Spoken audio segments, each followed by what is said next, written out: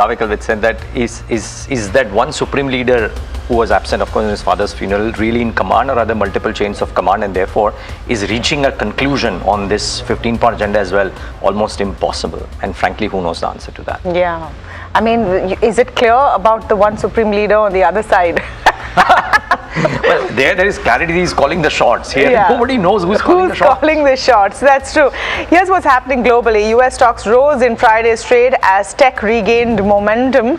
If you pull up the indices, you had in these Friday's trade. Remember, this is pre all of the fighting in the Strait of Hormuz escalated once again. 140 attacks were done or by CENTCOM, U.S. CENTCOM on Saturday, and followed by more on Sunday.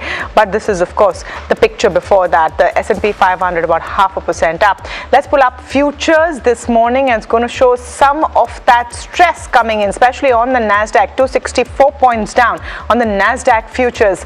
A new entry to the NASDAQ. South Korean chip maker SK Hynix has made its US debut on Friday, opening at $170 on the NASDAQ and last trading up roughly 13%. So that's exciting. Another bet, at least for those investing in the NASDAQ, if they want an AI trade. US Treasury yields, meanwhile, inched higher as uneasiness around the US-Iran relations grew. 10-year at 4.56%, and crude prices expectedly have spiked as US-Iran tussle over control of the Strait of Hormuz. Brent right now at $79, $79.20, so not yet 80. That would be a psychological mark, but up about 4%. You're seeing Asian markets open weak as expected. The Kospi down 4%, Nikkei down 1.5%. It's just a Hang Seng which is doing okay relatively. I want to pull up the implied open for India and take a look at what's happening there. You're looking at a 200-point cut when we open. So everything else is going to recede into the background, whether it's results, outlook, etc., in face of this pain. Seth R. Freeman, Senior Managing Director, Glass Ratner Advisory and Capital Group, joining us this morning. Seth, we saw redux of this last week, and exactly this, where there was a concern that you're going back to kinetic warfare. There's firing on both sides, and typically the US fires on Iran, Iran fires on US bases in the region, which include nations Bahrain, Kuwait, all of them at the receiving end. And then it subsided. Can we hope for the same this time round? Well, I've been fairly skeptical, as you know, ever since the MOU was signed, and this just bears it out. The most confusing part is here we've been told that we wiped out Iran's navy, we've wiped out its missile capability, but I was reading this afternoon here that Iran shot 110 missiles at various U.S. Bases. So it's very hard, and at the same time, we're told that the Strait of Hormuz is open, and the Iranian government says no, it's closed. So we're getting a lot of contradictory information. Seth, morning. Just some perspective from what the political climate is in the US, and what the general feeling is with regard to the continuance of the war. Do you anticipate that that will be a deciding factor in the near to medium term that can bring, for example, the US administration to the table and say they need to end this war sooner rather than later, or it's going to lose them additional power or support in the US? I think it's a real challenge for Trump to disengage and save face. And this is really where the problem is. Over the weekend, he announced that he is the #1 target by Iran, and that he was leaving instructions, if he was to be assassinated, to decimate the country. So at the same time, he says, let's continue talking. A big piece of news here is that Senator Graham died, and it was very sudden. And he was quite a war hawk and had the president's ear, both for Iran, but also for Ukraine. And I think this is going to pose some political push and pull this week here in the U.S. Could you explain that for the benefit of our viewers here, because they probably do not understand the nuance of the politics that you're talking about. Senator Lindsey Graham has been a very strong advocate of military action outside of the US. He was an advocate of the Iraq war, of the Afghanistan war. He spoke against the withdrawal of troops in 2021 from that region. And so, can you explain the significance of his passing? It's very significant. He has been in the government for a very long time. I think he's been a senator for over 20 years. And also, sort of coincidentally, Senator McConnell has been missing for a few weeks, and there was speculation that he had died. And he reappeared this afternoon saying he's over 80 years old, saying that he fell. And I think any of us with elderly parents or grandparents understand what happens when a senior citizen falls, and that he's still in the hospital. But there was some speculation that the Republican majority was going to be whittled away by as many as two senators, leaving only a 51 senator majority Republican. And I raise this because we still don't have a war declaration. Trump is calling what's going on in Iran a special operation, kind of the way Putin refers to over 5 years in Ukraine. So Lindsey Graham was very important, and he at one time was very anti-Trump, and then shifted 180 degrees and has really had the president's ear. And there's going to be some different kinds of pressures, I think, this week, particularly if the Strait of Hormuz stuff keeps continuing. I just have a follow-up on that, Seth. Are we attaching a little too much weight to Lindsey Graham's influence on what happens next in the war, or Trump's actions so far? Are you taking it so far as to say that Trump has less reasons to be aggressive now? I'm just trying to understand the conclusion of that connection you're drawing. Yeah, so I don't want to overstate the case, but he was definitely a hawk, and he's gone. And it seems that from ever since Trump, when he was president the first time, and particularly this first year, he seems to react to the advice he received from the last advisor who gave him that advice. And I think Lindsey Graham just got back from Ukraine and had said he had had a long telephone call with the president and then died 24 hours later. So I don't want to overstate it, but there's a lot of uncertainty. I think we have Hegseth, we have just many advisors that frankly don't have the experience that Graham has had. Yeah, that's a fair point. All right, Seth, thanks so much for joining us this morning and for speaking to us. Pleasure speaking with you as always. I'm a little conflicted with that assessment. I have a bit of a different view, which is I think there are enough hawks out there. It's not like there aren't any, and rest in peace, Lindsey Graham. I mean, we were speaking about the impact of him not being there without really acknowledging that he's gone. But I think it's not going to make too much of a difference one way or the other. So, okay, that's fair. In that, advice going to the president may not have too much of a bearing. What I think will have make a difference is the influence of advocacy on the rest of the Senate, right? So, if he was an influential member of the Republican Party and the ability to influence the other senators, if it comes to votes, the margins through which certain things have taken place in the Senate have been very, very, very small. So 2 or 3 Republicans voting in favor of a motion that was brought by the Democrats and pushing it in the favor of Democrats to end the war or to end warlike activity by the US. Without 2 major senators participating in that, who are advocates of military action in the US, I think that can have a bearing on political direction or the direction of the war. Well, it eventually leads to peace. Let's hope for the best. I hope so. I mean, does it delay the any possible peace in Ukraine, Russia. That's the other piece, right? Because for Ukraine, he was such an important, staunch supporter of the He was Ukrainian in defense. Ukraine Exactly. just before he that came is back. the other big thing. I mean, we're talking about Iran, US, but even the Ukraine-Russia thing, Lindsey Graham had a far-reaching absolutely. NHS. Let's move on with Indian equity markets and talk about what happened last week. You had gains on Thursday and Friday that helped recoup some of the losses that the benchmark faced on Wednesday. The benchmark ending with cuts of just about 0.33% last week, but the broader markets actually gained ground.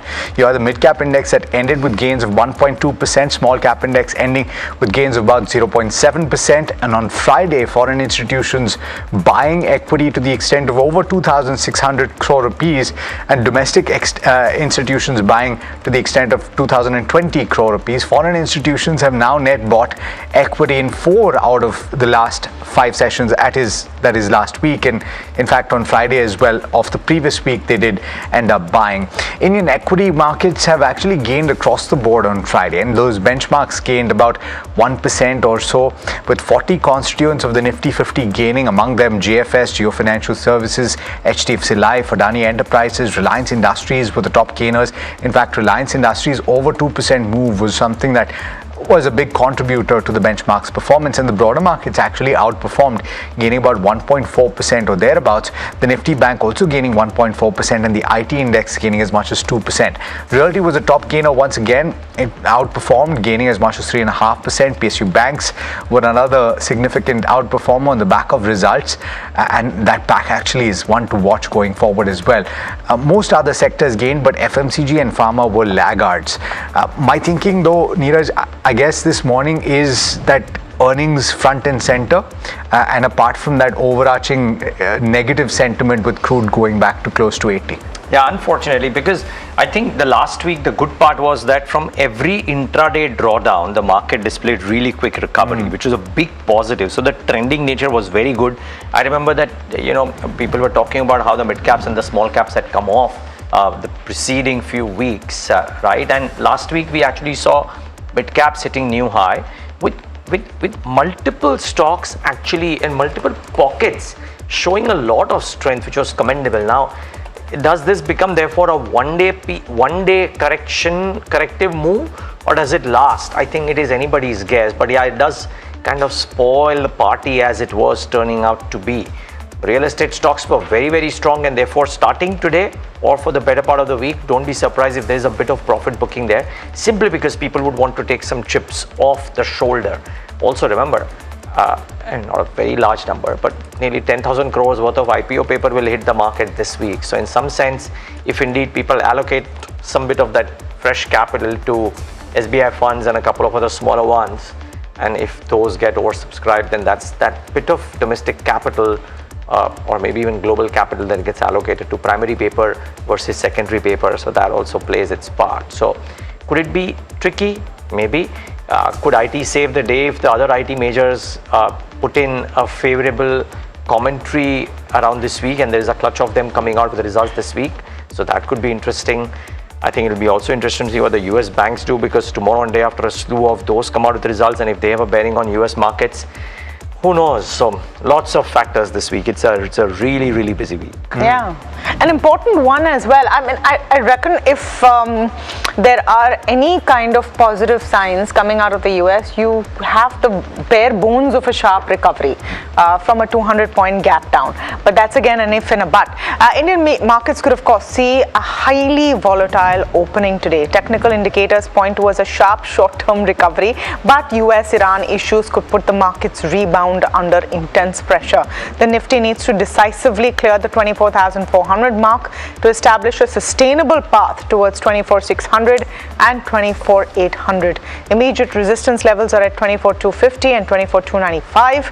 Broad resistance sits in the 24,280 to 24,320 zone. Immediate support levels 24,145 followed by 24,120 and 24,080. The psychological support sits firm at 24,000 with a major floor at at 23,800. For the Bank Nifty, it's recovered nearly 90% of the midweek losses. Immediate resistance levels are at 58,215. Followed by 58,375 and 58,635. Extended technical targets sit at 59,195. Immediate support levels 57,700, followed by 57,540 and 57,285. Just an interesting note from Goldman Sachs by Amrita Goel that I wanted to put out, which, notwithstanding what's happened over the last couple of days, they do say that India's outlook has improved in recent weeks. Lower commodity prices, stabilized currency, resilient domestic growth, healthy earning expectations in Q2, and potential recovery in selective domestic pockets. With ultra-light foreign positioning, they see ample room for flows to return, and there have been about 15,000 crore of inflows from FIIs this month so far in the first 15 days. So renewed geopolitical tensions in the Middle East may fuel near-term volatility. They see room for the Nifty to recover towards June 2027 target of 26,500, implying a 10% upside. They expect rotation to value, large caps, and most solid foreign pockets. Key events to monitor: Q2 earnings, bond inflows, and Super El Nino. Recommend going long on banks, tourism, and energy refiners. Favor large caps over mid, value over growth, power utilities over rural agricultural stocks as well. So a pretty, I think, positive view coming in from Goldman Sachs, if we can take heart from that on a morning which is looking like it's going to be pretty tough. Puneet joining in with the F&O setup. Well, thank you for that. As you rightly mentioned, we did recover quite a bit of those losses that we got impacted on Wednesday. But at 24,200 odd, you see an implied open of almost 196 points downtick. So we'll be back again at that 24,000 mark and very close to that level where we started off the month of July. So even with this move, we will be, of course, away from those 24,300 levels and that momentum that we just started to build on at the start of last week. So the impact is going to be visible across a bunch of key stocks today. The Bank Nifty as well, while it has held up a few of its gains, it's still down about 500 to 600 points before that move on Wednesday. So this week, of course, we'll go into the earnings week at the end on Saturday, where you have the major private banks coming through. So Bank Nifty continues to be at a very important position yet again. 58,200 is one of those levels to watch, while on the downside, you will have to look at all the way down to 57,200, 57,700 as some of those key levels. For cash market though, we had a good buying number coming in for foreign investors after minuscule selling of a lower amount for the majority of the week, and the index long though is not yet reflecting that. So most of those positions still continue to be short at this point of time for investors at 89%, while the put call ratio has increased materially at 1.3 compared to the call. So they are holding quite a bit of short positions. That's visible both in the put call ratio as well as the index long number as well. For the open interest distribution though, you see an active buying of that 24,500 number for the calls at this point of time. Now as we move back to that 24,000 level, you will start to see all those levels get activated on the lower side as well, while you are actually seeing puts being reduced at 24,000 on over the last couple of days on Thursday and Friday as well. So maybe as we go across and seeing some volatility, you will see those red candlesticks bar being formed yet again at this point of time. But watch out for that as we go across this week. And for stock specific action, just a couple of names over there. You had CDSL, which saw longs being built up. Paytm was another one where build up of longs was visible, and Amber Enterprises on the open interest losing side was some which was in focus as well. You had Dixon as well continue to be in focus on Friday, saw a good reaction on that Vivo JV and then sell off on that. So all those EMS counters will also be in focus, but important to see how we start off this week and hopefully a recovery in the second half given the implied open. Yeah, one more point to note, which apart from anything else happening can be a bit of a downer for markets, is the fact that after we saw the rainfall deficit come down to 14%, it's again widened to 18%, because after that one burst of rainfall in some parts of the country, it's gone dry. So we had the last word on whether we have relief from the monsoons or not is still out there. But in terms of stocks on our watch list, I'm starting off with LTM. LT Mindtree, it's a thumbs up on the results, and IT is going to be in focus. The numbers are in line with estimates in a flat quarter. Constant currency growth is at 0.3%. Q-on-Q lowest in last 4 quarters. Tech and financial services grew the most, up over 3%, and production is down 5.7% QOQ. This is all constant currency. Deal total contract value size is at $1.68 billion, down 0.5 Q-on-Q in line with estimates. Headcount declined 64 net, and attrition was stable at 13.3%. Here are the core numbers. Revenue up 2.8% to 11,608 crores versus 11,292 crores. EBIT up 5.3% to 1,799 crores. EBIT margin at 15.5% versus 15.1%. Net profit up 5.3% at 1,466 crores. Here's what Morgan Stanley is saying on the company. They've maintained an equal weight with a target price of 4,000 rupees. They're saying lack of revenue growth downgrades are positive, but already priced in. Revenue is in line and margins are ahead of expectation, hence the thumbs up. Key verticals and top client buckets have performed well. Management reiterated an expectation of FY27 revenue growth exceeding FY26. That's also why maybe a positive skew on the stock today. The CBDT deal, the one they have with the Indian Central Bureau of Direct Tax, is expected to ramp up in Q2, and that is actually a key monitorable for LTM. L&T Finance is the other one that I'm looking at. It's recorded its highest ever consolidated PAT of 902 crores for the first quarter, achieved highest ever consolidated book as well, which is up 27% year on year. Net interest margin plus fees for first quarter have improved to 10.47% versus 10.2% in quarter 1 FY26. Credit costs have also improved to 2.54% versus 2.64%. Rural business finances exhibited strong growth of 24% and net profit at 28.7% increase. Morgan Stanley has maintained an underweight with a target price of 185. PAT 3% above estimates. L&T Finance is executing well. They believe valuation is already priced in too much future improvement while underestimating key risks, which is why, while on the face of it the results are good, one has to wait and see what happens with the stock today. Peers offer significantly more attractive valuations as per Morgan Stanley, and they see risks to loan growth given exposure to MFI, tractor and two-wheelers given El Nino. See limited scope for NIM expansion, especially as MFI share moderates. See risk to fee income from potential regulatory changes with respect to insurance commissions. I'm looking at NMDC as the third one on my watch list. They've increased iron ore prices effective July 10th with the Baila lump priced at 5,450 rupees per ton and Baila fines priced at 4,700 rupees per ton.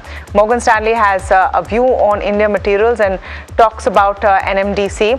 They're saying they've disclosed revised iron prices effective July 10th. They've cut prices by 250 per ton for lumps and 150 for fines. Not surprising as seaborne iron ore prices have moderated. Recently, seaborne supply has risen coupled with a relatively softer Chinese demand. They note a seasonally weak demand period in the domestic market. So those are the top 3 on my list. Interesting. All right. First stock on my list is Lux Industries, and this is on the back of an announcement that has come through.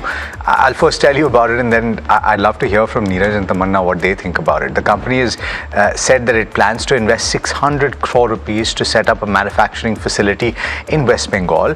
That expansion will take place at a place called Dankuni, which is in West Bengal, where they have an existing facility. They plan to expand that existing facility or 8 lakh square foot by a further 12 lakh square foot. So it's a more than doubling that will take place. The company will add capacity of an additional 20 crore pieces to the existing facility's 12 crore pieces. So they're going to end up with practically 3 times the capacity that they currently have. Now, no timelines have been discussed, but this is a very significant expansion that they have announced. So what do you think about it? Courtesy FTAs, I reckon, right? I would think so. It has to be that. And the scene is favorable for almost all exporters, especially are the ones that are competing with Bangladesh and the others. So no surprise that this has happened. If they execute it well, I'm guessing they are undertaking it because they believe that exports There's will go going to be up. demand. And the Reebok deal was big. This Yeah. is why the stock was up. I actually was not aware Reebok was in this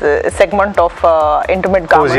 Hosiery as well. But the tie-up with Lux, that was anyway a big deal. Yeah. So I think more and more coming in for the stock. Certainly, and competition to Page Industries. Let's see how that goes.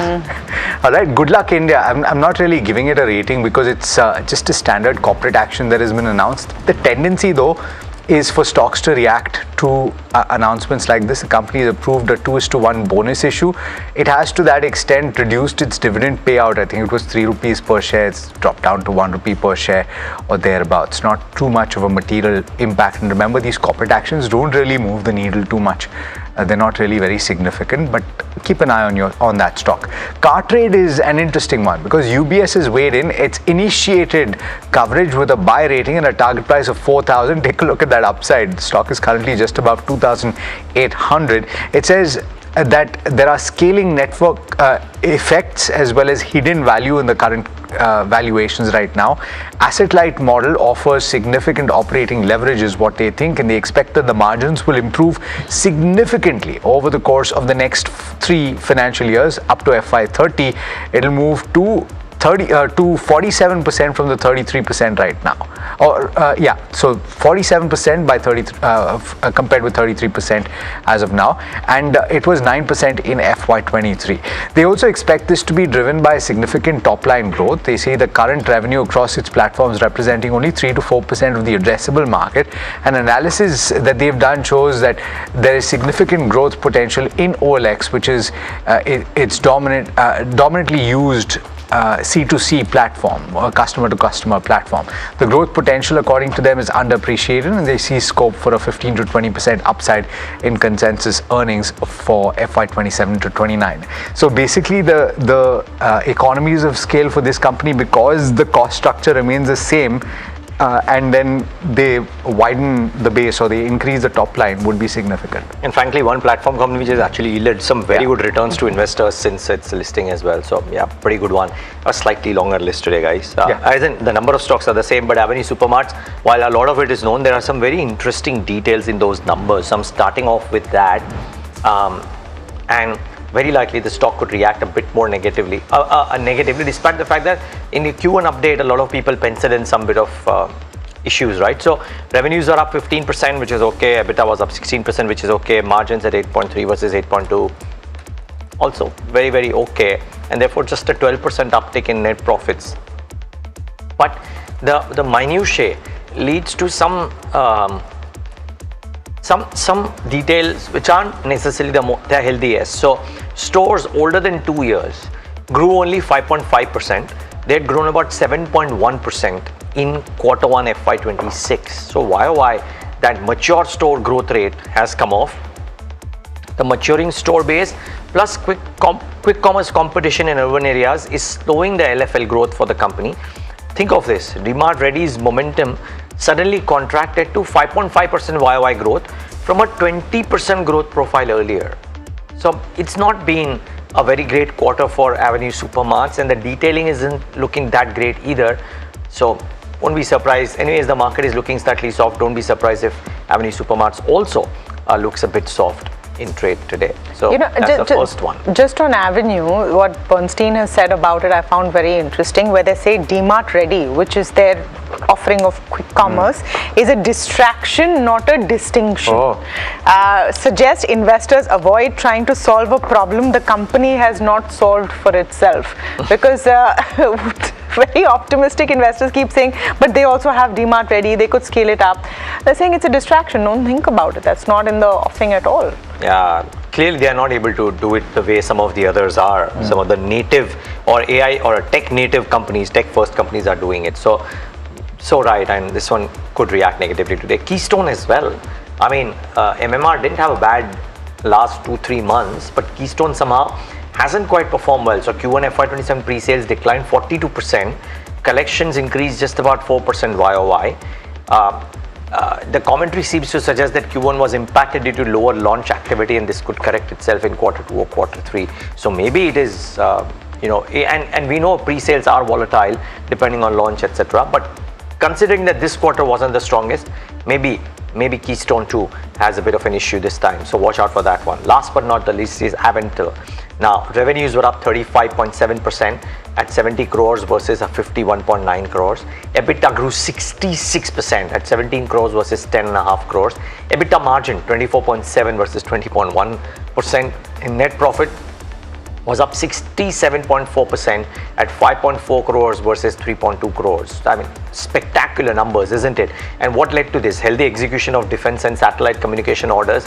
The management has highlighted to a healthy 1,000 crore order book as well. And they've traditionally been guiding for a 25% compounded annual growth rate over the next 3 years.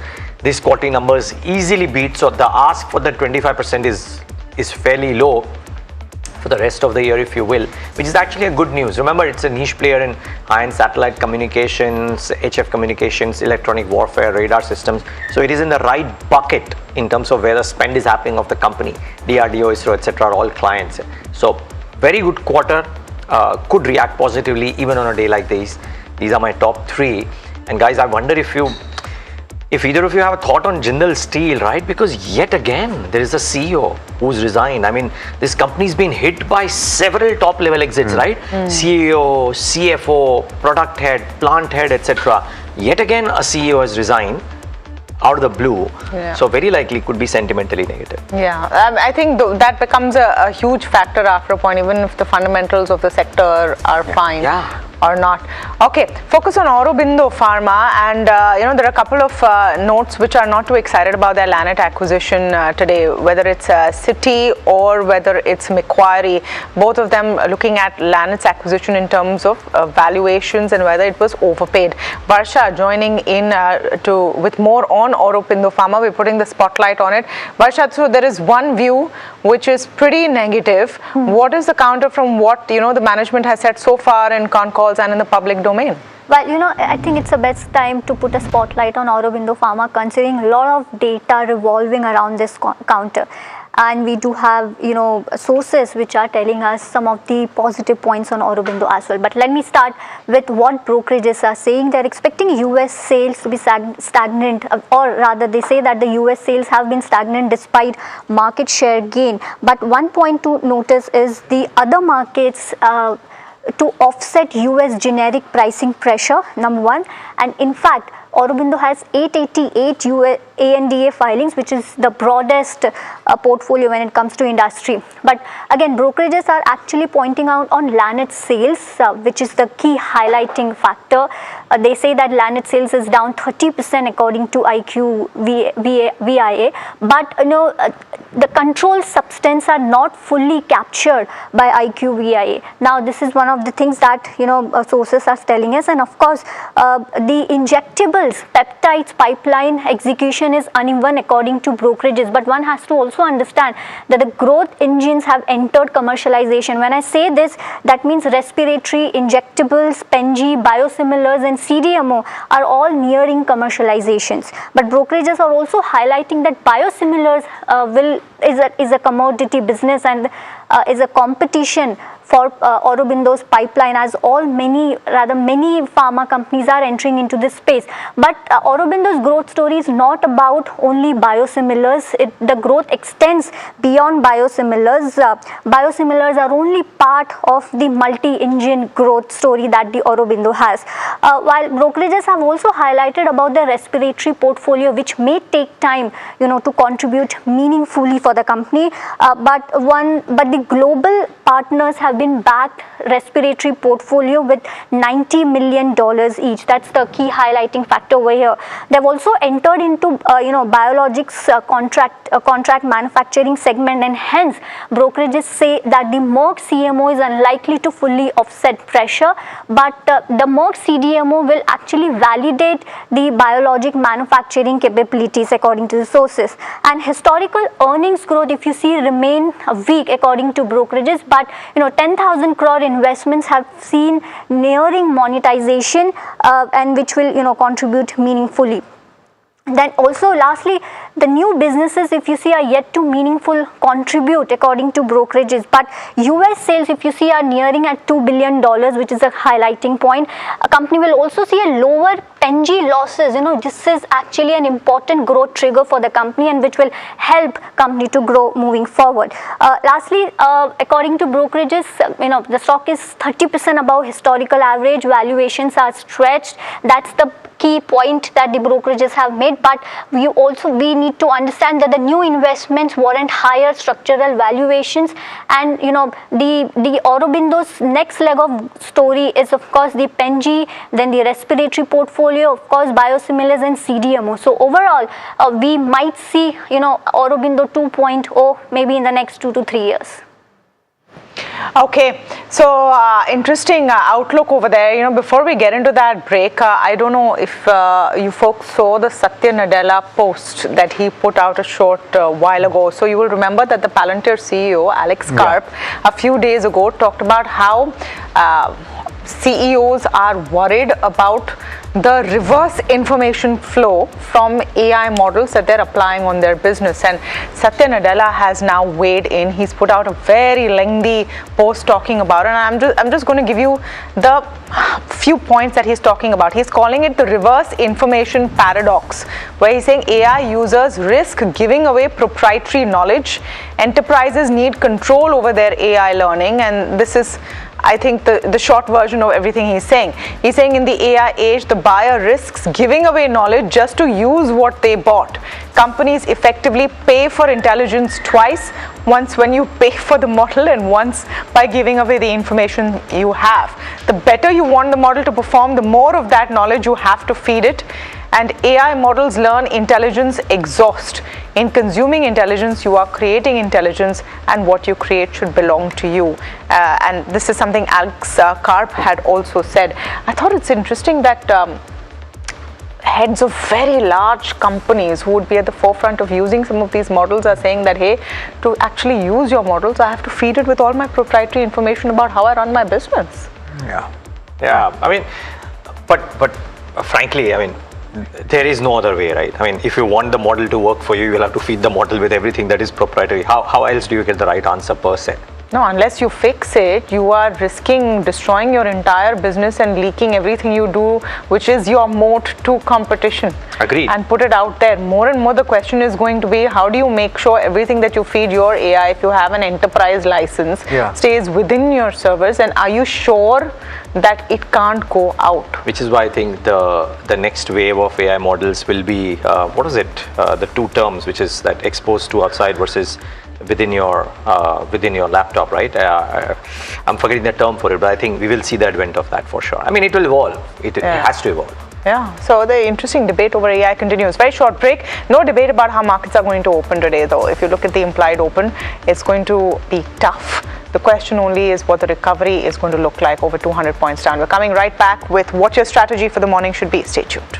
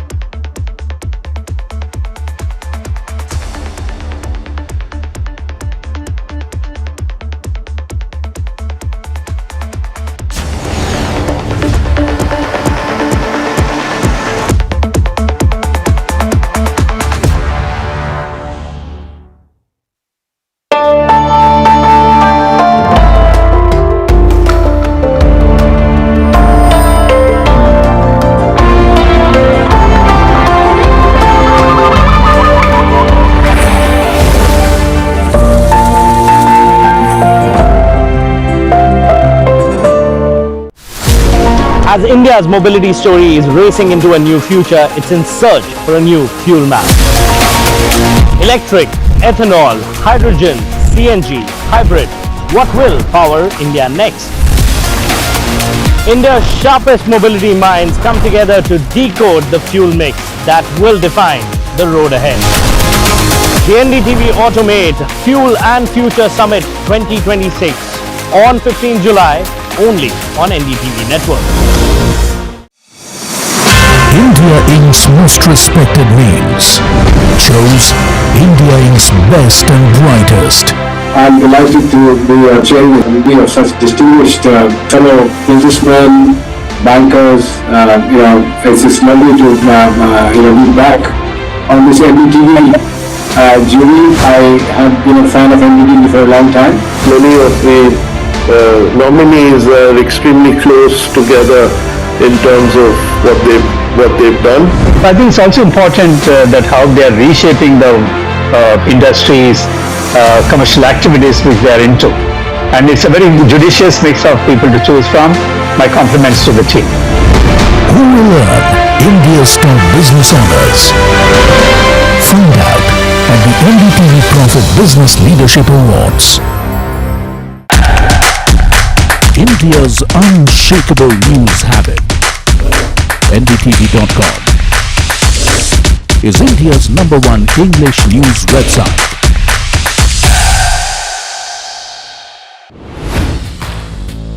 Hi, I'm Tamanna Inamdar.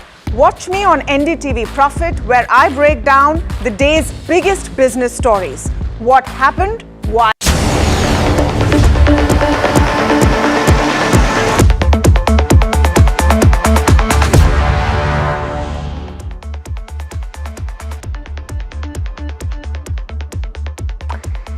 Back with India Market Open right here on NDTV Profit. We are grappling with a global market which is slightly weak on account of what's happened over the weekend. Can that disrupt that intermittent recovery that we showed the whole of last week? And what about individual pockets? Let's get in our experts. Kush Bora, Parag Thakkar with us on the show. Gentlemen, thanks so much for joining in. Very good morning to both of you. Kush, let me start with you. And this 200-point down take, assuming that that's how we start off, does it negate the positives of last week, or would you use this as an opportunity, or would you want to wait on the sidelines? Why wait? Okay, that's a good answer. Why wait? Build on that. Yeah, absolutely. No, so see, anyway, last week we spoke of one thing. 24,300 and 23,700 is a pivotal level for a very simple reason. 24,000 पे straddle फिर से build हो रहा था. Correct. And if you'll recall that brief conversation that we had on Friday, PCR, remains a very key indicator. That was already at 1.25. तो यहाँ पे क्या ही long करते, बराबर? So I think this 200-point downtick is a healthy one. I don't see an immediate, big up move on the Nifty again, but yeah, this range will perhaps be respected. But 23,700, 23,800 on the downside and about 24,200 to 24,300 on the upside will be respected. You can play this range very well. If you have a long position, you could continue to hold, perhaps even create fresh ones with 23,800 as your stop loss. The more interesting one is actually the Bank Nifty. The outperformance on Bank Nifty continues. For the last 2 days, the recovery on the Bank Nifty has been smarter, has been sharper, of course, led by HDFC Bank and ICICI. PSU is also doing their bit. But, this week, by the way, could be a positive biased consolidation for banks for one very interesting reason. I don't know, if you guys already know, but this Saturday, the 4 big private banks will be declaring the results, right? So Monday is going to be a bumper move for Bank Nifty, which way time will tell. I am in the positive camp though, right? So this could be a positive biased consolidation up until that result, the result announcement is out for all 4 of them. 57,300 still remains a strong support. Just below 56,500, that remains a strong support. So I remain constructive. If we do get a dip close to these levels, go long on Bank Nifty. And I'll pick from one interesting thread that Neeraj mentioned just a while ago in his opening comment, which is ye jo mids mein move aaya, is it like a one-day wonder or flash in a pan kind of a thing?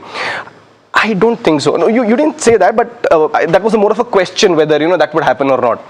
No, my question was that we had started to see a recovery with mid caps at highs and small caps close to those highs. Can that get derailed because of this? Again, unlikely. You recall again 2 weeks prior, we said कि बहुत अच्छा चल गया है, अब थोड़ा consolidation आना चाहिए. We saw that. I mean, largely because of the announcements and whatever happened in the in crude. But if you see a lot of stocks just under the radar. If you see a lot of stocks on the verge of breakouts, on the verge of up moves, volume accumulation very healthy. So I'm actually very positive on this mid segment from here on as well. So keep an eye out on that. Of course, it's a big universe, so you can always ask here, isme kya chalega?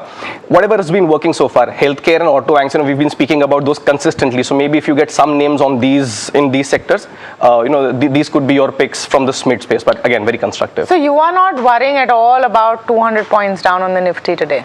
Why worry? I mean, वो तो pivot ठीक है ना, चिंता किधर है? No. So why worry means you're coming from a don't worry, be happy philosophy in life, or are you seeing a bounce back over here? Yeah, that's a good question. Okay, because you're saying why worry? No, because Monday, is this a kush vibe, or are you seeing something on the charts? कि Monday है, don't worry, be happy type से. Where Monday को तो उल्टा होता है normally, the Monday blues and all. So be specific what you're saying. See, that's exactly what I started with. Last week when we fell, 24,000 again became that pivotal level जहाँ पे हम consolidate कर रहे थे और वो straddle फिर से play out हुआ 300 points का range. So 24,300 and 23,700 on the downside. PCR was at 1.25. 1.25 के PCR पे क्या fresh long करोगे? तो ये cool off healthy है. Okay, stocks. Yeah, Monday weekly pick JG Chemicals again, ended at the high point of the day, ended at the high point of the week. Very healthy volume accumulation, irrespective of whatever's happening in the market. This one's done its thing for the last week, 4 days of good closing, healthy accumulation. So this is definitely a pick that you should keep on your radar. 480, 505, these are your targets. 435 is where you keep that stop loss. From the pharma pack, Abbott India is starting to make the right noises. There's a major long-term falling trend line resistance breakout that has come on this, again on the back of very healthy volumes. So 27,930 and 28,745, these are your targets. 26,300 is where you keep that stop loss. And because of the texture of the market, one short call, that's on VBL. An intermittent recovery, but seems to be fizzling out for now. So a short call on this, 474, 469 targets, 484 is where you keep that stop loss. Okay. Parag bhai, quick view on the big tech result over the weekend. HCL Tech going to come. And then, of course, we had TCS last week. So the entire tech pack, because that's something that you have a very clear view on. I wouldn't say contrarian, but you have a clear view when a lot of the street is confused. Yes. No, so basically what TCS I have already given a thumping the table buy. It's a lifetime opportunity in my view, by the way. 13 PE, 6% dividend yield, 7.5% free cash flow yield, 60% ROC business, and now Mr. Chandra coming to the fore and now driving the entire AI strategy for the company. So I would say that it's a multi-decade opportunity in my view. LTI Mindtree, now the common thread between TCS and LTM, both have said BFSI has recovered. For both, BFSI actually recovered in this quarter. BFSI is a very large vertical for both of them. In LTM, they said high-tech is also recovering. Their largest customer, as we know, is Microsoft. So that is also recovering. Both have shown about 3% QOQ growth, BFSI and high-tech. Other businesses like manufacturing, life sciences, all TCS has said they will recover from Q2. So from Q2, 79% of the TCS customer segments are going to show growth according to them. From Q2. LTI Mindtree has also said they have also surprised on margins, 15.5% EBIT margin. They have guided for better margins ahead and they have guided for better growth from Q2 onwards. So I would say their top 5, top 10 clients, by the way, has grown at above 4% QOQ. So I would say that all the trends are positive and market is completely ignoring it. And P multiples, for example, TCS is 13 times FY28, LTI Mindtree is 18 times FY28. But I would say that these are great buying opportunities and one should stagger their buying because you are buying against the tide. But slowly and gradually build up your position. HCL Tech result is today. They have recently announced that very large order which mostly is from Mercedes-Benz, $1.15 billion. So I will be happy if they don't cut their upper end of the guidance. And margins also, they should not cut their guidance at least.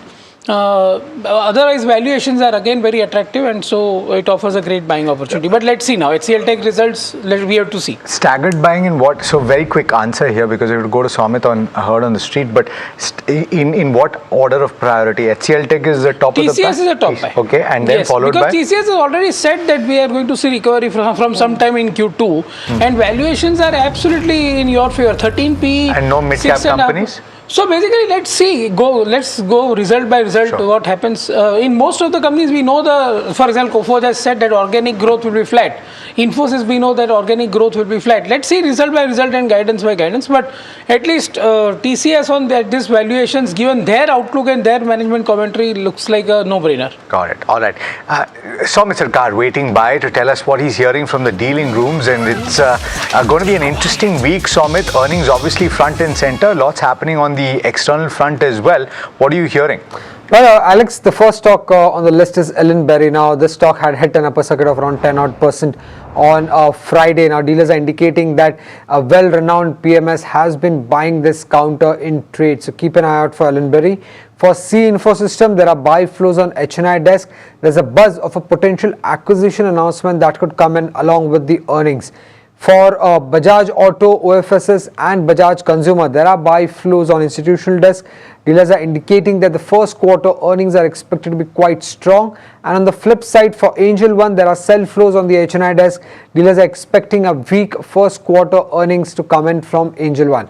And when it comes to HEG, that was part of a segment on 10th of July where we did indicate that the dealing rooms are quite bullish on the demerger plans of the company, and the company came out with a presentation post-market where the targets that they've given for the demerged entity looks to be quite bullish. So keep an eye out for HEG as well. Yeah, well, most certainly looking out for all of these names. And HEG, remember that green tech company in which Singularity AMC and maybe a few others invested money way back in March, and could be interesting. I mean, because while graphite, while the electrodes business is one thing, can they diversify the business and do something else is the other key thing. You know, some of these names, Parag Bhai, HEG Graphite India, or for that matter even then extending the name to the metals and the non-JSW steel names, right? So HEG Graphite or JSPL, which has got news today that the CEO has resigned yet again. Any thoughts? So basically, as you all know, JSW Steel is my core buy, and followed by Hindalco. Yeah, so leave those two out. Leave those two out, okay. So then... what about these three? So then, see, it depends on the graphite electrode cycle, right? It is a highly cyclical business. Of course, when steel industry moves towards electric arc furnace route, the use of these electrodes go up. So and that is environment friendly route. So I think future is there. So in that way, broadly, I agree with HEG and graphite thesis, but I have not done enough work on it. So I'll not be able to tell you that whether it is a buy or not. Okay, and no thoughts on this green tech business either, right? No. Okay. Okay, let's go across to my colleague Piyush now. HDFC Bank is in focus. It has been in focus for various reasons, but the latest is that the management has reiterated its commitment to high standards of corporate governance in its latest annual report. Let's go across to Piyush Shukla to find out what exactly they've said. Piyush, interesting statements both by the chairman as well as the head of the bank.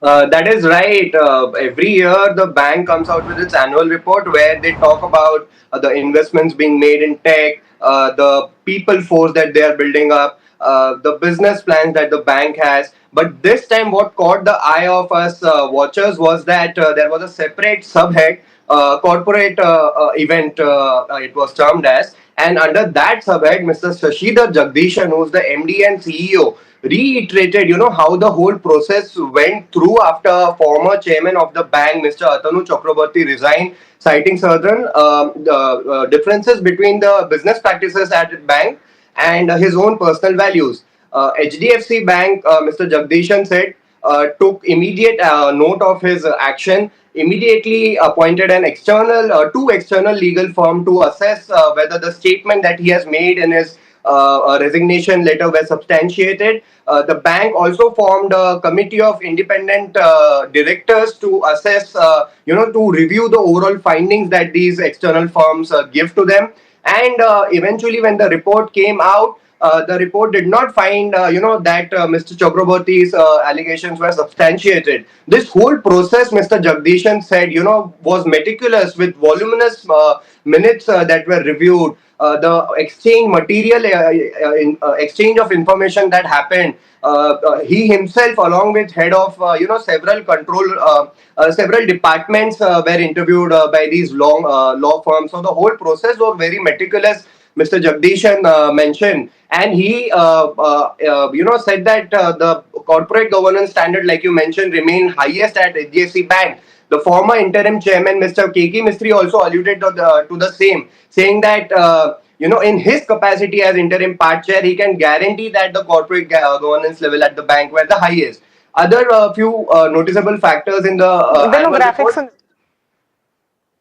Okay, thank you for that, Piyush. All right, so HDFC Bank has its results coming out shortly, and that is something we will look at. But so much happening beyond the scenes and behind the scenes with this company. How are you looking at the banking pack? I know we've been speaking about IT in such detail, but is there a setup for banking stocks ahead of their results?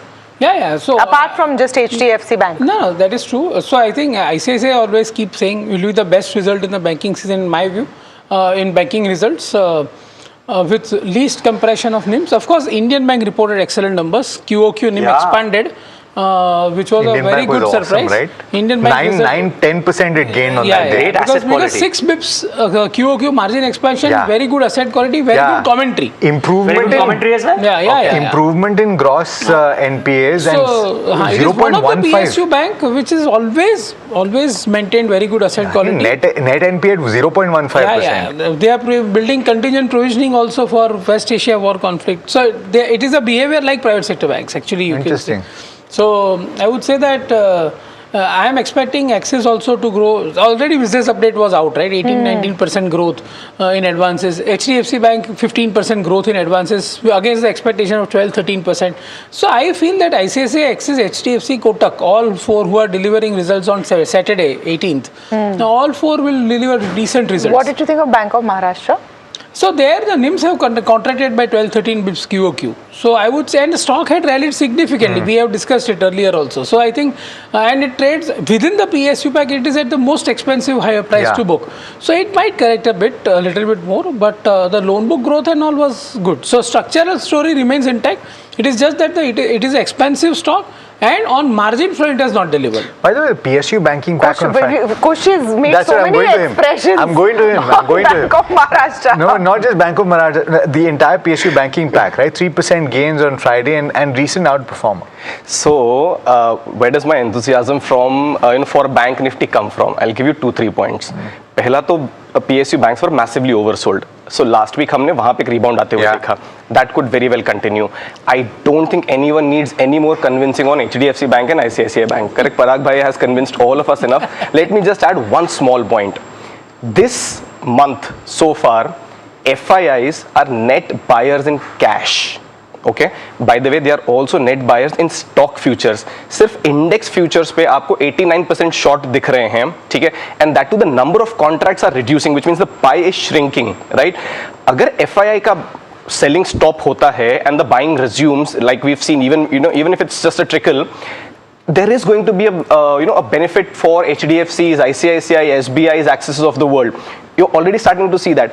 HDFC Bank might not look like it's done enough or too much, but it's had 6 weeks of positive closings, which is no mean feat.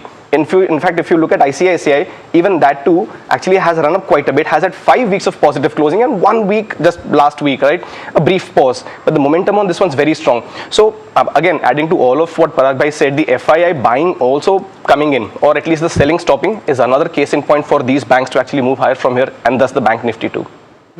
Okay, let's take a look at some of the other stocks which are in focus. Some results have come in, some action to talk about. Varsha joining in with all the details. Well, let me start with Just Dial numbers, Q1 FY27 numbers, wherein core business execution, if you see, has improved across the platform, but the traffic was essentially flat year on year at 192.9 million users only.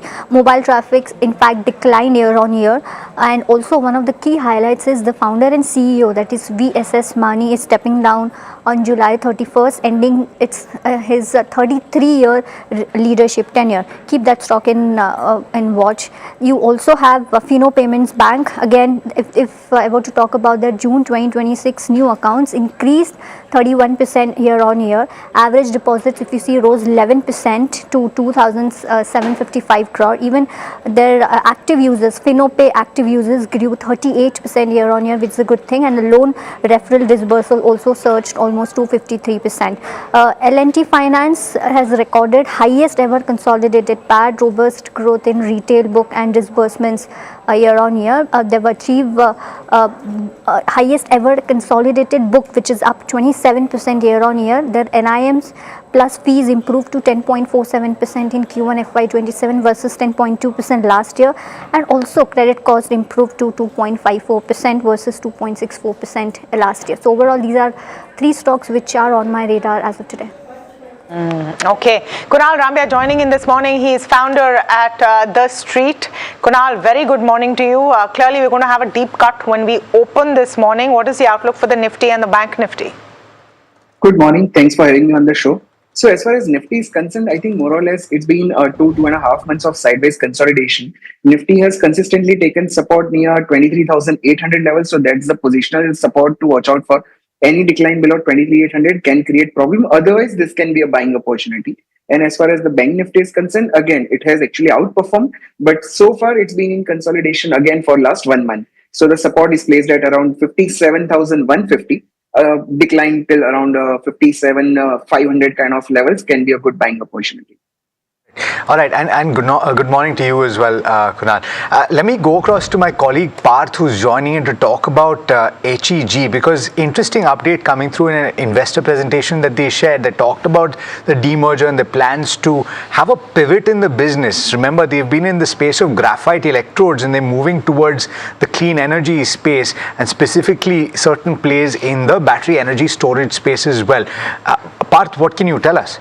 Absolutely. So, well, first of all, HEG has announced a restructuring process, and this was actually a NDTV Profit khabar confirmed from the Heard on Street segment. So, let's first check out what's actually happening. So, HEG is demerging its graphite business into a separately listed company. The remaining business will be named as HEG Green Tech, while the graphite business will list separately as HEG Limited. The scheme has been announced, but it is still awaiting the final NCLT approval to go ahead with the process. Now let's understand how will this demerger work. So the current HEG shareholders will receive shares in both of the businesses, that is HEG Limited and HEG Green Tech as well. The graphite business will move into HEG Graphite, which will later be renamed as HEG Limited, while the current HEG will be renamed as HEG Green Tech going forward. Now let's understand what will each of these company do. So the first one will be HEG Limited, that will still manufacture the graphite electrodes used for the steel making purposes, while the other company, that is the HEG Green Tech, will own the clean energy and the sustainability businesses. Now this is all about the demerger, but let's understand why is the street excited for this demerger.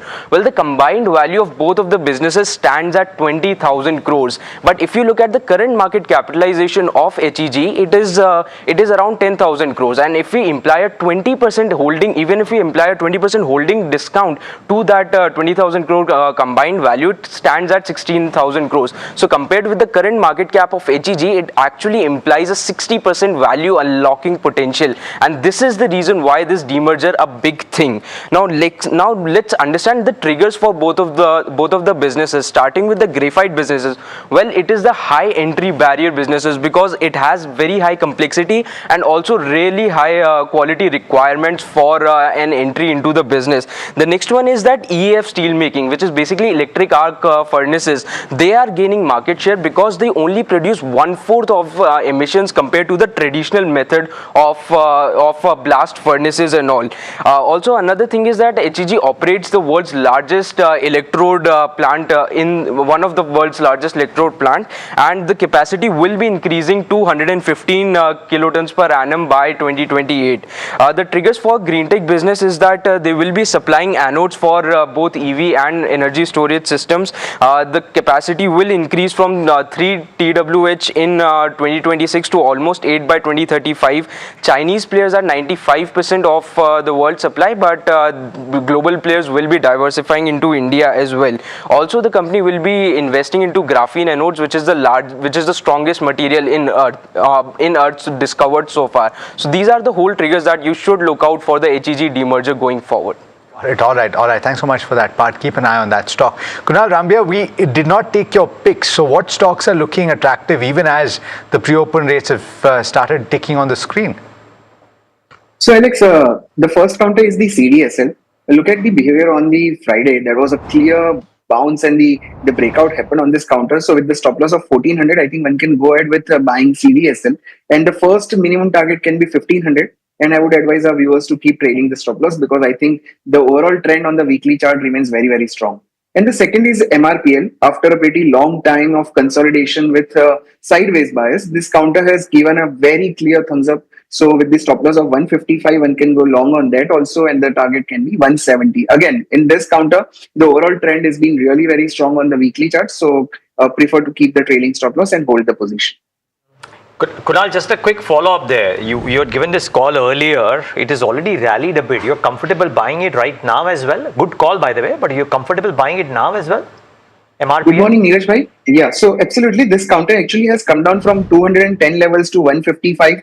And since May 2026, right, this counter was in sideways consolidation. On the daily chart, this is still forming double bottom formation. The breakout is yet to happen. So yes, the risk reward ratio is extremely favorable. So the positional stop loss actually can be 145. And this is the continuation of the longer term trend. So yeah, absolutely comfortable buying at the present level also. Okay, let's go across to the big brokerage call of the morning. Car trade is in focus this morning. What do you have in mind, Sharad? UBS has come out with a very important note on this. They have initiated a buy. The target price is set at almost 4,000 rupees per share. That's a significant upside potential from the current market price, and they have stated a very important point. They have stated that the scaling network effects is happening, and that augurs well for the stock. It's an asset light model, and looking at the numbers, the margins are expected to increase to 33% in FY26 and 9% in FY23. Now that expectation might go up to 47% by FY30. Now this will be of course driven by top line growth, and analysis is showing a significant growth potential in OLX. It is a dominant C2C platform, and a growth potential is still underappreciated as of now. Almost 15 to 20% of upside in consensus earnings is expected for the next 2 years. Got it. Well, car trade, and certainly one stock that has actually done really well over a period of time. Thanks so much for that, Sharad. Parag bhai, any thoughts here on car trade fundamentally? No, I think it's one of the new age kind of companies which is actually doing profits, doing cash. So I've always liked this company. Although I have not bought it, I've missed it, but I like this company. On the charts, Kush Bora, is there a trade here on car trade even on a dull day like today? In all likelihood, there is a couple of reasons for that. One, around June 25, similar time frame, the stock actually rallied from 1670, 1700 odd levels. The reason that is important is because now, from up until March to again, June, it consolidated near that level, and with massive volume accumulations on weekly and monthly setups, it's actually rallied quite a bit. Surprisingly, despite such a rally, it's not actually quite overheated. So yes, you could look at it from a near-term trade perspective as well. Positional one at that, 2500. That's your stop loss. On the way up, that recent swing high, close to 3300. That becomes your target. Once past that, 3600 plus levels also on the cards. Okay, just want to look at Avenue Supermarts and how it's opening this morning. We'll take a view from you also, Parag bhai. On Avenue, 3.5% down, and this is something we highlighted. It was on Neeraj's watch list as well, that is going to be a negative outlook. Is this now a very fundamental issue that doesn't seem to be getting solved when it comes to the largest brick and mortar retail giant? I mean, their total addressable market is very much there. That doesn't go away. Yes. But so basically my problem is, it's a great management. As you rightly said, the size of opportunity is immense. Unorganized to organized remains a phenomenal theme. It's a basic need, so it fits everything except valuations. And valuations at 87 times trailing, or you can say 60, 65 times 1 year forward earnings. So you have to have 30% growth, right, which is missing. It has just shown 15% growth, right? So So for example, like Titan, right? Titan is also expensive, but Titan you had this 39% growth. Even if suppose if 39% is one-off, it is 20-25% growth. So there you can justify. Here the growth is missing. 15% growth, 80, even 18% growth. I will not be comfortable buying 18% growth at 65p. So that completely beats the fundamental logic. Yeah. So while Parag Bhai was talking with some bit of circumspect around Avenue Supermarts, is constructive Titan, not constructive Avenue Supermarts, simply because of the growth rate coming off for Avenue, and the stock has been stuck. Their upsides are capped. Maybe downsides could open up, maybe they don't, but upsides are certainly capped. Look at 5 years, I think, for Avenue Supermarts, and you probably won't see gains out there. Therein lies the problem for this big boy. Great company. We all love going and shopping there, but it is not creating wealth for investors, unfortunately. And which is why, look at that, 5-year gain is what, 17%. Because the starting valuations were too expensive. Too expensive. That is the problem. Just on the, we all love going and shopping there, quick poll around this table, not about Avenue, is how much of grocery shopping is being done in person in this manner? Just anyone over here? Where the best... No, just personally, just a poll on this table. I don't. Local vegetable vendors. Yeah, but a big box store like this to buy your staples, are you still going? Yeah. Not doing it online is the point I'm making. You're not doing it online. You're not doing it online. You're going to a week store. of every month, yeah. You're going to the grocery store. So why everything happens online? Although I don't understand online. Okay. Everything is online for me. 3 versus 2. So 3 versus 2. So just a quick poll here. We're not saying this is the TAM, but just to see what really is happening and where the pressure is. If you spot Neeraj Shah in a store buying the please let us know. Take a picture and send it to us. That's a claim that has been made over here. Kunal Rambia, a view on Avenue? So more or less, it's been in sideways consolidation since 3.5-4 years and nothing much. So I will completely avoid this counter for now. But yeah, by any chance, if I see this counter coming down by 6-7%, I'll think of buying with favorable risk-reward ratio at least. Okay, that's on Avenue Supermarts. By the way, Tamanna pointed out the other one, which could also have a slightly sluggish start, would be Keystone Realtors. I wonder if that stock is starting off weak. So pull that one up for our viewers and see if that is starting off weak. Yes, 2% lower. LTI Mindtree is the one, and the one which could actually do well. 2 names maybe. Let's just see. Aventil Softtech and L&T Finance Holdings. Maybe L&T Finance doesn't or does, but Aventil 3.5% lower on a day like this, and L&T Finance, no, not too much. But Aventil Softtech, interesting start simply because of the way the numbers did. 24.7% margin versus 20.1. Really strong showing there. You've seen the stock up as well. It's responding positively. I wonder if there is a trade here, Kushbora. As surprising as it might sound with a 3.5% opening, the momentum is actually missing on this one. Yeah, which is fine. Positionally, I think this is setting up very well, because not just now, if you dial the clock back about 4 or 5 months, the volume accumulation, the delivery markup on this one seems to be very, very exciting. And perhaps the reason why the momentum is missing is because there's a resistance around the 190 mark. So yeah, if you look at a closing above that, the stock could gain momentum. If you have a position, I don't see a reason why you should come out of it. Maybe big purchase could perhaps be done after 190 is taken out, that resistance is taken out, and in the near term the stop loss for this one is at 175. Parag Bhai, do you have an opinion on car trade? So car trade we discussed. I don't own it, but it is one of the few stocks, if this new age technology, where actually you can see profits and cash flows in a meaningful manner. Okay. Yeah. You're seeing the bank Nifty close out weaker than you're seeing the Nifty IT. I wonder if Kunal Rambia has a list of stocks that are recovery candidates, if we are going to see some kind of pullback after a weak opening. Because all things considered, the business updates and the results we've got over the weekend are not too negative. Anything that you have earmarked for a bounce back?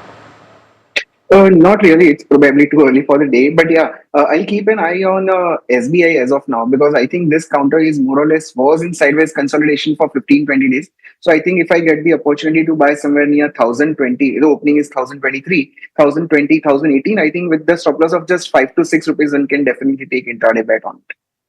State Bank of India is in your list of good picks for banks. Yes. But where would it be in the pecking order? My weights are like ICICI Bank is significantly overweight. Then comes, of course, Axis, SBI, Kotak, HDFC. all. SBI over HDFC? No. So I'm saying equal, but it's just. But I'm saying packing order wise, if you ask me, ICICI, HDFC, Axis, SBI, Kotak kind of.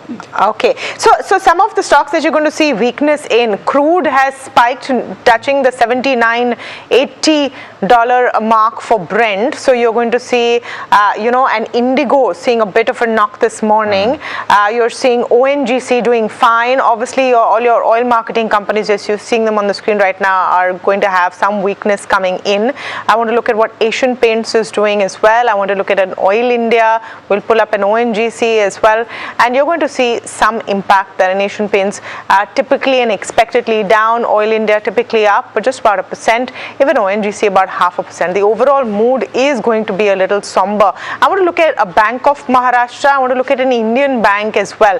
Both of these in focus on their results. Bank of Maharashtra a little weak. We talked about that compression in margins, which was a problem. Indian bank coming off as well. I want to look at RITES. They have a good order win coming in.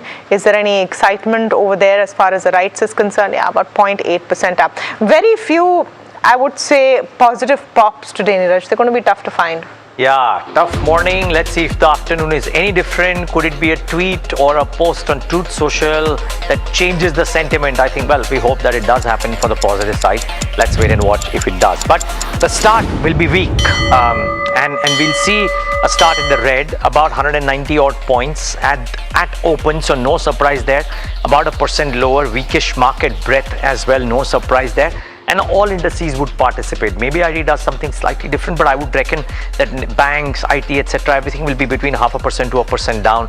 Don't be surprised. Banks down about 1%, no surprise there. Nifty IT will come up on your screen, actually flattish. So just kind of doing slightly different, but still sluggish, if you will. And mid caps and the small caps too, looking weak, because 0.77% for the mid cap index, 0.83% for the small cap index.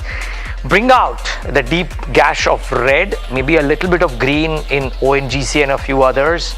Very likely ONGC up about 1%. TCS is holding on, and Parag Bhai said it's a multi-decadal opportunity in the offing.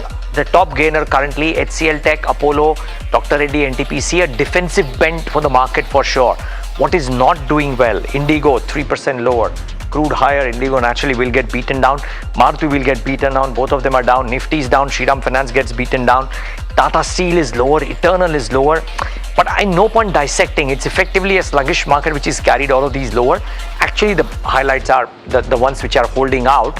And yes, ONGC would, but TCS doing that is also fairly impressive. So tech is holding on. People clearly like what TCS said, and the fact that there was some bit of cooling off on Friday helps the cause as well, because it's not that it's coming off a 7-8% rally. It was a soft Friday and building on from there. Yeah, and also Parag Bhai says it's a lifetime opportunity to buy TCS. IT holding on but by the skin of its teeth. Pull up the India VIX and you will see that 8-9% uptick, 8% uptick on the fear gauge. So clearly that concern is like an overhang that we will continue to see.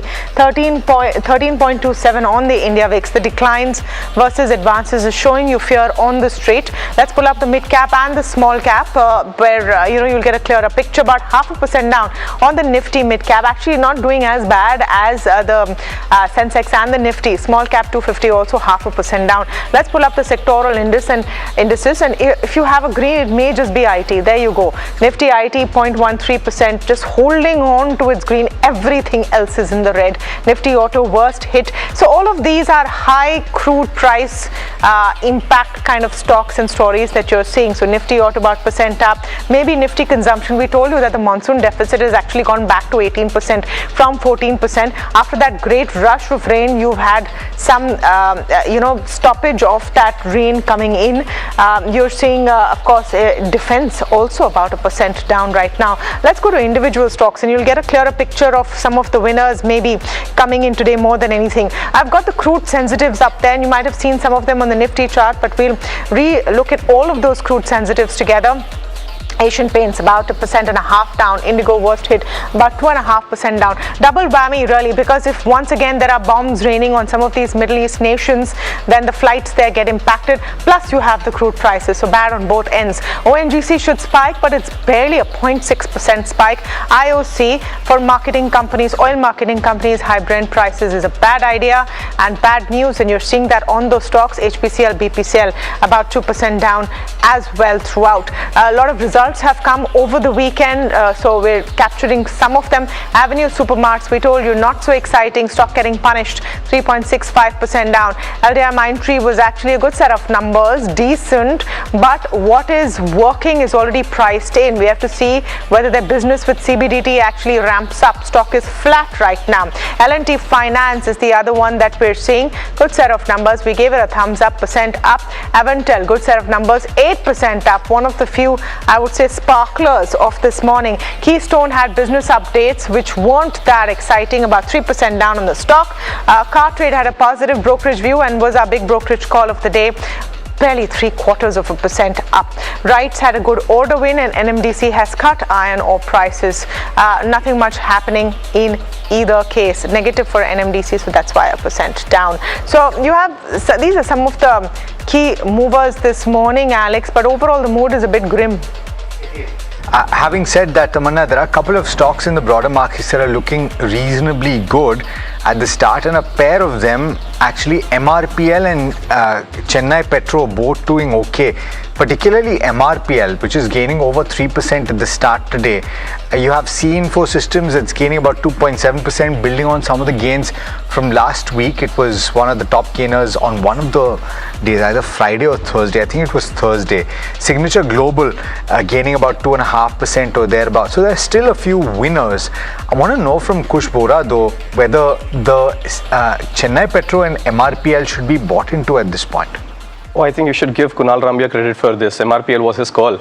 Let me go across to him then. Kunal, what's the view on MRPL? Up 3.2%. Would you revise your targets? Yeah, Alex, the way it has opened up and the way the volumes are picking up, I think this counter has the potential to show us double bottom breakout, which is placed at 170. That was our first target. So any take above 170 over the closing basis can open the doors for 185 to 190. So yeah, it's a very clear thumbs up on MRPL. Even the CPCL, that counter was in complete positive trend since pretty long period of time. Today it has picked up. So with the stop of 1180, one can definitely buy that with the target of 1250. Okay, so that's the view on MRPL as well as Chennai Petro. Let me throw in CE Info Systems because it was a top gainer on Thursday, one of them. Friday was a little lackluster if I remember correctly, but what's the view today? I'd wait up on this. You're spot on. Thursday was a big move on CE Info Systems. I think it was up about 14-15% on the back of very good volumes. By the way, there is a breakout as well because the 1050 level, 1060 level was a resistance zone. But now it's coming close to resistance levels. The volumes are starting to thin, so it might just consolidate here. So at this point, no point, buying afresh. You could hold with that resistance level. Now the support at 1050 as your trailing stop loss. Signature Global is setting up well. 3 sessions of gains, volumes also very healthy. Continues to shine. I think for levels of 875 and about 900 plus, I think Signature Global is setting up well. On the downside, you could have your stop losses close to the 825 mark. You know, Parag Bhai, one of the questions that I had in the financial space, and I know that you've described the stocks that you like, but specifically those that are microfinance led. In the fourth quarter and in the business updates that came through in the first quarter, indications are that they've turned the corner, right? So, but having said that, would you hold off on putting money into some of these stocks? Why? Because you have question marks about the monsoon, you have various other issues that could come through. What would you say? Yeah, so I have been, I strongly believe that lending is a very high risk business. You have to be very prudent. You have to back very prudent lenders and you have to back very prudent segments, right? Because And microfinance is not one of the segments which I like, even though I completely agree that this is a great cycle for them right now. The collection efficiency is improving, the growth is back, everything is good. The yield on advances are highest in this segment, so it is very juicy for a lender to go and lend to microfinance in microfinance segment, because your names, your spreads, your everything looks fantastic. But then someday some accident happens in future. So I would not buy into that segment. Even for example, in L&T Finance, you said the results were fantastic, but they also have a considerable portion, I think around 20% in microfinance. MFI and plus monsoon. We don't know what the impact is going to be. So I would stay with the lenders who lend to affordable housing, say within NBFC segment, compared to microfinance. But Kush, you have an opinion on some of these names. Very interesting spot, Alex. The price movement in a lot of these names, Ujjivan, Equitas, even Suryoday, the likes of these, very encouraging moves from a technical standpoint. Now, maybe because of the fundamental reasons Parag Bhai and you've mentioned, there could be a pause, but definitely something that I'll keep on my radar. Any kind of pullbacks of 3 to 5%, I think could be a buying opportunity on some of these names. So very interesting moves. At least technically, they're making the right noise. I want to quickly look at what's happening to Aurobindo before we get to a deep dive on Avenue Supermarts. Negative brokerage reports from Macquarie and Citi. We put out our profit intelligence on what sources are telling us about what the company has been doing, and you're actually seeing it in the green right now on another dismal day. Oro Pharma, any view there, Parag Thakkar, very quickly? So I was positive on 1200, but now I have sold it out of the portfolio, and now I don't want to comment anything. So it's a valuation question on the stock. No, but on the Lanet acquisition seems to be the bugbear. Plus the business is US generics, right? And this business you cannot give very high multiple. There is always a price erosion in US generics. And so you have to keep developing new products and launching new products. And you have to keep doing capex, so it will not get a very high P multiple. Okay, all right, but let's talk about Avenue Supermarts. Clearly under pressure this morning after an operationally weak first quarter. Mahima joining in to tell us what's not working for the company. Mahima. Right, so Tamanna, as you rightly mentioned, right, overall when we saw the numbers, they were largely in line with what the street was expecting. But I think the fine print tells us as to how operationally weak this quarter has been, because management commentary is suggesting that overall in metro cities, the same store sales growth has been impacted because of competition which is coming in from quick commerce. Plus, this is the trend that has been observed, that profit has lagged revenue growth 10 out of the last 13 odd quarters, which is not a good sign. In terms of DMart Ready, this was also, this is also something that came in as a surprise, because last couple of quarters, DMart Ready top line growth had been in double digits, but this time it has come in at 5.5%. Q4 itself, it was at 20%. So that is something that's not worked very well. Store expansion is happening. They're going very aggressive. Plus, they've announced a fundraise of around 1,000 odd crore, but this is going to be via NCD. So it's going to be via debt, which probably is one of the concerns of the street as well. And plus, the management commentary is suggesting that higher quick commerce competition in metros is overall impacting their performance. So all of these things combined together is what is weighing on the stock today. Okay, so tough time for Avenue Supermarts this morning. Thank you so much, Kunal, Kush and Parag Bhai for joining us this morning, where we wrap this part of the show, but we move on to all of our exciting conversations coming up ahead as well. Chetan Ahya, Managing Director and Chief Asia Economist, Morgan Stanley, with us this morning. Chetan, a very good morning to you, and thank you so much for your time to us here at NDTV Profit. I want to start understanding from you first how you're looking at this one day hot, one day cold situation when it comes to Brent prices and the Strait of Hormuz. This is clearly extremely unpredictable.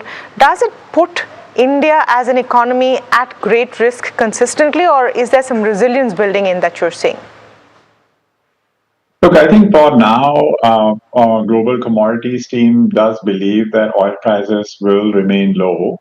One of the big reasons is that there has been a significant oversupply in the oil market underlying. So the underlying fundamentals of the oil market are such that oil prices are likely to remain under check.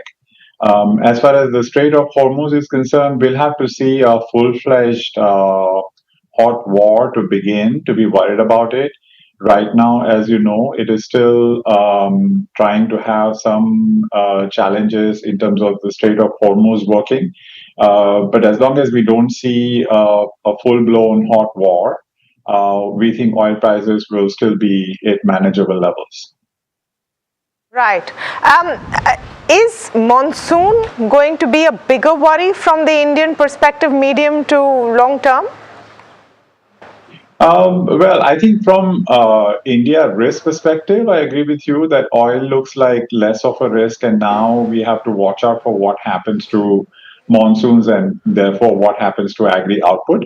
But look, we also think that to the extent to which underlying material prices, all the global commodity prices are coming down, it might be less of a concern for inflation. It might just be that there will be some downside to agri GDP growth in India, which we right now are assuming to be growing at 2.5%. So there's definitely some downside risk to that on account of the way the monsoons are tracking over the last 3-4 days. Again, there has been a slippage in the increase in shortfall that has happened in rainfall.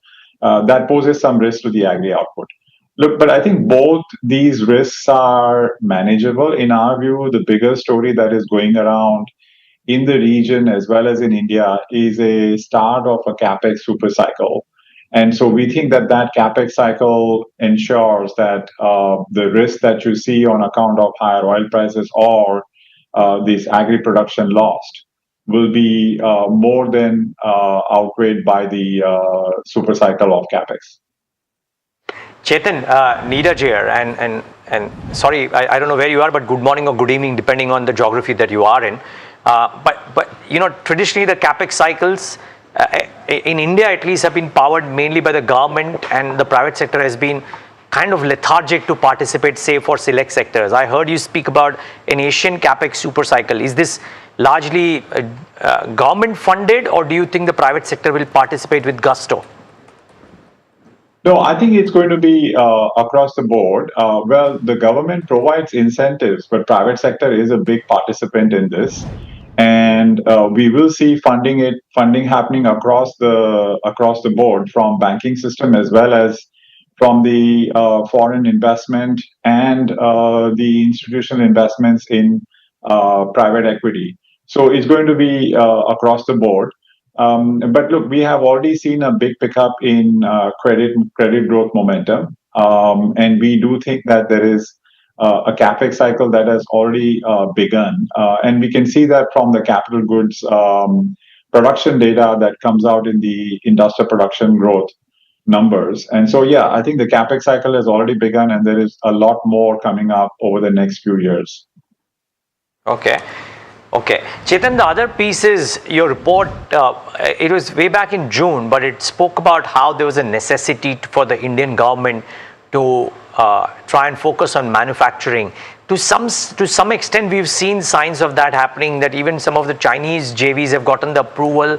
Some other Chinese companies have gotten the approval, the capital goods space as well, to try and work in India, and select permissions have been given. Do you reckon that जो कहते हैं वो आसार सही हैं, that do you reckon that things are moving in the right direction there, or significantly more needs to be done? So the answer to your question is yes, a lot has been done by the government so far, but the ask is quite huge.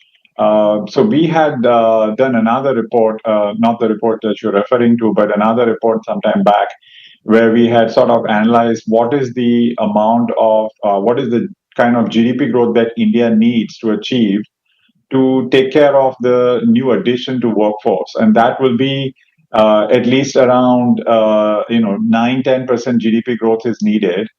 And then if you want to take care of the backlog, i.e. that whatever population growth, working age population growth we had in the past, and to employ them as well, the backlog of workforce, which I would describe it as, then India needs to have 14% GDP growth. So if you think from the ask, from the way India's demographics are evolving in terms of working age population, there is a lot to be done. And what we are therefore recommending is that the government needs to have a concerted strategy.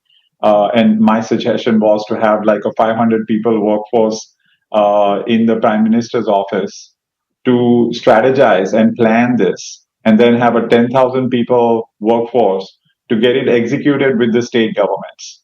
And we need to, in that planning stage, identify what are the high growth sectors coming up in the next 10 years, and then plan the whole supply chain together with that. To be fair, the government is already doing it in the segment of electronics, but this needs to be done in like every segment that is going to come up as high growth sector going forward. So yeah, I think there's a lot which is being done, but there's a lot which still needs to be done as well.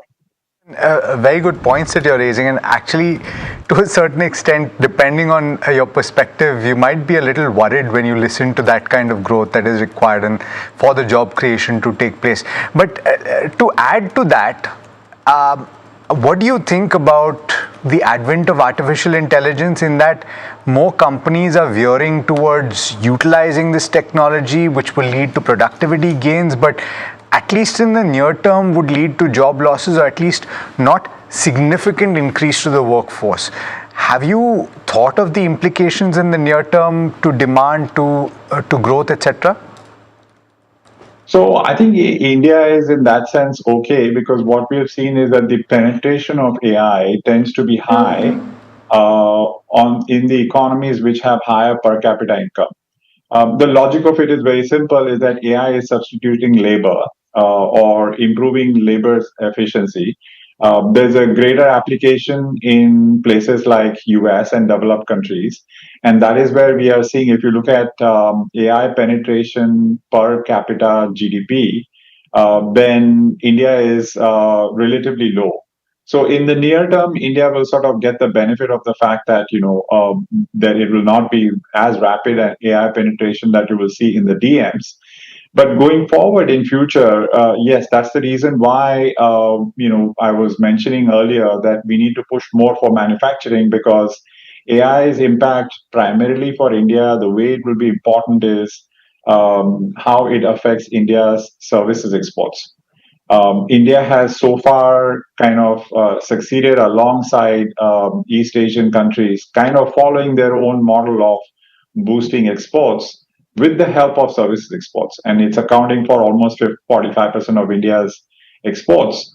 So you do need to have manufacturing sector to offset the downside potentially coming in from service sector growth rates slowing down because of advent of AI. Chetan, in the second half of 2026 and in the remainder of FY27, do you anticipate that demand will continue to remain robust? Because it has, for the first quarter, seemed like it has remained pretty decent, right? Despite the external shocks and the increase in the cost in certain categories. What do you think will happen in the second half? So we think second half should actually see a further improvement. This quarter ending June 2026, we expect GDP growth to be at 6.5%. Albeit the high frequency data points are indicating that things have been better than what we had originally assumed. But to the extent to which all the high frequency data points, if you look at, I think the auto sales is the prime example. But we are seeing improvement in economic activity across the board, both in the area of consumption as well as investment. And so we are expecting acceleration in the second half, building up in terms of momentum on growth rates. Chetan, I wonder how you're looking at what the central bank in India will do from here on. Is there a case for a further pause on rates going ahead? What is the trajectory you see? Because the full effect of inflation from the 3 months of turmoil we saw and high crude prices not yet flowed through. So we don't expect RBI to move in this calendar year. We expect them to move in early next year with a 25 basis points rate hike, followed up by another 25 basis points. So 50 bips of hike coming up in 2027. In the next 6 months, effectively, the RBI will stay put, because so far the inflation pickup that we have seen has been largely driven by oil prices and commodity prices, and within that, actually, oil prices is the biggest culprit. And so, yeah, we think that inflation will settle back down, and therefore RBI doesn't have to take up a rate hike immediately. But the upside risk to growth does bring the risk of rate hikes being moved forward. And we'll have to see how much of this credit growth acceleration that we've seen in the last 3-4 months is because of higher commodity prices, i.e. WPI inflation actually going to above 9 could have been one of the contributors. But credit growth above 18% does tell you that things are pretty strong. And so if even after commodity prices come down and WPI comes down, credit growth remains strong, that would imply that the underlying growth momentum is strong enough that RBI should start to think about lifting rates earlier than what we are expecting. Interesting. Chetan, do you reckon the next 12 months will distinctly be the ones of economic recovery with green shoots per se for India after this 3-month period of there being some bit of constraints? Or is it difficult to project that right now? I'm just trying to understand whether this optimism that the equity experts have on what the markets will do in the next 12 months, will it be backed by strong economic fundamentals on the ground over the next 12 to 18 months? Well, I think if you're talking about the equity markets, that's a different implication. And there's a different angle to that. Is that equity markets have been held back because of the alternative markets like Korea, Taiwan doing better. That's true. But yeah, I think from India's own earnings trajectory and growth trajectory perspective, we think that the optimism is well placed because of the factors that I mentioned earlier. I think the most important driver to any country's growth would be the investment trend. And we do see pickup of investment to GDP, which is currently around 34.5%, going up to 37.5% by 2030. And all the actions that the government is taking, we think will deliver that acceleration in investment growth. And mind you, there are a few drivers which are structural in nature. So the 4 components of our CapEx cycle are AI and AI-related digital infrastructure, energy, defense, and onshoring of industrial supply chain. If you then look into each of these factors, they're more structural in nature. They are going to be taken up irrespective of the business cycle. And then the other factor that we keep in mind is that corporate credit to GDP is relatively low, not only in India but across the region. And so therefore we do think that this cycle is going to be a long-lasting cycle driven by CapEx. Chetan, just a last point, and the tendency by long-term bulls in India in particular in the equity market is to say you look for the silver lining, right? And you have inflation going up, they'll say nominal GDP is heading up now significantly above 11%, and that means corporate earnings will go up. Is there a one-to-one correlation? Yes, of course. Nominal earnings growth will have a link to nominal GDP growth. And so to the extent to which you have seen WPI pick up, there will be an improvement in nominal GDP growth, and therefore, if you just think about the banking sector, like credit growth has improved, it will help banking sector's profit growth. So yeah, the linkage is one-to-one, but that's nominal earnings, not real earnings. So what we would want to see is some higher contribution of real earnings as well, and which we think will happen. Forward to that. Chetan, as always, it's a pleasure speaking with you. Thank you so much for the insights you've shared, and look forward to the next chat. My pleasure. Thank you. Let's focus in on Aeroflex Industries. It's in focus on account of the recently announced expansion of its capacity as data center demand continues to drive growth. And we're going to be speaking with the management, Asad Daud, who is the managing director of the company. Parth, though, joining in before we do speak to Asad about the path ahead. Parth, what can you tell us about the key data points here, specifically to do with the expansion? Sure. So the most interesting thing about Aeroflix is that they have increased their liquid cooling SFN skid assembly capacity from 6,000 units earlier to almost 9,000 units now. And the production for this increased capacity has already begun from the 1st of July 2026.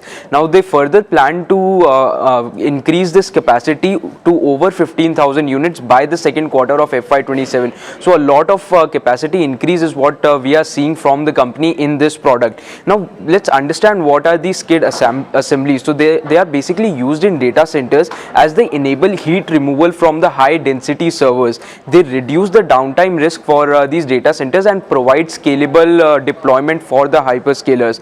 Now Aeroflix has seen an increase in the volumes of these skid assemblies from just 46 in the third quarter of FY26 to over 1,000 in the first quarter of FY27. However, there's one caveat that the price of per unit sold has come down from almost 5 lakhs in the third quarter of FY26 to just 3.3 lakhs per unit in the fourth quarter of FY26. So this is something that you need to watch out for, that the volumes are increasing, but there is maybe a little bit of pressure in the prices. Okay. Thanks for that, Parth. And Asad Daud, who's the Managing Director of Aeroflix Industries, joins us right now on the show. Asad, thank you so much. Am I pronouncing your name correctly, please? Yes, that's correct. Okay, great. Good morning. This is Neeraj here. Thank you so much for joining in. And you know, when one looks at what you've done ever since you listed, and I believe the IPO was at 100 rupees, but the price notwithstanding, the fact that you've nearly upped your profit about 10x in the last 6 years, revenues have grown about 5x, your margins have expanded from 15% to 23%, shows that you've done very well in the first phase of your listed journey. My questions would be now, or our questions would be like to try and figure out what we'll do near term and over the next 3 to 5 years. Now, are you deliberately moving towards a business which is a lot more value added versus doing what you have been doing? And does that therefore have a potential to increase your revenues as well as margins over the course of FY27 and beyond? Let's start with that first. So if you see over the past 3 to 4 years, our focus has always been to go into more value-added products. These value-added products help us to increase not only the top line but also the bottom line as well. So that has been the focus of the company over the past 3 to 4 years, and that will continue to remain the focus of the company over at least the next foreseeable future. And if you see the growth that we have had over the past 5 years, we want to replicate and even have a much higher growth, both in terms of the top line as also in terms of the bottom line over the next 3 to 4 years. So Asad, here's the question, right? I mean, you have mentioned on the calls that you are targeting what, about 30-35% growth for FY27 or FY26. Now, did you pencil in skids becoming as strong a piece for you when you gave that 35% guidance, or do you reckon that now that skids are doing so well for you, you might be comfortable upping the guidance as well? No, so our guidance of between 30 to 35% growth was considering the expansion in capacity that we are having in the skid assemblies, because that's a sector which last year we just started at the end of Q3, and we believe that over the next couple of years, the liquid cooling SFN skid assemblies, as we call it, will contribute at least 30 to 40% of the sales of the company over the next 2 to 3 years. So that will be a very important driver for our growth. But also we are also seeing significant growth and business increase in our core business as well. So a combination of both of them will help us to achieve this high revenue growth and also the bottom line growth. Hi, Asad, Alex here. I'm just trying to understand this SFN skid assemblies. How much is it going to contribute in FY27? If you say that in 2 to 3 years, that is FY29, one would assume it would go up to 30 to 40% of the top line? Yeah, so we expect that in the current financial year, it will contribute about 15 to 20% of our overall sales. And then, going forward in the next few years, ultimately it should contribute between 30 to 40% of sales. And can you give us a sense of the margin profile in this specific business versus the traditional business? So in terms of the margin, the overall blended margin for this business is in the same lines as our core business. So in terms of the margin, it's almost at the same level. However, we have not yet focused our attention on improving efficiencies, because right now the focus is more on supply rather than efficiency. But we feel that over a period of the next few years, as also competition would also come in, and there will be some pressure on pricing going forward, we also have to work on efficiencies to not only maintain but also improve our margins. Absolutely. So you said it, Asad. But just as of now, you would obviously have charted this course to FY29, FY30, and at the capacity, peak capacity that you expect to reach, that is 40% of total revenue. What do you expect economies of scale to bring, efficiencies to bring, and obviously the negative impact, as you've said, of pricing pressure? Yeah. So over the next 3 years, the idea is to to increase our overall margins from about 23% right now to about 25% over the next 3 to 4 years. So that's the plan, and that is where we are focusing our efforts towards. So more value-added products, more economies of scale coming in. So that's the target that we have over the next few years. Mr. Daud, good morning. This is Tamanna here. It seems like, and correct me if I'm wrong, the SFN skid assembly segment is the big driver of the business. The volumes have been increasing. That's pushing your order book as well, and that's the big bet from your end. Am I understanding that correctly? Yes, it's partly correct that SFN skid assemblies will be a very important driver. But we are also seeing a significant growth also coming in from our core business as well, which we are seeing high demand coming in now, especially from US and Europe. And after especially the tariffs being removed from the month of February, we are seeing increasing demand coming in from the US economy as well. So both the core business is growing, and obviously the SFN skid assemblies, which is a new business, also contributing. So that's why we are expecting that this year will be one of the best years for the company.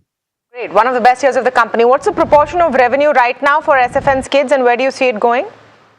So as of last financial year, it was barely 5% of the overall sales, and like I said, for this financial year, we expect it to be around 15 to 20% of the overall sales. Big jump there. Is it a problem then that your price per unit has come down? So just wanted to clarify on that. So the price of an SFN skid assemblies actually depends on the layout of the data center, on the layout of every floor. So that may vary, ranging from about 1.5 lakh rupees to almost about 5-6 lakh rupees. So it's a range. So because a smaller skid assembly will obviously have a lower price, and a bigger skid assemblies will have a higher price. So generally we work on an average.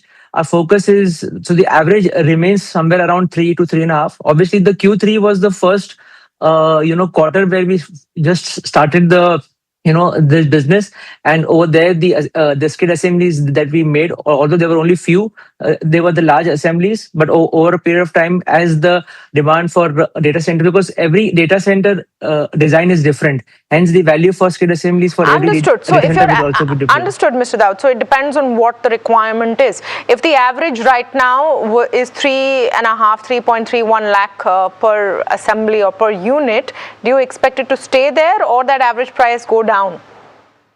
Well, this average price, like I said, will vary. It may go to 3, it may go to 4 also. So sometimes it may come to 2.5. So, but we take an average of 3 for our understanding.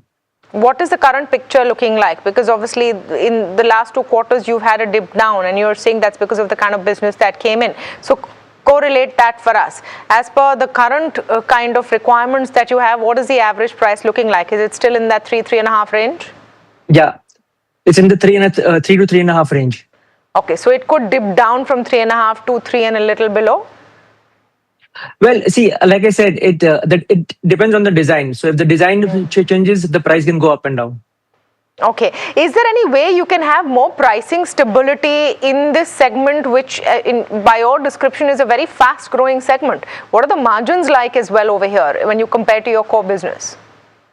So, like I said, the margins are in line with our core business right now in terms of the blended margins. But yes, the idea has been, the focus has been on supply right now rather than efficiency. So, over a period of the next few years, we'll be focusing on improving the margins in this business as well. The target margin for the skids business? Well, right now will be difficult to give a specific number because right now we're working with one customer which we have exclusive contracts. So it'll be difficult to give specific numbers on that particular. But I would say the overall for the company, we're expecting the margins to increase to about 25% over the next few years. That's the blended margin. You have just one customer for the skids business right now? Yeah, right now we are working with this US-based multinational company with which we have an exclusive arrangement, if that is for the India market. And then obviously right now focus is on the India market, but over the next year or so, we'll be focusing internationally as well. Okay, thank you so much, Mr. Daud, for joining in and answering all of our questions in such detail. Aeroflex in focus this morning. The stock about 0.5% up. Walchand Nagar is the other company that we're talking about. Walchand Nagar Industries plans to boost manufacturing capacity and that boost is coming from the Shanti Bill as well as a custom waiver from the government. Before we get Chirag Doshi in, who's the MD and CEO of the company, Parth is back to set that conversation up for us. Sure. So let's start with the revenue breakup for Walchand Nagar. Around 39% of the revenue comes from defense, nuclear and aerospace. These are the fast growing segments, while the rest 61% comes from their other businesses. The two triggers that you mentioned here are, number one, the Shanti Bill, which has now allowed private companies to build and operate nuclear power plants in India going forward. Now this also has protected the equipment suppliers by restricting their liability for nuclear damages. It has unlocked orders for specialized forgings, heat exchangers and spent fuel systems as well, which benefits companies like Walchand Nagar. Also the custom duty waive off in which the government has waived off the custom duties on all the goods that are imported for nuclear power generation. In February actually government had already extended this exemption for the nuclear power equipment plants until 2035. This policy will boost order visibility for nuclear equipment suppliers. So these are the two main triggers for Walchand Nagar that are triggering that outlook on the company. Got it. All right. Thanks so much for giving us that update. And Chirag Doshi, Managing Director and Chief Executive Officer of Walchand Nagar Industries, joining us now. Mr. Doshi, as always, thank you so much for taking the time. And you've spoken to us in the recent past when we've tried to highlight the changes that the government is bringing on the policy front. Give us a sense, though, in the near term, what my colleague just highlighted. Those are significant tailwinds. Will you see the effects in the financials in the near term, though? Yeah, good morning and thank you for having me again on your show. Yeah, I think as far as recent policy changes are concerned and as far as our financials are concerned, you'll see a short-term uptick, not because of these policy changes, because a lot of the equipment that we've imported for the execution of our orders that we are currently executing have already come with a customs duty exemption. But going forward, I think it's going to have a very big impact and allow us to give better pricing to the independent power producers who want to now get into this business from the private sector. Okay. What is so when you say that it's going to improve your costing, right? And so therefore you will pass that on. Are you not going to keep any of it? Are you going to pass the entire thing on? No, of course not. That's a decision that has to be taken once we negotiate with the customers at hand. But I mean, the idea here is, of course, for everyone in the ecosystem to have a win-win situation. I think we have to ensure that the cost of building a nuclear power plant in India continues to go down.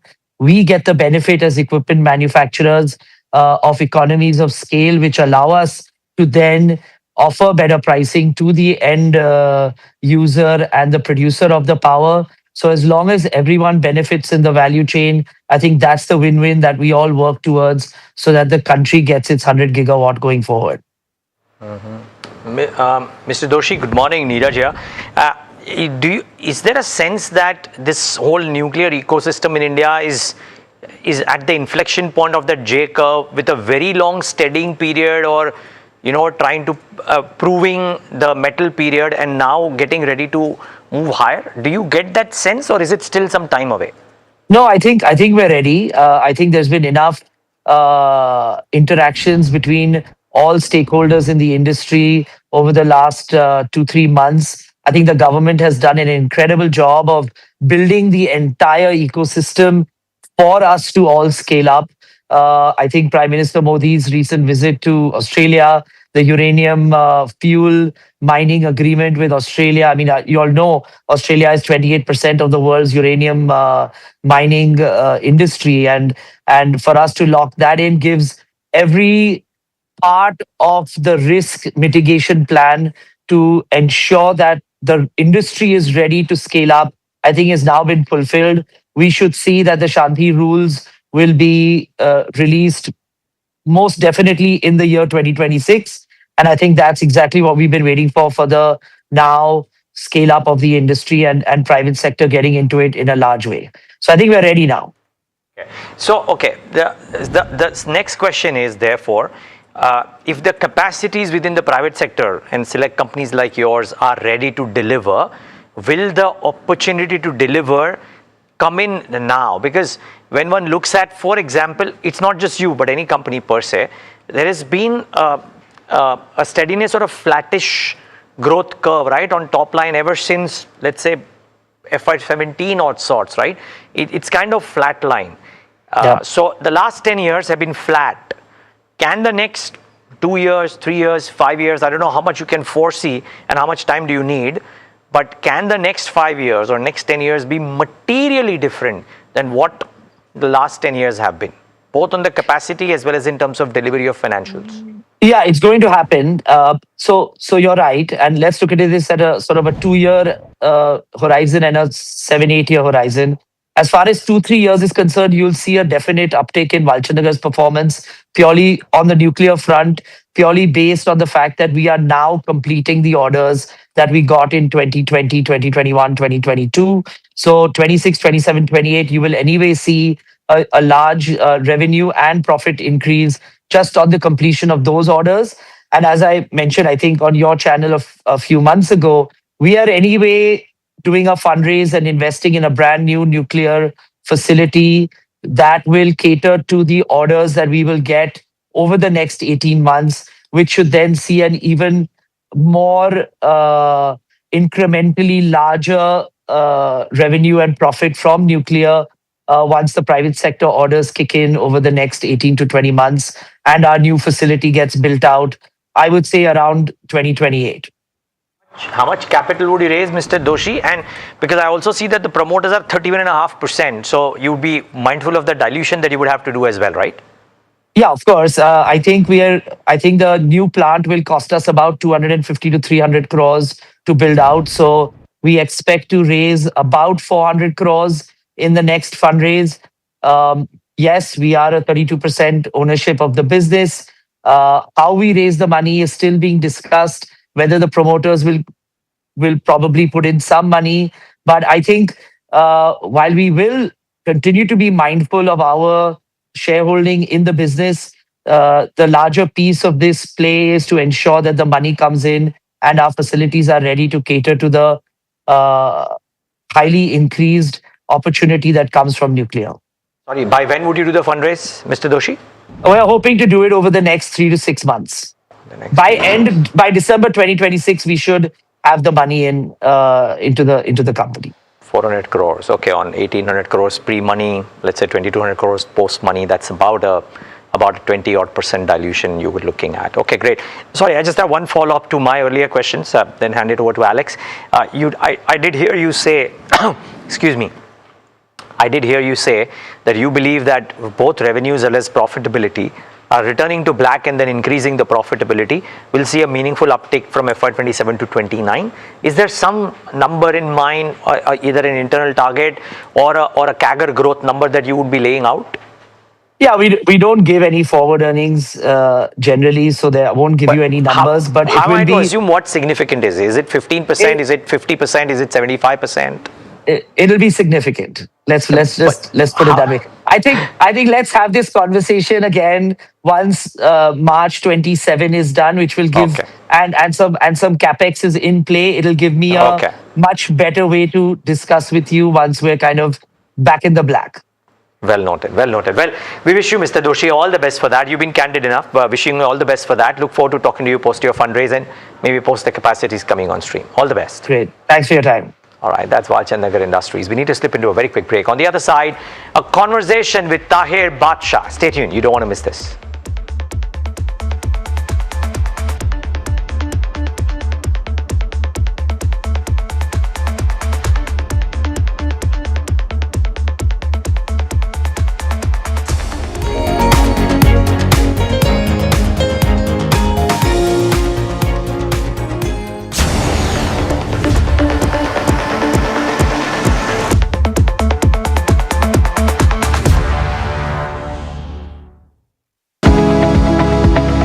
Superstar Stocks of the Day, presented by Tata Azura.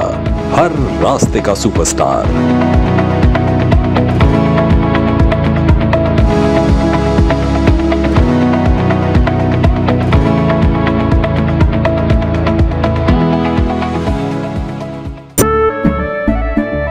केसरिया से मन जोगी हुआ रे, दिल झूमे देखो मतवारा हुआ रे, केसरिया से मन जोगी हुआ. हर पल मनाओ केसरी त्योहार. विमल, बोलो जुबान केसरी. We are over, Jimmy. Hey, life में स्क्रैचेस तो आएंगे. गाड़ी के स्क्रैचेस को तो कॉस्मो पीपीएफ संभाल लेगा. आप अपना देख लो. अंबा शक्ति प्लांट की वर्ल्ड रेनाउंड टेक्नोलॉजी देती है स्टील को ज्यादा ताकत हर बार. अंबा शक्ति SDTMT.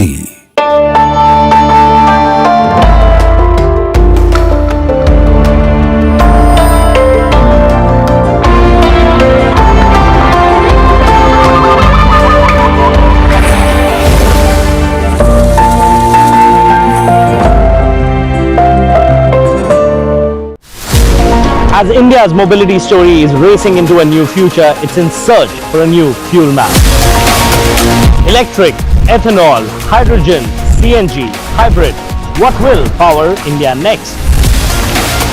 India's sharpest mobility minds come together to decode the fuel mix that will define the road ahead. The NDTV Automate Fuel and Future Summit 2026 on 15 July only on NDTV Network.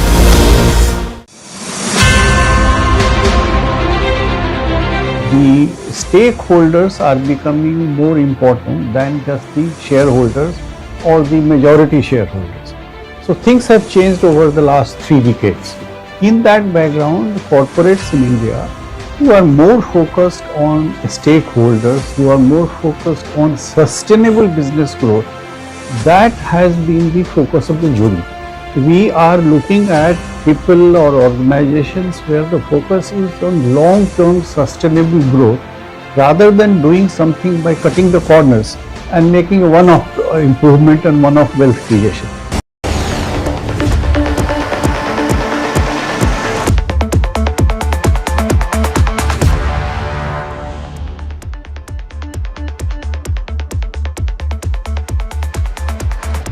All right, welcome back. Just look at the recovery in markets. Want to just mark that before we go ahead. And the Nifty definitely off its lows, about 0.4% down right now, but at least above the 24,100 mark right now.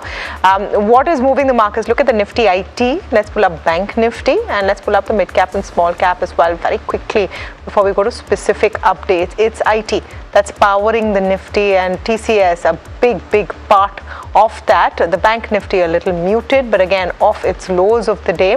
and showing a decent recovery there as well. The mid caps as well in the same suit. Just pull up the TCS stock and then let's pull up Adani Green very quickly. Small cap 250 actually dipped into the green, which was great news. TCS about 2.5% up. Like we said, it's powering that nifty up move and recovery today. Good business updates coming in from an Adani Green. Tahir Badshah, CIO of Invesco Mutual Funds, joining us this morning. Tahir, great to speak with you. As always, are you feeling as always, slightly... good to be on your show as well. Likewise, I think the feeling's mutual. Are you feeling a little more optimistic right now, considering that we've had a resumption of attacks and warfare, etc., in the Strait of Hormuz since that peace deal and that MOU was signed, but there hasn't been a sharp reaction to it? Is that giving you some comfort? Well, Tamanna, to begin with, actually, so unfortunately, we've not had a chance to speak in a while, but I think we've been maintaining a positive outlook over the last month or two, especially after the first ceasefire was announced. And we have been of the view that this is probably going to be somewhat quick to resolve in some manner or the other. And more importantly, I think from an India standpoint, the West Asia conflict, basically from a crude standpoint, seems to now is now probably behind us. I think during the course of this conflict, it is a couple of things have been probably proven. One is that beyond a particular point, I think the oil market is somewhat fundamentally weak. I mean, when we look at it from a supply demand standpoint, there is a fair bit of supply in the market available, and then there are other avenues of supply which can come about, probably from the OPEC bloc, or maybe even from the point of view of US's ability to pump in more oil. So supply is relatively easy, and then perhaps the oil industry or the oil market has not been able to kind of come to grips with the fact that China can be a fairly important lever in terms of controlling demand. And I think they have probably been on this course of adopting more and more of electric and reducing the consumption of oil over the years. So I think from an India standpoint, therefore, if oil supply demand balance remains positive, then by and large, I think we don't need to worry as much about the West Asia conflict as we probably had to before. So I think that was one level of confidence that we were holding, apart from the fact that for India, incrementally, a few things could start getting better in terms of things like earnings, probably flows, the rupee having meaningfully depreciated now, foreign investors having significantly sold off, and last but not the least, probably a little bit of the slowing as far as the AI trade in the US is concerned. So the mix of all this would probably start being beneficial for India. That is how we had been thinking about things, and I think that is how it has panned out. Is it giving you confidence to deploy? Have you been a buyer in recent dips, Tahir? And where has that interest come? Which sectors have you found most exciting? Yes. So I think we've been amongst the flows. That's been the good part of it over the last few months, despite the fact that the markets have been somewhat on the weaker curve. And I think by and large, our deployment strategy has probably not changed meaningfully over the last some time. We've acknowledged the fact that in India at this stage, we are still in a somewhat bottom-up market or a somewhat narrower market, which I, of course, expect will broaden as we go along. But for the next some quarters, it is still going to be somewhat narrow in nature. And market's focus and our focus has been on pockets where we believe relative growth is better. So I think we've been focusing on areas like industrials, especially the power segment, select consumer discretionary, consumer tech. Healthcare is another area where we have been very positive, and real estate. I think these are some of the domains where we have been incrementally deploying money. Tahir, hi. Morning, Alex here. So, morning, Alex. I'm just wondering specifically your view on financials, because this is a pocket which has borne the brunt of selling, obviously, because they are the most liquid stocks and they have traditionally been held by foreign institutions. But if that is set to dissipate and if the needle moves the other way, or even if it doesn't move, based on what you're seeing in the health of some of these banks and lenders, what is your opinion on the prospects of the sector in the rest of FY27? So Alex, yeah, so there's one of the sectors which I probably forgot to mention. There's another one where we have been deploying incremental money. And I think one thing obviously that is giving us a lot of confidence and where we can pivot around is the fact that credit growth and the system has started to pick up both on the retail as well as on the wholesale side. So that's something which is very encouraging, as we know that the number is gone up to as high as 16, 17 odd percent. We were kind of languishing at single digits credit growth for a fairly a decent period of time. So that's clearly something that is encouraging. And I think alongside which, and that basically, of course, will benefit almost the whole of the banking spectrum. I think some of the banks, particularly some of the regional ones, are probably making the best of it. And also some of the larger private sector banks are also demonstrating fairly strong growth. We are not, at least I would probably not place a lot of, money on the fact that, margins for banks will expand at this stage. We still see deposits being a little bit of an issue. But with the FCNR, deposits coming through, if at all that turns out to be a reasonably good number, then I think it will assuage margins. And I think we are looking forward to some decent double-digit earnings growth, mid-double-digit earnings growth, as far as a good crop of the banks is concerned. And last but not the least, I think valuations are still supportive. So to that extent, yes, that's another play that we have been able to kind of put money to work at. I think that's reflected, Tahir, in the holdings in your FlexiCap fund as well, right? 2 out of the 5 top holdings are the large private sector banks. There's also an aviation company in there. And I'm just wondering, this entire West Asia conflict and the volatility that you've seen in crude oil prices, it's had a bearing on aviation stocks. Not too many, of course, in India to speak about, and so most people know what we're speaking about. But why is this ranking among the top 5? What is your thesis here? So like we've been positive on aviation through thick and thin, and this has been a positive. If you kind of go back a few pages on the last few months, you will find that even before the conflict, this happened to be one of our important holdings within quite a number of our strategies, including the FlexiCap fund. And this is primarily bearing out of the fact that one, at a aggregate level, we are positive as far as travel and tourism is concerned, and that's part of the discretionary spends, as we all know. I think the other being that obviously the industry structure the way it is, and we're banking on a structure which is fairly consolidated, and I think the position that we have in question has been in a position to kind of hold on to its leadership position despite all the constraints that it has faced over the last some months or quarters. So I think that has been a fundamental thesis that this is something which is a fairly strong moat, and while it has its own bit of volatilities along the way, but I think those are also receding, and that has essentially been our positive stance as far as that position is concerned. Tahir, good morning, Neeraj here. Great talking to you, obviously. Your tactical calls have been blowout, really. My question really is, as a non-tactical but a slightly more fundamental longer-term call, is services and services-led businesses looking more sanguine to you, or are you betting on manufacturing in a bigger way? And if so, what within either of those two cohorts looks better to you?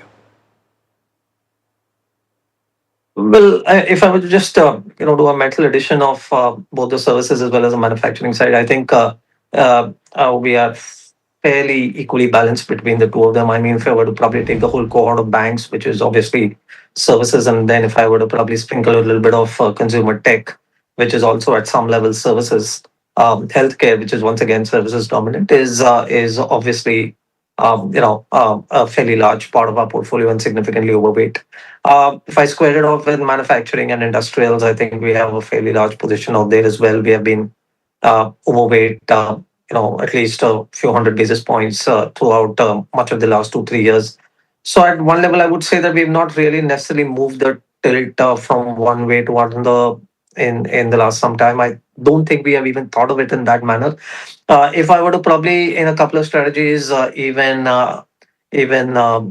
in IT services to bear, then I think uh, uh, maybe in a couple of strategies we might probably have a somewhat higher quotient as far as services is concerned. But otherwise, I would like to think that uh, the pockets of I think at one level the way I would answer your question is that it's not just industrials or services black and white. I think for us, we are happy to be in part of industrials which are showing growth, and we are also equally happy to be part of services segments which are demonstrating ahead of system rate of growth. So that's how I would probably kind of think about it. Got it. The other question, therefore, Tahir, would be, and this is a question that is befuddling everybody. So I don't know what the right answer might be to this, but IT services, right? And whether there is now both valuation comfort as well as, and it is that good enough to wager a bet on a sector which has always come out of the doldrums, or do you believe that this time is slightly different, and therefore you want to be underweight, if you will? I don't know whether you're underweight or overweight. I'm just asking, how are you looking at IT services, and especially after the TCS commentary wherein they are actually talking of growth Q2 onwards? So I think I would say that even I've been fairly befuddled by the sector, as you said, for a long period of time. But I've finally made peace with myself, and what I probably kind of come to think about is that this is at this stage of value proposition, and it needs to fit into that strategy where value is predominant. I think we can't deny the value as far as this sector is concerned. Clearly, from a sector which is relatively less cyclical. I mean, it has its own tendencies, but still operates in a reasonably narrow band of growth. But more importantly, I think cash flows are very stable and less cyclical, and that is something that we can take comfort in from a valuation standpoint. I think, like as I've highlighted before, we all know that on free cash flow yields, etc., these many of the large enterprises and some of the medium-sized enterprises also are trading at very attractive yields, somewhere in the vicinity of 7 to 8%, and that's something which is a level at which you can take a bet. I think there will always be in value propositions many things which are probably not fully answered. I think we have to live with that, but it's worth taking a bet, especially when cash flows are reasonably visible, strong, and those cash flows are kind of reasonably committed to shareholders, either in the form of buybacks or dividends. So I think that's how we're playing it. But incrementally, to answer your question, I think you are right that we're also seeing some of the things probably coming to that bend where the narrative will probably become more favorable as like as I said, as the AI narrative kind of becomes a little easier. We all know what the cash flow position is as far as the hyperscalers is concerned. Um, and I think we come into that stage where eventually AI infrastructure will translate to IT services, and that should open up the doors for a somewhat better growth, more towards the higher end of the band compared to earlier. So I think you have to kind of give it time, and hopefully should work out. So what is the call then, Tahir? Since you've made peace with yourself and you say that eventually it is going to be positive, is now the time to go out and put that positive outlook in practice when it comes to IT? Yes. So we have at least like as I said, for our value strategies, we have been overweight this space by about 150 to 100 basis points over the last 4 to 6 months. Not exactly that it has worked out for us for now, but that's how value needs to be played and thought about. So there we are as far as that fund is concerned or that strategy is concerned. So the growth strategies are still, I would say, neutral, and that's the behavior of growth strategies. Obviously, they would look for some more evidence as far as growth is concerned, and I think maybe we are a quarter or two away from that eventuality coming up, either through a combination of the services market itself starting to kind of once again expand and a combination of even base effect as we go along. So I think it's a matter of time as far as adoption of those strategies is concerned. But even there too, incrementally, I think we are reducing our underweights. Okay, so that's a clear call. Tahir, thank you so much for coming in and speaking with us. We hope to have you back sooner next time and not have so much gap between our conversations. Tahir Badshah there of Invesco Mutual Funds. Some news coming in. Finance Minister Nirmala Sitharaman is set to meet heads of public sector banks in a short while from now to review mobilization of foreign currency deposits and banks' forex position. Shmi Chaudhary bringing in more details.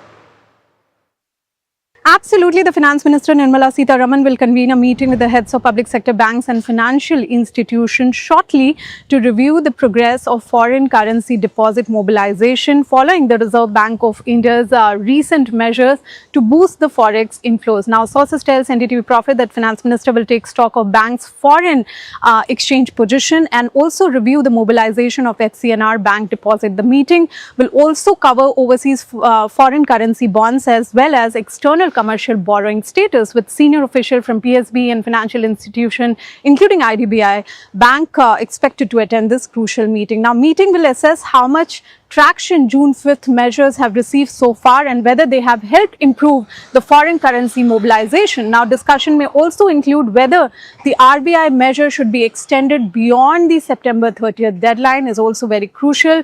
Review is, of course, we know that comes after a month RBI unveiling a special package aiming at attracting foreign currency inflows. The central bank removed the interest rate ceiling on fresh FCNR deposit with maturity of 3 to 5 years until September 30th. It also introduced a concessional foreign exchange swap facility for bank, lowering the cost of hedging these deposits.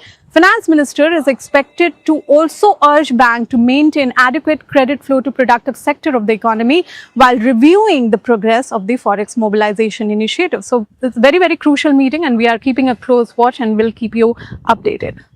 Yes, absolutely. Shrimi, thanks so much for getting us those details. And of course, we'll go back to Shrimi to get details of what came through in that meeting once it's done. Let me head across now to my colleague Piyush, who's joining in to tell you what the banking chief executive officers are earning. Of course, they're earning the big bucks, but who earned the biggest bucks? That's the question. Piyush? Ashok Vaswani, the MD and CEO of Kotak Mahindra Bank, continued being the highest paying domestic banker for the second year in a row. In FY26, Mr. Vaswani earned rupees 17.23 crore in annual pay versus 12.95 crore in the last fiscal. Mr. Vaswani was also granted 3.55 lakh bank stock options for FY26.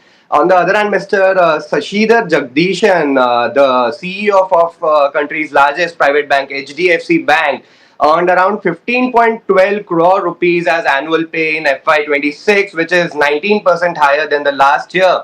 Jagdishan also got around 4.28 lakh bank stock option. Very interestingly, Deputy MD of HDFC Bank, Mr. Kaizad Barucha, actually ended up earning more than Mr. Jagdishan. He took home around 17.13 crore rupees for FY26 and was granted around 6.5 lakh bank stock options. Axis Bank MD and CEO Mr. Amitabh Chaudhary, on the other hand, earned around 8.5 crore rupees in FY26, excluding, of course, the bonuses. Among the PSU banks, country's largest, the public sector bank and the largest bank, in fact, State Bank of India chairman earned only rupees 43 lakh in FY26, whereas Bank of Baroda's MD and CEO Mr. Devadatta Chand earned around 73 lakh rupees in FY26. PSU Bank, this has been an issue at PSU banks where the top management does not come anywhere when it's compared with the private peers in terms of annual compensation. All right, that's nice to know, Piyush. So that's what the top bankers get paid. We're always giving you information that you can use and information that you want to know one way or the other. So markets looking good as we're wrapping off. I wouldn't say looking great, but at least off its lows. That's important, and hopefully we will see some more improvement as we go through the day. If it does, then at least our analyst from the morning can say we called it, that you will see an improvement. Akush Bora can definitely call it. where he said there's nothing to worry about. Good resilience, I would say, compared to all of the negative news flow over the last couple of days before markets opened this Monday. Yeah, sticking to the template of last week, which is great news. Let's see. Let's hope this lasts. Let's hope we end in the green. Who knows? But with that, it's a wrap on this leg of India Markets Open. So from Tamanna, Alex and me and the team that put this show together, thanks so much for tuning in. Stay tuned though. Ask Profit is up next.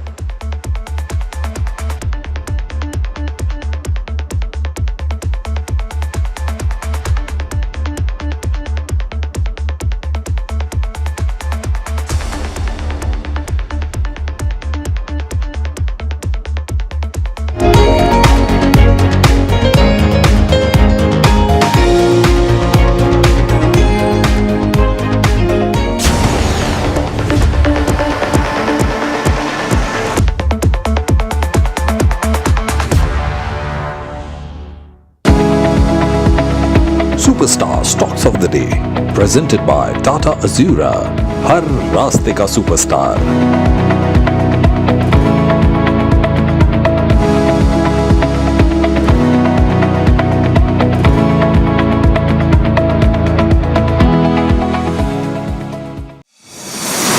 India Inc.'s most respected names chose India Inc.'s best and brightest.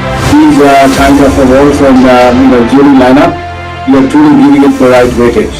I think it's heartening to see talent that there is across India Inc. We should be awarding companies and individuals who have focused not only on growth but also on bringing good governance. Be part of jury and vote on the people, the men, the women, the companies in India who have the right stuff is a great opportunity for us.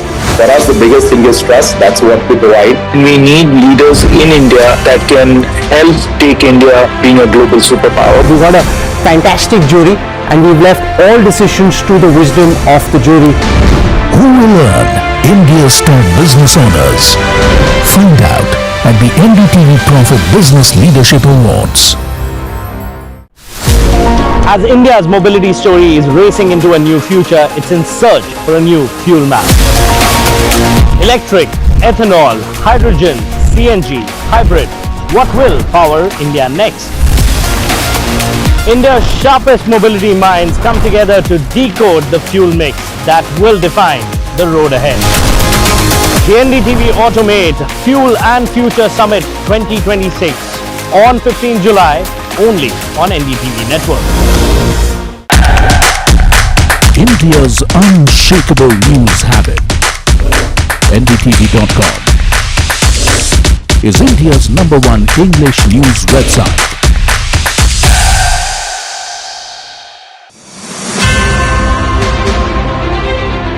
I got to learn a lot because, to just get a point of view as to how different jury members were looking at केसरिया से मन जोगी हुआ रे दिल झूमे देखो मतवारा हुआ रे केसरिया से मन जोगी हुआ हर पल मनाओ केसरी त्योहार. विमल, बोलो जुबान केसरी. We are over, Jimmy. Hey, life में स्क्रैचेस तो आएंगे. गाड़ी के स्क्रैचेस को तो कॉस्मो पीपीएफ संभाल लेगा. आप अपना देख लो. अंबा शक्ति प्लांट की वर्ल्ड रेनाउंड टेक्नोलॉजी देती है स्टील को ज्यादा ताकत हर बार. अंबा शक्ति SDTMT.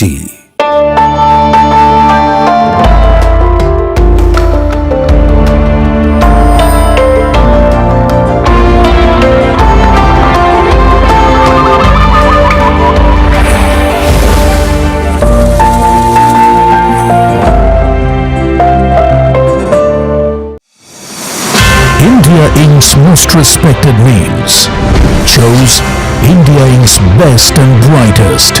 These kinds of awards from jury lineup, you are truly giving it the right weightage. I think it's heartening to see talent that there is across India Inc. We should be awarding companies and individuals who have focused not only on growth but also on bringing good governance. Be part of jury and vote on the people, the men, the women, the companies in India who have the right stuff is a great opportunity for us. For us, the biggest thing is trust. That's what we provide. We need leaders in India that can help take India being.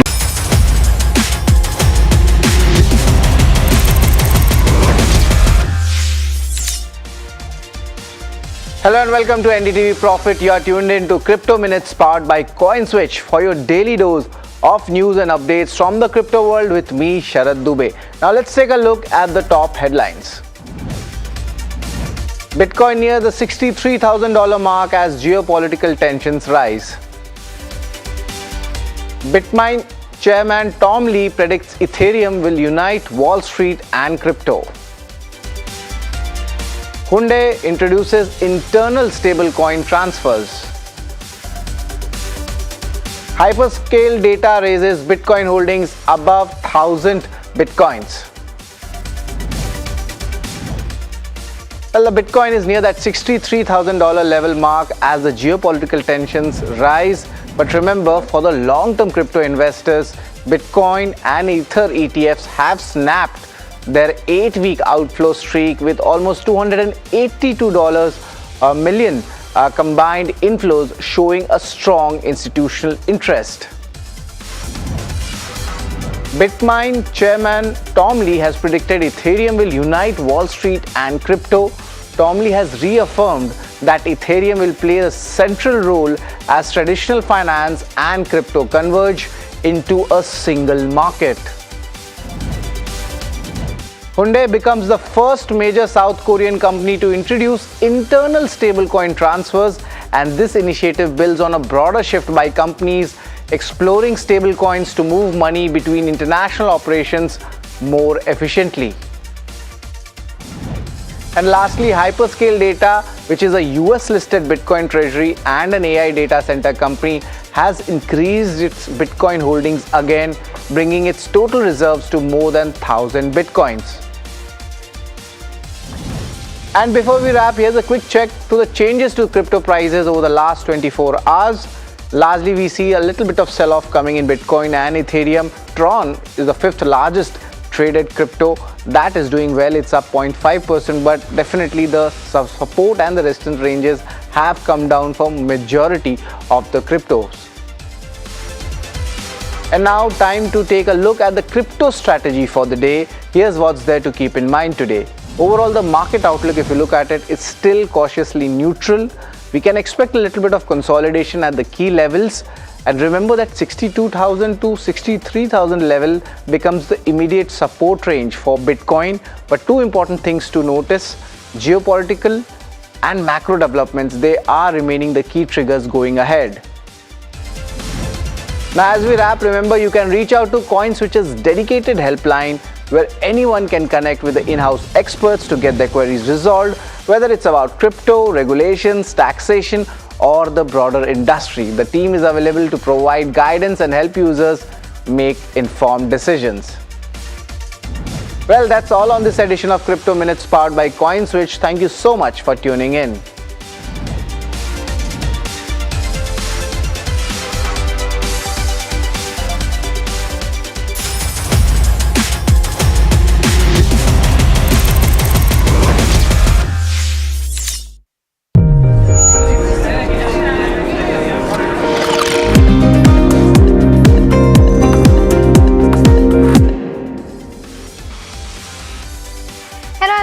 Watching Ask Profit here at NDTV Profit. I'm Mahima Vachharjan, and with me as always is Puneet Zaveri, and this is a show that gets all your stock related queries answered. For viewers who are tuning in, just a gentle reminder, you can either give us a call or send us your query on the WhatsApp number that's flashing on your screen up there.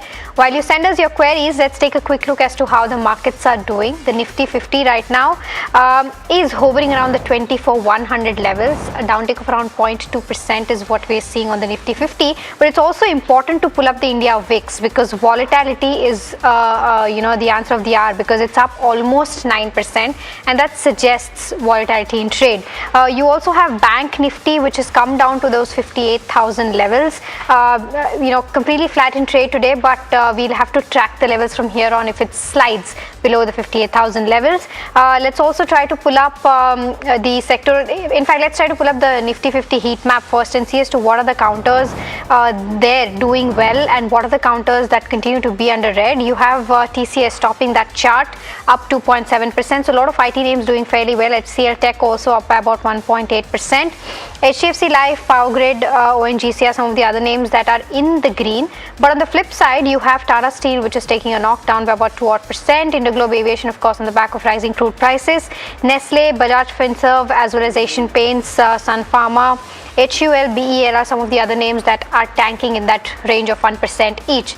Let's quickly pull up the sectoral heat map and see as to what sectors are doing in trade right now. And a lot of them in the red. You have consumer durable, IT and media, which is slightly in the green. PSU Banks also slightly in the green, but FMCG down by about 0.8%. Metal is down by about 0.8% as well. Metal, defense also, and pharma also down by about 0.8 to 0.5% is the range. So the range is also pretty much range bound. Let's also try to pull up the advanced decline ratio and see as to what the broader end of spectrum is doing, because while the mid cap 150 is in the red, the small cap 250 is at least in the green. There you go, and it's been diverging in the last 2 odd hours. We've seen in the last 1 odd hour we've seen it diverge at least thrice now. And that suggests the volatility in the broader end of spectrum as well. The mid cap 150, if you can try to pull that up, down by about 0.14%, and the small cap 250 down by up by about 0.23% at the day's high point. So I think small cap index is something where there is some enthusiasm as we speak. But that's with regards to where the markets go. But let me welcome in our guest for the day, who will be answering all your stock related questions. We're joined by Sameer Dalal of Natwarlal and Sons Stock Brokers and Gaurav Sharma, Vice President and Head of Research at Globe Capital, joining us now. Welcome to both of you, gentlemen, and a very good morning to the both of you. I'll start with the first question, which is coming in from Ravi, who's writing us from Mumbai. He's asking about Inox Wind. He's got around he's bought it at the price of 120 rupees, and he wants to know whether to continue to hold this from a long-term perspective or exit this counter. He's bought it at elevated levels. Sameer, what would you recommend him? Yeah, so I think hold on to the stock. Look, the wind energy space, and especially, the setup that's going to happen over the next few years is going to lead to a great opportunity. There are large players in the space. Yes, he bought it at a little higher level, but if you look at the high the stock has made, was even higher than that, right? So you're getting it at a decent. Today, if anything, I would say tell them to average on and hold the stock. We have a target price of about 150 in about 18 months period. So that is a good upside. But from 120 to 150, which is his purchase price, the returns are not that phenomenal. So I would suggest averaging out and buying some more, because we remain very constructive. Got that view, Sameer, and welcome to the show. But the next question, between South Indian Bank as well as IDFC First, our viewer Shankar from Bengaluru wants to enter either of those counters right now. Gaurav, good morning, welcome to the show. Would you recommend that on either? Because of course on the fundamental side, you've seen South Indian Bank have a new CEO appointment, and you saw in the last week a run up on that stock. Is the gain still good to enter at this point of time? And either of the, between South Indian Bank and IDFC First, what's a better stock to enter? Hi Puneet, very good morning to you. When a comparison in these two stocks has to be done, then I think I'll prefer IDFC First at the moment. The stop loss level is very much suitable from here. From a trading standpoint, somewhere closer to 3 to 6 months. Stop loss of 74 is what is needed. And on the higher side, I'm expecting the stock to give us a breakout and head towards 92-95 zones. Okay, all right. So that's the view coming in on IDFC First Bank. I think we've got our first caller for the day. Sanjay is calling us from New Delhi. Sanjay, a very good morning to you. Go ahead, ask your question. Yeah, very good morning to all of you. My question is on Kutas Small Finance Bank. I bought it at 81 rupees 50 paisa, and more than 1.5 years it has been lying over there, no returns. Now it is coming somewhere near to that. So I wanted to know whether we should quit or we can expect some 10-15% gain from here or not. Okay, Sanjay, just want to get a sense. Did you see the charts while buying it? Did you see the fundamentals? What is it that you saw and bought the stock? No, it's more than 1.5 years back. I don't remember now much No of what did carried me to buy this stock. No worries. And how long do you have the patience to hold it there?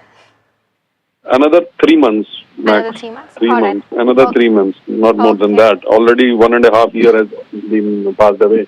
Fair. Okay, got your question. Then I'll take this up with Gaurav. Then Gaurav, what are the charts suggesting for Equitas Small Finance Bank? Because it has given a good breakout. Do you think the rally will continue from here on? Rightly pointed out, Mahima. First of all, very good morning to you. So yes, a breakout is there, and the stock is also holding around and above the breakout point very comfortably. We remain constructive. I see the stock heading towards 1991 odd zones. So so the viewer should hold on to the position to take a stop at 76. Sorry, because we generally don't take two views on each stock, but Sanjay had a good point, right? He'd been holding for the last 18 months. I think then you started to see those concerns coming in on microfinance, and hence the stock, I think, corrected all the way down till 56 and has recovered back to that level. Should he just hold on because Q1 update was also very strong for the company? I think he can hold on. But look, the price to book value is trading at about 1.5, which is not so bad. There always remains a risk given the fact that they have a very large exposure to the microfinance side. So track the monsoon. If the monsoon, which has caught up quite nicely, continues this trajectory, I think the microfinance side will not go through more pain. And then you could see a recovery. But if the monsoon wanes off and again you start seeing a deficit, be a little cautious because the agri side, which is the side which does a lot of this microfinancing, could get affected. So keep a watch on that. But fundamentally, I mean, they are in a better position right now than they were about, say, 6-8 months ago. And the stock has already rallied a bit. I think it was about 50-60, somewhere around those levels. But it's already rallied quite a bit. Fair point, and hopefully, Sanjay, that answers your questions, give you more perspective as to what you could do. But let's stick with the banking space. Canara Bank as well as Union Bank. What's a better pick to enter for the next 1 year? Samir, I think Union had a very weak Q1 update, but Canara, are you feeling good about it because it's corrected also from those highs? What's your view? Yeah, so Canara is a preferred bet. I didn't think the Union guidance was, the numbers that they gave were that bad. Yes, the street took it a little badly on the chin, but I didn't think they were so bad. But having said that, between them, Canara Bank remains a preferred pick. The stock has corrected back from 150 odd levels down to this 126, 27 odd levels. It's trading at price to book of about 1. Which is not so bad. And we still believe that given the size of the balance sheet and the growth that remains, plus the expanding NIMs that will start happening now, given the fact that we are not in an interest reduction cycle. So as their borrowings get repriced down, because earlier they cut their lending rates, but the borrowing doesn't get repriced immediately. It takes anywhere between 6 months to 18 months or 2 years for the full repricing to happen. So they'll start benefiting from that. So I think Canara Bank is a good candidate to buy at this point of time. Okay, Canara Bank is a good candidate to buy at this point, is the view coming in from Sachin. The next one that we have, sorry, so bad. Samir, the next one, in fact, I was reading the viewer query which said Sachin and it came up as Sachin, so sorry, Samir. The next one is coming in, and this is from Ramesh, who's writing us from Bengaluru. He's asking about KPI Green Energy. He's bought 10 shares at the levels of 393 and wants to know whether he can continue to hold or exit. Gaurav, I'll come to you on this one. Very tiny amounts of profit is what he's making. Would you recommend him to continue to hold? Do you think the charts are looking attractive enough, or should he exit? The stock is trading in a very narrow range from almost 3 months now. The range is as narrow as 392 on the downside, 410, 414 on the higher side. Overall, the chart structure is not too great, not too bad either. From a medium to longer term perspective, also the stock has remained in a broader range of say about 15-20 odd percent. Okay, one can hold on to the position as of now because we don't see a breakdown coming in this stock, at least for now. Take a stop at 380 and hold. Breakout point would be 430. If that stock is able to surpass that mark, then a further almost towards 460, 470 odd levels can be seen in the next couple of months. But as of now, it is clearly sideways. Got the view, Gaurav. But let's go across to another caller now from Chennai. And Shankar has a stock-related query for us. Shankar, very good morning. Welcome to the show. What's your query? Very good morning, sir. I bought NTPC shares, 500 shares, at the rate of 377 rupees in 3 months back. After my purchase, it went up to 415 rupees. But my target is 470. I expected target is 470. But suddenly it came down for the past 1 month. Still it only trading around 345 to 350 levels.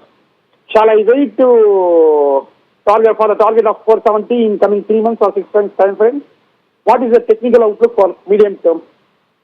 Well, got that view, Shankar. But Gaurav, NTPC as a counter, we don't see too many wild moves, right, in a shorter time period. Would you also recommend that? And what's the 6-month target for the counter, if any? Rightly said. It is some stock which actually trades in a very subtle manner, not too huge moves witnessed. But of late we have seen reasonable profit taking coming in from 400 plus levels to currently around slightly below 350. As of now, my sense is the stock can further slip towards 335 odd levels. So if that point the viewer, if that level suits, then do maintain a stop at 330, slightly below the support levels, and maintain your position. Okay, all right. The next one that we have is coming in on Titan. Kanti Bhai said has told that he wants to invest in this counter from a short-term perspective, and he wants your opinion on this, Gaurav. He has around 50,000 rupees to invest into this counter. Would you recommend? Because one, of course, the earnings are going to come soon. Business update was very strong. The stock is also trading above all its key moving averages. But do you think this is the right point to make an entry? So firstly, Mami, I want to start with a disclaimer here. We have recently released a report on Titan with a buy rating on the stock. So therefore, our clients can have position in it. Our bias is clearly on the buy side, especially from a long-term perspective. Since this query is for a short-term perspective, still the stock looks upbeat. The business update have been good. We remain constructive on the stock, so one can consider it for short-term as well. Any target prices in place? See, in the immediate near term, say 1 to 2 months, a level close to 4,900, 4,800 odd levels can be seen. Got that view, Gaurav. But the next one coming in, this one's on Sun Pharma. Viewer, Mana from Mumbai is holding 75 shares at 1729. So currently sitting in gains, but he has a very long-term thesis. He wants to hold this counter for the next 5 years. Asking if he wishes to add more, is this a good level? What would you recommend here, Samir? Because we've seen, of course, that the big acquisition announced by the company that will have some impact on increasing the interest cost, I think, over the next few quarters. But do you feel it's a good pick for him, and should he continue to hold for the next few years? Okay, so from a 5-year perspective, it is definitely a buy, right? Now, the problem is, should he buy at these current levels? I would say wait a little. And why am I saying that is what you rightfully said. The acquisition that they have done is going to mean big amount of funding, which is going to be taken on the balance sheet. Debt is going to go up. Interest, what you rightfully said, is going to go up. Plus the, the merger is not going to be like the easiest thing for them to do. It's going to take a bit of time. But if anything, Dilip Sangvi has proved over the years is that he is excellent at doing these mergers and takeovers and, stabilizing the business and doing well. So I think it will go through a bit of a lull for a little short period, maybe the next 6 months to a year. If you get this stock closer to 1800, it is definitely a buy. But wait a little, just for the simple reason that this acquisition is going to take a bit of time to digest, and you don't want to be getting in a rush, because the upside from 1900 to 2500 or the upside from 1800 to 2500 does make a difference in return percentages. And also the time, if you buy 6 months later, that changes the return percentage. So wait, buy closer to 1800. Got that view, Samir. But let's go across and take another caller from Hyderabad. And Murli has a stock query for us. Murli, good morning. Welcome to the show. What's your query? Good morning to all the panelists. My question is to Samir sir on SW Solar. I have started buying that since the day I heard that it is moving up, and it has moved up a little bit. I have 12 shares at the present average of 218. Okay. So should I add at the current level a little bit more for another couple of years? Got it. Well, I had this shares earlier. I sold it with a little profit and I exited totally. Then it started going down. Now I see some momentum in this, and I see that this industry is coming up again. Got your question, Murli, and a fair one at that as well. But Samir, it's taken about 21 minutes for this question to come through with you as a fundamental guest. So I think it's taken a while. But just on SW Solar, right? I think it's been a while since we've discussed the stock. I think we have also been talking on this show. Me and you specifically in the morning edition after a really long time. But on SW Solar, you had mentioned that you're positive earlier. You're waiting for some orders to come through. Some of them have, but the stock's not moved too much. Are you still constructive on SW Solar at this point of time? Yes, Puneet, 21 minutes, so very, very constructive still. In the middle, they got an order which was from overseas, which is not the orders that we've been waiting for, right? Those definitely help the company because the more they execute based on what they currently have, it kind of helps their operating leverage work out because they have operating cost of about 320 crores at the head office. And for every project that they do, EPC project, they get a 10% spread. So now they've got a 6,000 crore order. So you're talking of a 600 crore EBITDA getting added on to their profitability over a 2-year period. Of course, not going to happen immediately. It takes a while for these executions, 18 months to happen. But once the Reliance orders come through, which are going to be very sizable. Now, if you remember hearing the Reliance AGM, they talked about setting up 10 gigawatts of capacity every single year. I'm saying even if Sterling and Wilson, which is held 40% by Reliance Industries, or 34 or 35 now because they did a QIP, 35% by, they get even 25% of those orders. You have the next 5 years where this company really doesn't need to go to the market to get fresh orders. If they get a higher number, the profitability will just look ridiculously high. So it's very constructive, very positive. We are just waiting for Reliance to place its orders. Once we get a clarity on that, I think you'll get a much faster move. Got it. Okay. Thanks for that comprehensive answer. And now you know, Samir, that we don't make up these queries. So, jokes apart, it's time for a rapid fire round. Try to keep your answers as short as possible. The first one that we have is on VST Industries. Raghunandan Iyer is holding 160 odd shares at the levels of 275. Continue to hold, Gaurav? No, better to exit right away. The next one's Sumitomo Chemicals and Lalita from Bengaluru is holding shares at 504. Gaurav, what's your view on the stock? Looking very good. Hold with a stop at 510. Keep trading the stop loss. Look for targets close to 560, 570 odd levels in the coming 1 to 2 months. Okay, the next one is on Tamil Nadu Mercantile Bank. Raghav from Hyderabad wants to know if this is a good time to enter for the next 2 years. Samir? Don't have this bank under coverage, sorry. But banking very positive overall. Okay. The next one's on from Harsha from Vijayawada on Vari Energies, bought at 3150. Wants to know if it's a good time to continue holding the stock or adding more as well. Gaurav, would you recommend that? Yes, one can consider this is like decline is a good opportunity. Keep a little medium to longer term viewpoint and hold on to the stock. Okay, NTPC Green bought at the levels of 108. 138 shares is what Pawan from Bengaluru is holding. He wants to know, is it a good time to sell? Continue to hold a long-term view on this, Samir? I would say add on something.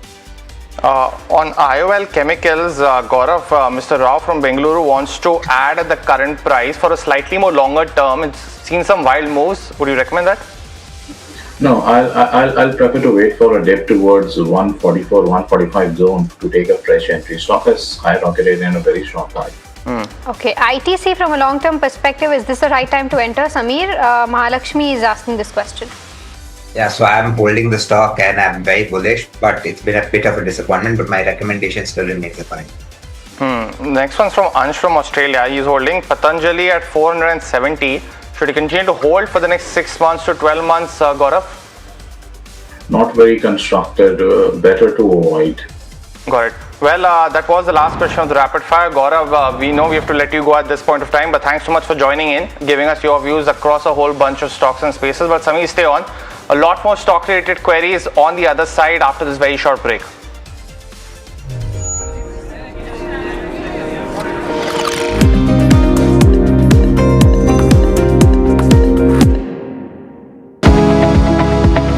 Superstar Stocks of the Day, presented by Tata Azura, हर रास्ते का superstar.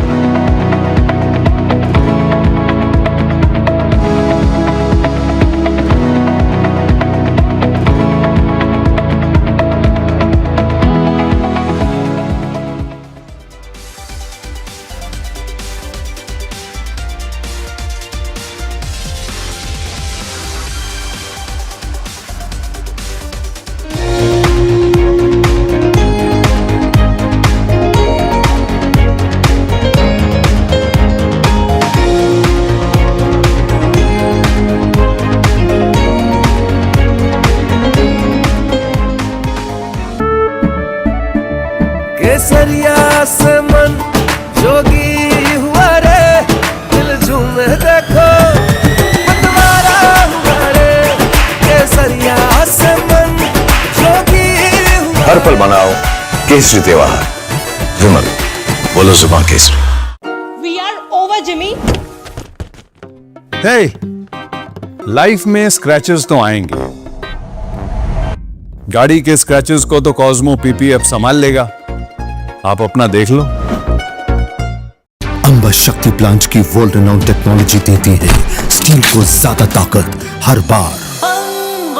Amba शक्ति SDTMT.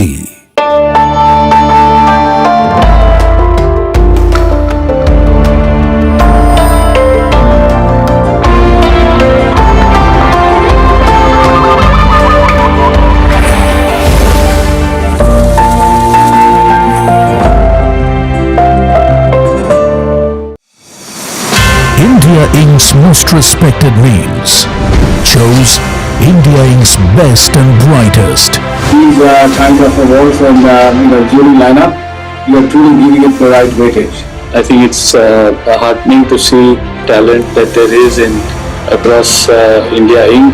We should be awarding companies and individuals who have focused not only on growth but also on bringing good governance. Be part of jury and vote on the people, the men, the women, the companies in India who have the right stuff is a great opportunity for us. For us, the biggest thing is trust. That's what we provide. We need leaders in India that can help take India being a global superpower. We got a fantastic jury and we've left all decisions to the wisdom of the jury. Who will earn India's top business honors?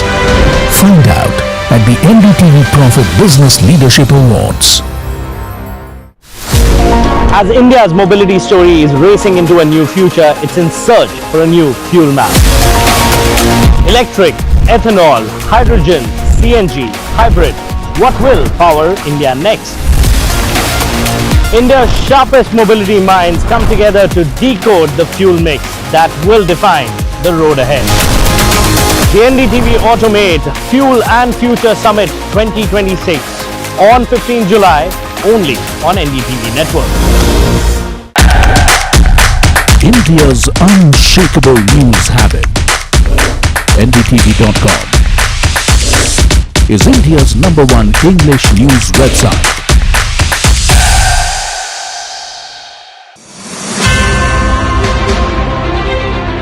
From a PwC standpoint, we actually set up criterion for each of the categories that we discussed with NDTV. A criterion was set up. Different KPIs were adopted for different categories. These are of course discussed, internally. We challenged ourselves, etc., and we made sure that the data sources were all very robust, so that the trust could be built in.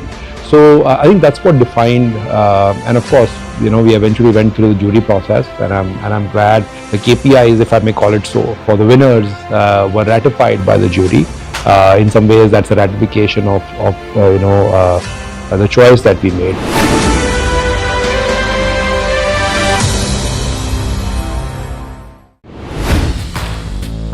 Hi, I'm Tamanna Inamdar. Watch me on NDTV Profit, where I break down the day's biggest business stories. What happened, why it matters, and what it means for your money. Hi, I'm Neeraj Shah. Watch me on NDTV Profit for the most incisive market intelligence and meaningful corporate conversation. And I'm Alex Matthew. Markets, mutual funds, insurance, personal finance. I help you cut through the noise and make smarter financial choices. And here's where you can watch us.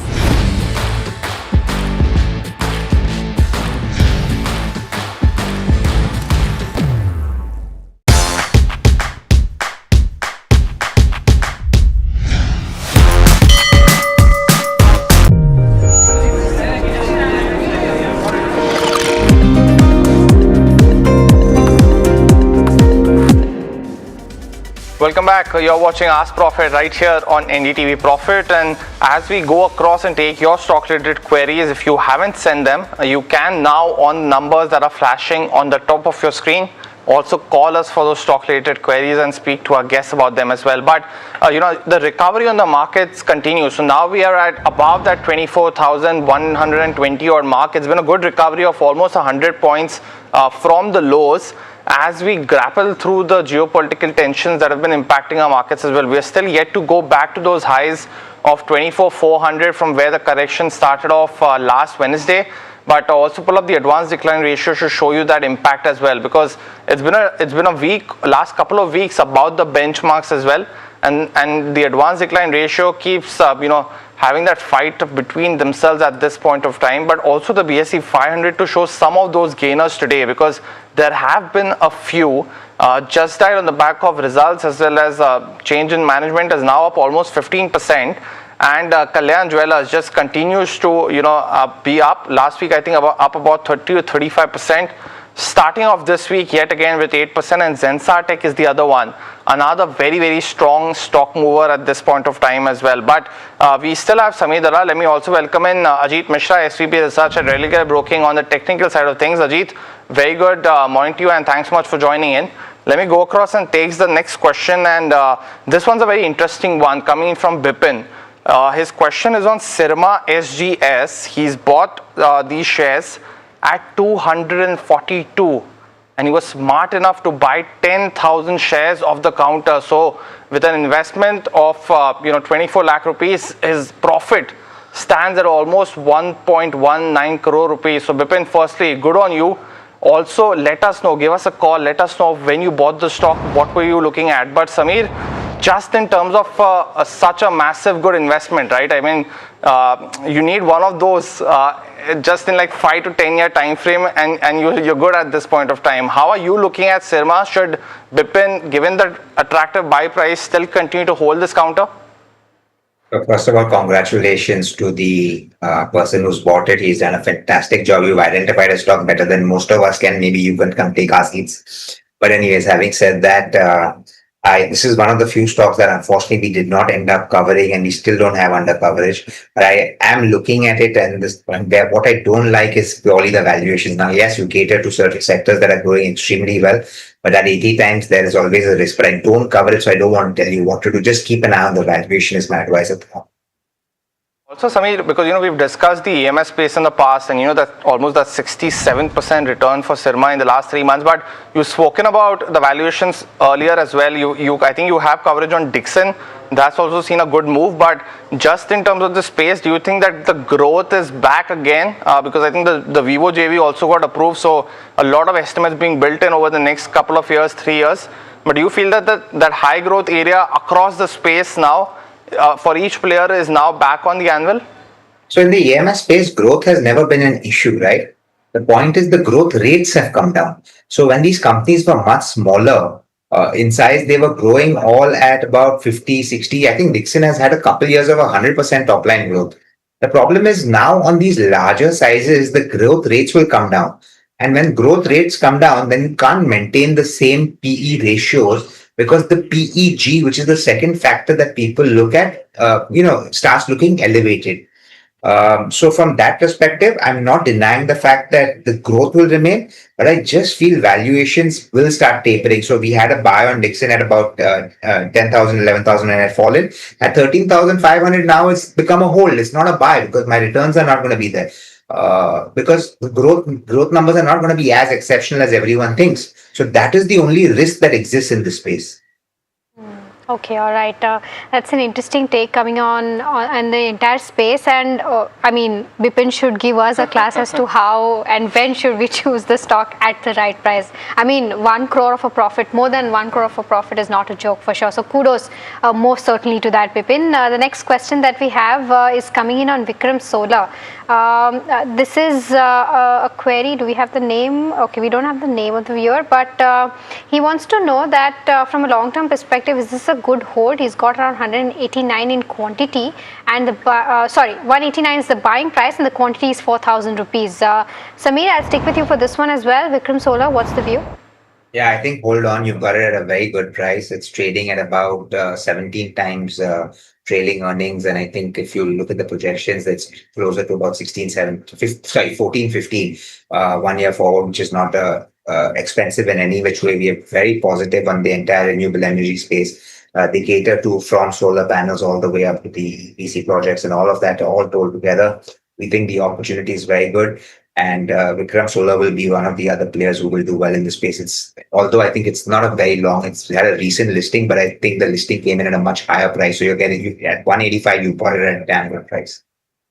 Got that view, but let me take another query now, and this one's on Motherson. Our viewers holding shares at 88 rupees and holding almost 1,000 of them, so sitting on good gains yet again. Venkat Ramini wants to know what to do with this counter. Ajit, very good morning to you. How are you looking at, and this one I'm talking about the other Samvardhana Motherson, so let's pull up that counter as well. But how are you looking at it, Ajit, on the chart? Since he's bought it at 88, should he continue to hold?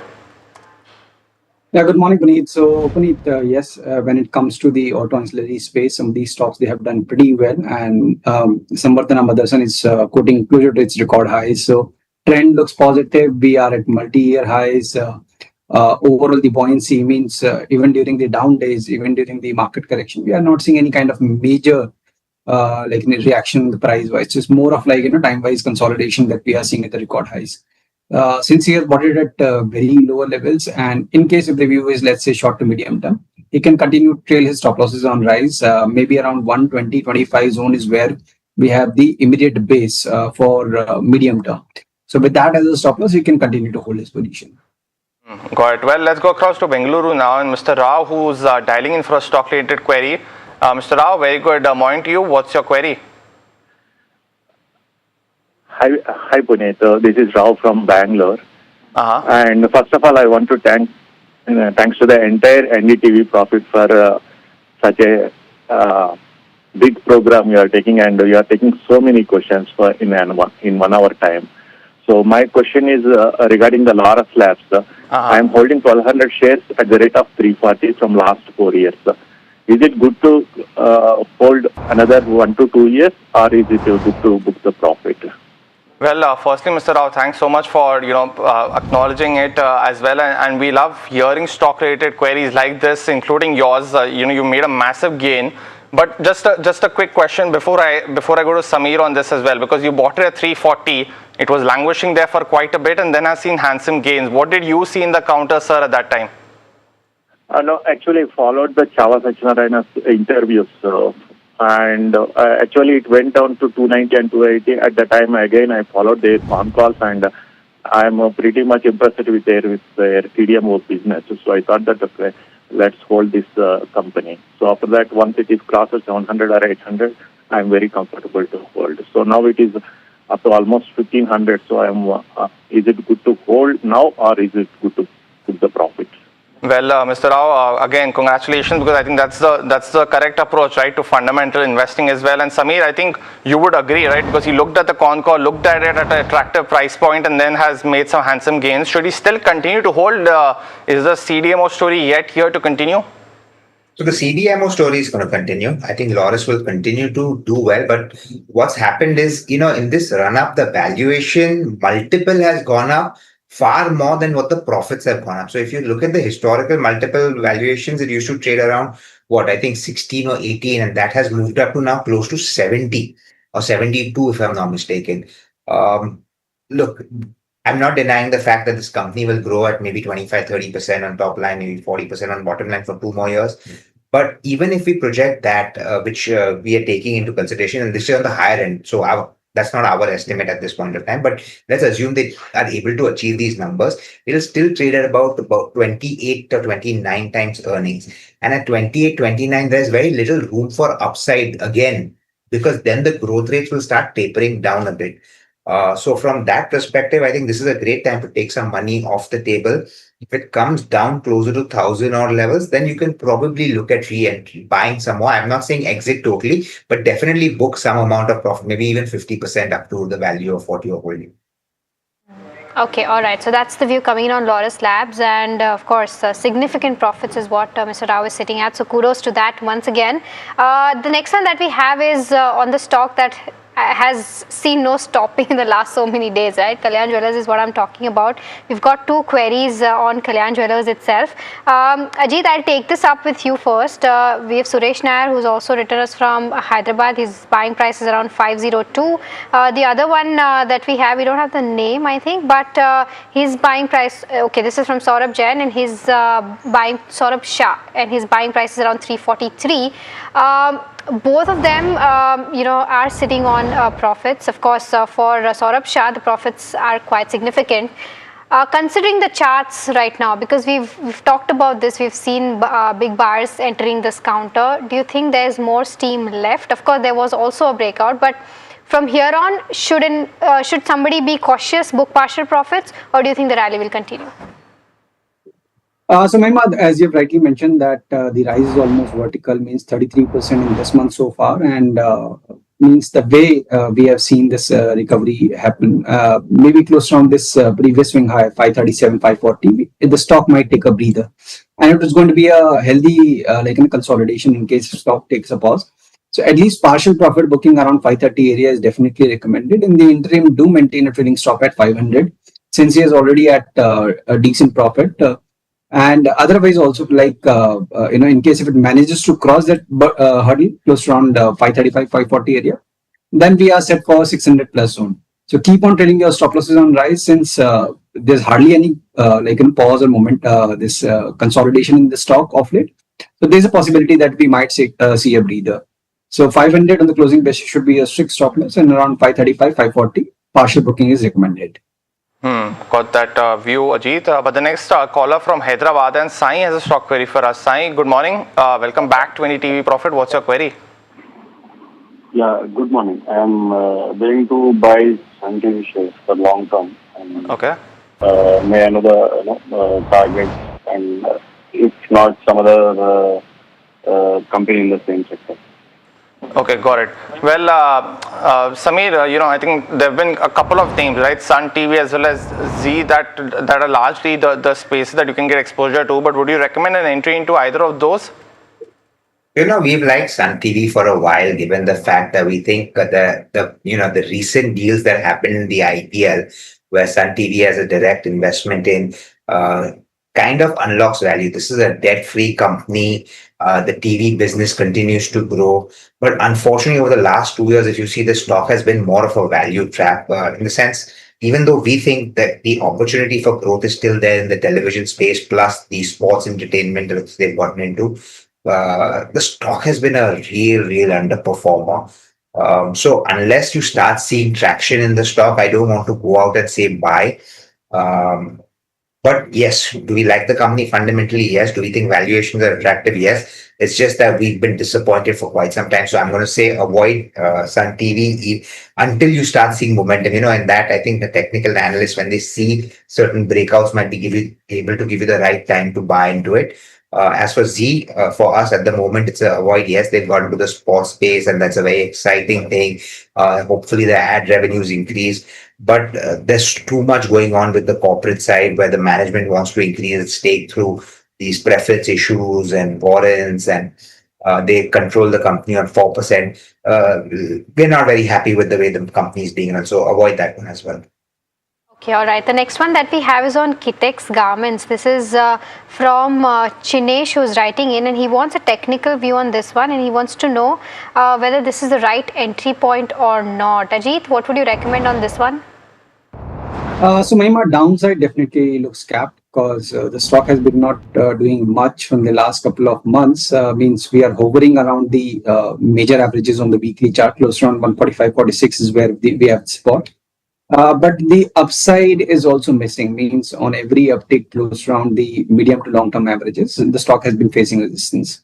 So even if, let's say, the stock prices are okay, but since the tone is still sideways to negative, I would recommend to wait and let the stock surpass this hurdle at 175, 180 decisively for any kind of meaningful up move towards 210, 220 levels in the coming weeks. So as of now, it's a hold, but for fresh buying, wait for a close above 180 mark for a momentum trade. Ajit got that view, but the next question, and this one's from Nalamuthu from Chennai, is holding on to LNT at 3477 and possibly bought it in that correction that we saw during the March as well as the war that started at that time. Our viewer and he wants to know about a 3-year view on the stock. Samir, actually, the stock has recovered to its pre-fall, pre-war era, but how are you looking at the next 1 year? A lot of exposure from the Middle East and the crisis continues as well. How are you looking at this year for the company? Because there will be some delays in execution. Will it be suffice to look at domestic growth at this point of time? How are you looking at this counter now? So you can't look at L&T purely on the domestic growth because the hydrocarbon space, which is a large part of their overall book, is also coming from there, which is the higher. If you look at the margin profiles of the various businesses, hydrocarbon generates the highest margin for them, right? And that business could get affected from the Middle East in the short term. There are certain other infra projects also which they're doing in the Middle East which could get affected. But having said all of that, look, L&T is not purely an infra company. They have a lot of holdings in various other companies. So when you look at the entire sum of the parts, the tech space is going through a bit of a difficult period. The finance, L&T Finance is probably one of the engines that has really, really been firing for them. In fact, that is, I think, probably the lifetime high. LTI Mindtree numbers came in recently, which were not too bad, but nothing phenomenal. And the tech sector remains in focus, I think. So if I add up all of those parts, plus I look at the construction arm of it, valuations are fair. We think the growth will rebound, not now, but over the next 6 months to a year. So he's got it at a good price of 3,400, which is great. Hold on to it. If it comes closer again to that price, I would say add on more. We remain long-term constructive, but short-term, next 6 months, very difficult to call what's going to happen. Okay, all right. So that's the view coming in on L&T. The next one that we have is coming in, and this is, we don't get a query on this particular stock every day, but it's an interesting one for sure because it's seen a significant run up. I'm talking about Aditya Infotech. Rajesh from Bengaluru had bought it at the levels of 1500, so very attractive pricing. The stock has doubled from there for him, and he wants to know that he can hold this for another 3 years. Is this a good hold is what he wants to know. Samir, any view on Aditya Infotech? Sorry, this one we don't have under coverage. No worries. Ajit, I'll take this up with you. From the low levels, it's not stopped, right? Since what, August 25, it's been on an up move. Do you think the rally will continue from here on, or should he book partial profits? So Mahima, the move has been almost vertical, and off late from last couple of months, we are seeing a bit of a breather. But while holding up the short-term averages, so that clearly indicates that bulls are still under control. So short-term bias definitely looks positive, and this area close around 3,500, 3,520 is where we have the immediate base. So with that as a stop loss, you can continue to stay put. In the next leg, let's say above 3,800 mark, 4,200, 4,300 is something the stock might test. Got that view, Ajit. But let's go across, take another caller from Chennai, and Abhirami has a stock query for us. Abhirami, very good morning to you. What's your query? Hi, Abhirami, can you hear me? Yeah, I think some very feeble audio, but I'll take the stock-related query on Paradeep Phosphates. She's bought at 130 odd, asking what she should do with the 50 shares. Ajit, a view? So Paradeep, We are seeing recovery, Puneet, but it's not very strong or decisive. Though the stock has reclaimed the long-term averages, which is a good sign. We are trying to form a base above that area. So possibly a gradual up move towards 150-55 is there in the card. So with 130 as a stop loss, he can continue to stay put. And around 155, 160, he should review his position again. Okay, all right. The next one that we have is on the real estate space. This is from Mohammed, who's writing us from Dubai.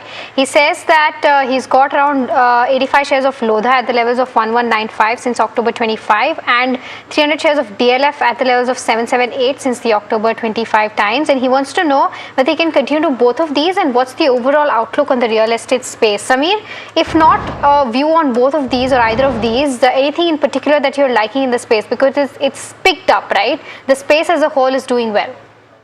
Absolutely. The space is doing well. Stocks have started moving up again.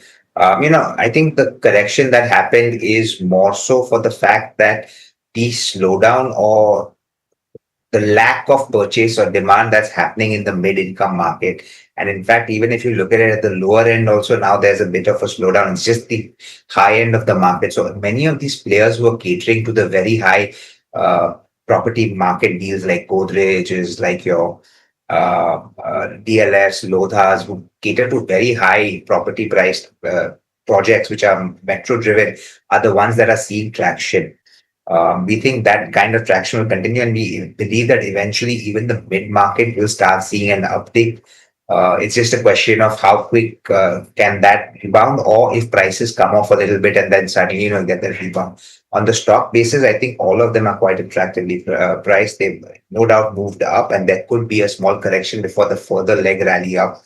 But our top pick in that space at this point of time, purely on valuations, is Embassy Developers. The stock has got butchered out of shape like no one's business. It's I think 66 or 65 or something around those levels because of certain case against it. So that is there. Keystone Realities, which just announced its quarterly not numbers, but their preview have said that sales, the pre-sales have fallen a bit, but we believe they will bounce back. So that is another stock attractively priced. Those are the two which we are buying at this moment. And of course, Godrej Property is the one that we hold and we continue to like. Got it. Let's now start the rapid fire round in this edition of the show. Samir as well as Ajit, you know the drill. First question on Fino Payments Bank. Sai Reddy has been holding these shares at 129. Ajit, is it a good time for him to book profits? Yeah, at least book partial and trail stop loss at 140. The next one that we have is on Castrol India. Our viewer has bought 500 shares at levels of 186 4 months back. Continue to hold. Sudhakar from Hyderabad wants to know, Ajit. Yeah, it's a hold with stick stop at 180. Next one's on Siemens Energy, bought at 3227 and this is by Dilip. He wants a 2-year view. Samir, stocks definitely run up quite a bit. What's your view? So it's run up and come off also. 3,800 is down to 3,400. But anyways, having said that, hold on. I think it's a good attractive price. That's fine. Okay, the next one's on Niva Bupa Insurance. Shrikant from Hyderabad has been holding around 200 shares since IPO. He wants a short-term target on this one. Enough data on the chart, Ajit, to give a view? So short term looks 95, 96. So with stop at 85, we can continue to stay put. Next one's on Force Motors. Ajit, our viewer bought shares at 19,950 and a considerable 40 shares. So down almost 2,000 rupees per share now. What's your view on the counter? Looks oversold, but hardly seeing any sign of reversal yet. So hold with stop loss at 16,500 and review above 20,200 levels. Okay, the next one is from Vijay, who's writing us from Chennai. He wants a short-term view on Coforge. What are the charts indicating, Ajit? Possible up move if it crosses 1550. So maintain stop at 1450 and hold. A smaller counter, Ajit. Jaro Institute of Tech, a recent listing as well, so not too much history. But our viewers bought shares at 580. This is Murthy. Wants a view on the stock. Sorry, I can't comment, Puneet. Don't have enough data to comment. Okay, the next one's on Transray Lighting. Samir, your view on this one. Rajiv from Delhi has pointed the square for you. I think one can continue to hold it at best, not a buy yet. Got the next one between Rajratan as well as Walchand Nagar. What's a better pick, Ajit, for a viewer, Shri? So both are underperforming stock, but Rajrathan we are seeing the recovery. So in case it will be short term, you can continue to hold with 460 as a stop loss and around 520, 530. Look to book profits. Okay, the next one is on healthcare stocks. Our viewer wants to know, a fresh entry into Kim's or Dr. Reddy's from a long-term perspective makes sense. Either of these, none of these, Samir? So Dr. Reddy's is something we would recommend if you want to take up between these two, but otherwise you can look at Sun Pharma closer to 1800, which we had a long conversation. Okay. Got it. The next one's on Okla India, bought at 594. Of course, operates the well-known brand MTR. But Vikas from Pune wants to know if it's a good time to buy and continue to hold. It's trading at 52-week lows. Samir, any view? Yeah, I think that you can buy this stock. Look, eventually we think there's going to be a revaluation in this entire space of consumerism, especially, which is this mass consumerism. Okay, the next one that we have is coming in from Shankar, who's writing us from Bengaluru, asking about Jyoti Labs. 280 shares bought at the levels of 198. Continue to hold. He's planning to add 250 more shares. Is that recommended for the next 2 months, Ajit? Underperforming stock, please avoid adding, and for existing also maintain a stop at 190. Next one's on KSB Pumps, bought by a viewer Rajesh, who's a regular viewer of the show, at 768. Wants a short to medium term outlook here, Ajit. What should he do? So bias positive. In fact, a possible up move is likely. With stop at 900, he can continue to hold. Okay, the next one is on Persistent Systems. A good time to buy the stock or wait and watch? Samir, any view? Wait and watch. In fact, I think for me, it's a little expensive on valuation compared to the rest of the IT pack. Samir, we took a technical view on Kalyan Jewellers, but I remember that you were very positive on it and you are smiling, so that's good to know. But Kumar from Chennai wants to know a 2-year time frame. Is it still a good buy? Absolutely. It's still a buy from 2 years, but given the fact that it's run up so much, don't buy it right away. Let it come off a bit. I think it's overshot in the short term. Correct. Well, that was the last query of the show, but Ajit as well as Samir, thanks so much for joining in and helping us solve 50 queries for today. We got quite a few ones as well, but thanks so much to both of you for helping us do that. But viewers, out of time in this edition of Fast Profit, thanks so much for joining in and calling in as well. Do stay tuned. We'll take a lot more stock related queries at 2 p.m. in the afternoon edition of the show.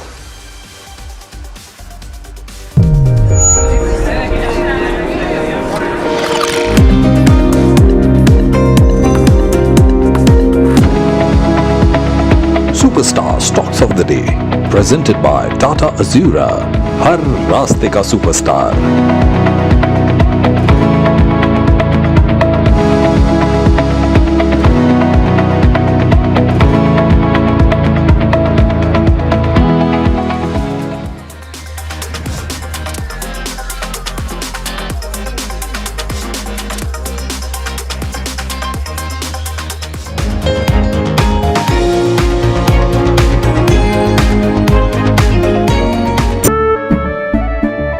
केसरिया से मन जोगी हुआ रे, दिल झूमे देखो पतवारा हुआ रे, केसरिया से मन जोगी हुआ. हर पल मनाओ केसरी त्योहार.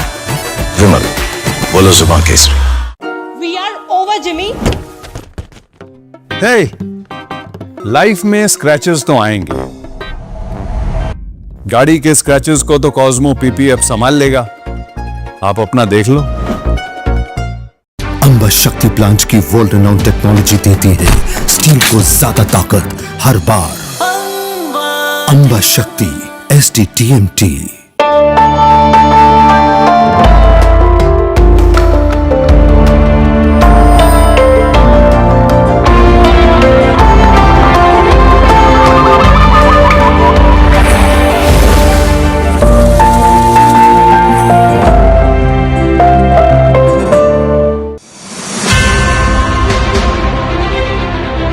that are propelling India to what we call the Viksit Bharat stage. Those are demographics, democracy and digitization. These three things are instrumental in creating what we hope is a new India, a more bold India, a more braver India in the next few years.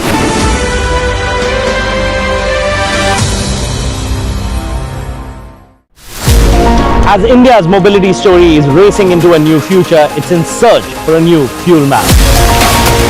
Electric, ethanol, hydrogen, CNG, hybrid. What will power India next?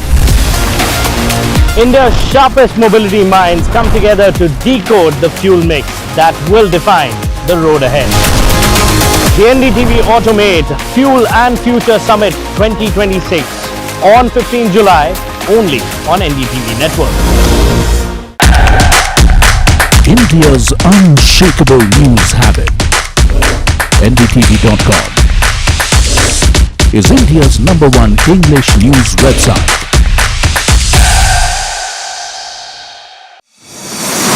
India Inc.'s most respected names chose India Inc.'s best and brightest.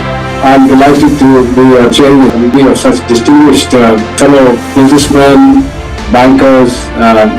It's lovely to be back on this NDTV jury. I have been a fan of NDTV for a long time. Many of the nominees.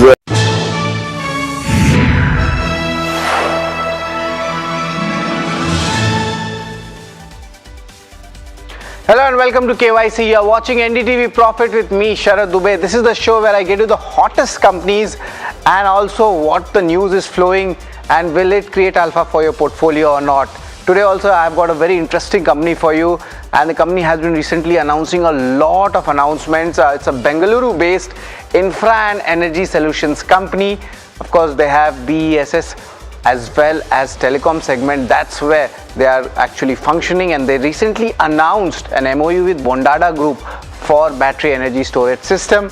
It's a recently listed company. It was listed last year, October 6th, and also from the March lows, if you look at the stock, it's up 53%.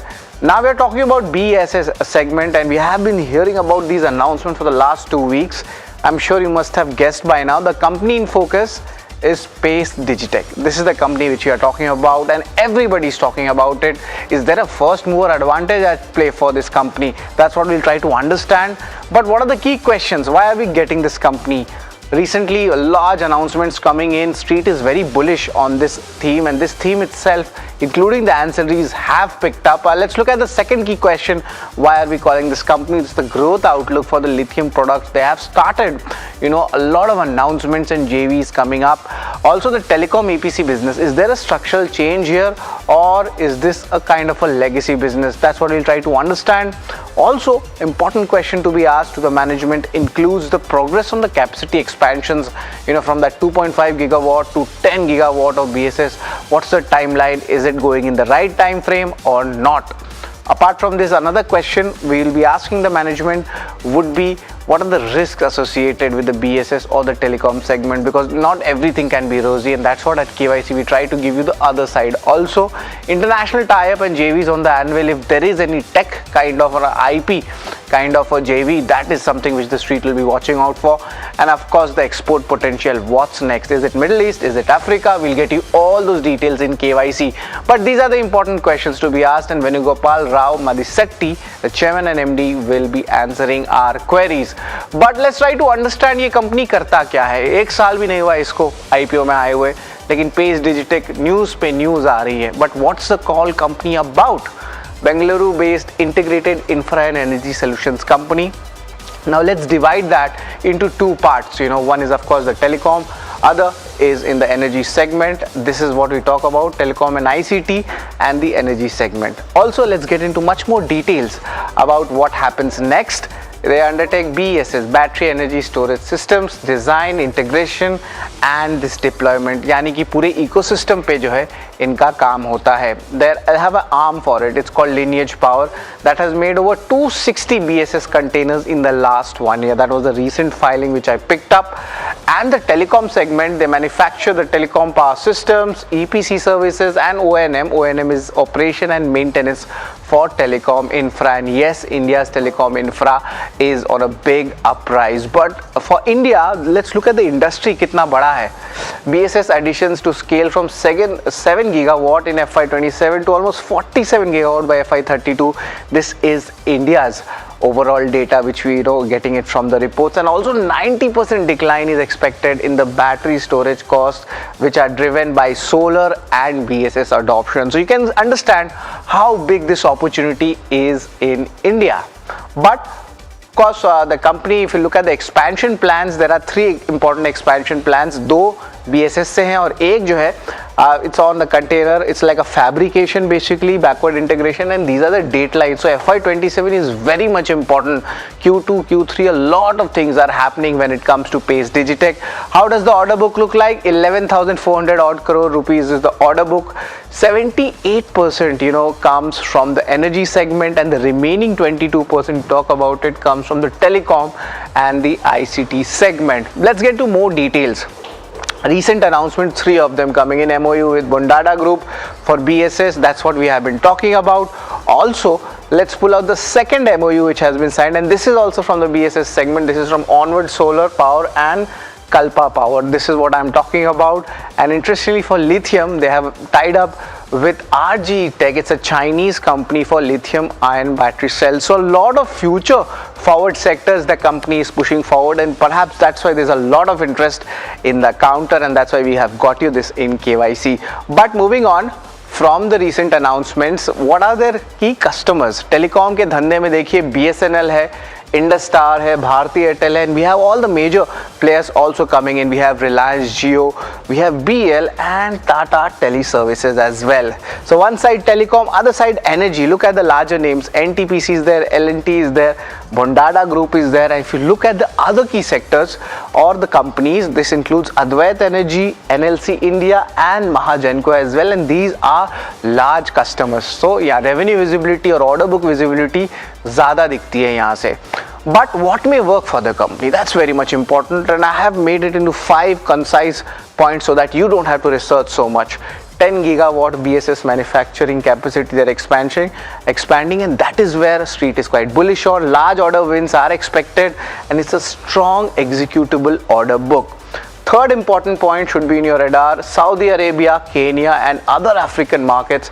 That's where they're trying to expand, and this is of course having a big market potential if you talk about it. They are positioning themselves as a renewable energy platform, and remember, platforms at times do have premium valuations from the market perspective, and the structural demand coming in from renewables, grid, rail and digital infra.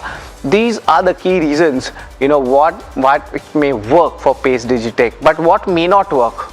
Return ratios might be suppressed because you are expanding. तो आपके ROC number में गिरावट देखने वाली है, and I'm going to get you those numbers also in a while. The balance sheet may remain stressed despite IPO coming in. They're reducing their little bit of debt, but nevertheless the execution risk, खास करके EPC business में, that remains there. And of course, if that happens, the receivables might be rising. So that's a little bit of concern in my analysis for Pace Digitech. But nevertheless, right now the street is awarding this counter. But let's understand the KYC ratings on which we'll be judging Pace Digitech. Of course, this includes income statement, balance sheet, cash flow. These are the basics. Return ratio, we'll try to understand what's happening. Remember, companies under expansion, and shareholding street cred just from October 6 till now, 1 साल के नीचे इनका time period है, so take things with a pinch of salt. Valuation, we'll try to compare, is it cheap right now also, and the outlook, we'll try to understand what are the important guidances which the company is giving. Let's start with income statement to show you the entire picture, what's happening here, and very strong CAGR growth coming in for revenue, EBITDA, PAT, and this is what you can see on my left hand side, a good growth coming in. Q4 numbers also, if you pull it out, we see a good set of jump coming in, and remember, compare these numbers on a year-on-year basis. Let's look at the margin profile also.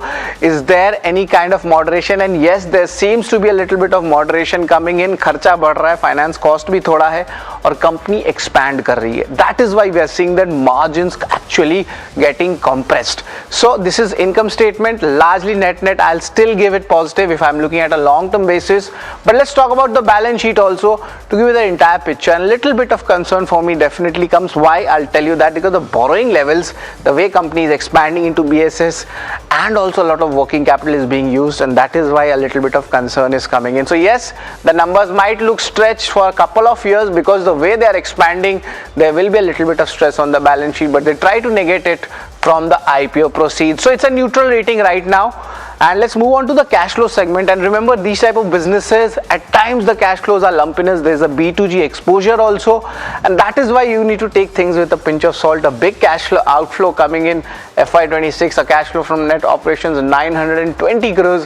EBITDA conversion was pretty decent. Net cash flow still on the positive. So let's take it with a pinch of salt, give it more time to judge the company, and I'm going to give this a neutral rating. Return ratio, that's where the concern is coming in. That's what I was talking about. Company expand kari to return ratios mein pressure to aayega. March 24 it's around 53%, and see the downtick coming in 25 it's 41, and now another fall around at 21%. So this is something which, as per this parameter, is on the negative side. So I'm going to give this a neutral rating. Let's talk about shareholding. What's the story looking like? And remember, the story is very short as of now. Nothing major has changed. FIs, DIs still holding up their positions. DI is actually increasing it, while FI slight decrease coming in, but promoter stake and public stake largely unchanged. So let's give it this a neutral rating. But let's talk about the street cred. From the IPO prices, has the story moved? I mentioned you about the March lows momentum. The stock is up 53%, but to be honest, if you are there from the IPO, nothing much has changed. It's largely flattish or slightly dipping, be it IPO price or listing price.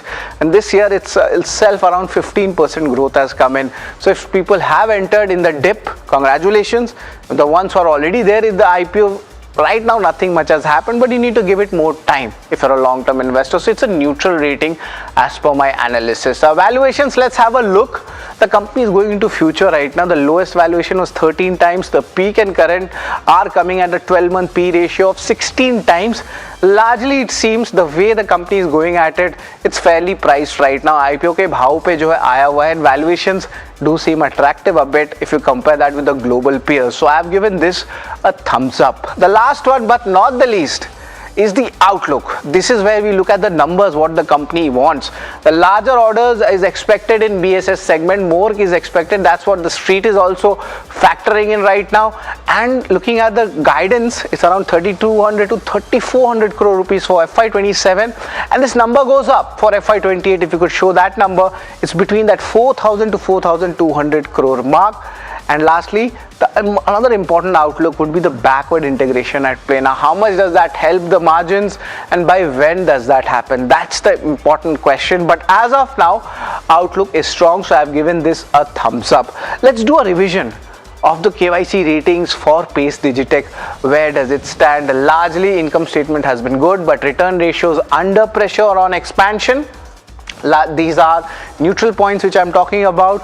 On the other hand, if you look at the shareholding and street cred, it's neutral, but the valuations and outlook seem strong. So a total KYC rating finally comes to 5 out of 8. It's largely in line to slight positive for the average numbers which we generally give in KYC.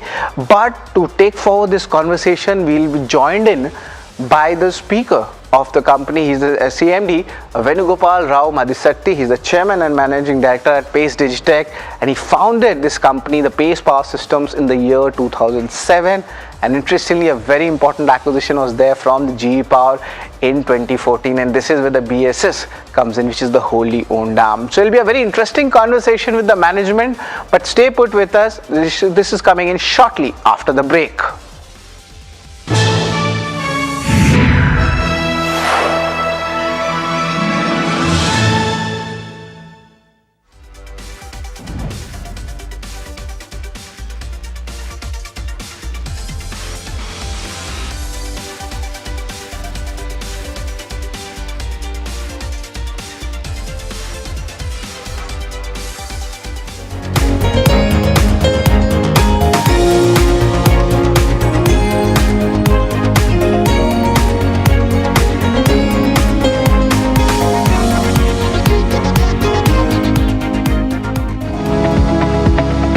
Superstar stocks of the day presented by Tata Azura, हर रास्ते का superstar.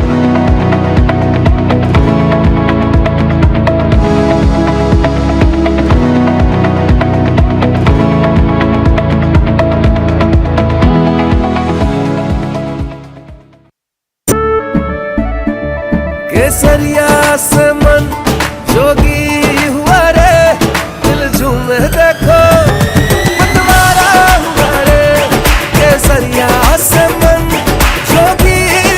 हर पल मनाओ केसरी त्योहार। विमल, बोलो जुबान केसरी। We are over, Jimmy. Hey, life में स्क्रैचेस तो आएंगे।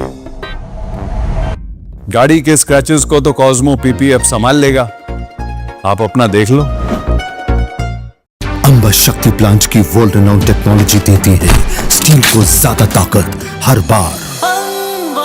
अंबा शक्ति SDTMT। India Inc.'s most respected names chose India Inc.'s best and brightest.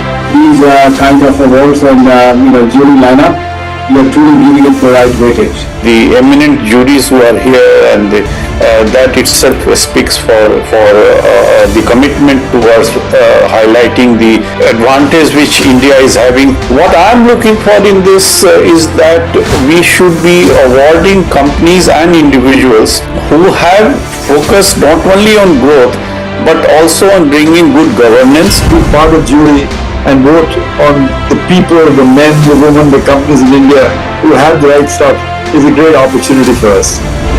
Who will earn India's top business honors? Find out at the NDTV Profit Business Leadership Awards. As India's mobility story is racing into a new future, it's in search for a new fuel map. Electric, ethanol, hydrogen, CNG, hybrid. What will power India next? India's sharpest mobility minds come together to decode the fuel mix that will define the road ahead. The NDTV Automate Fuel and Future Summit 2026 on 15 July only on NDTV Network. India's unshakable news habit. NDTV.com is India's #1 English news website.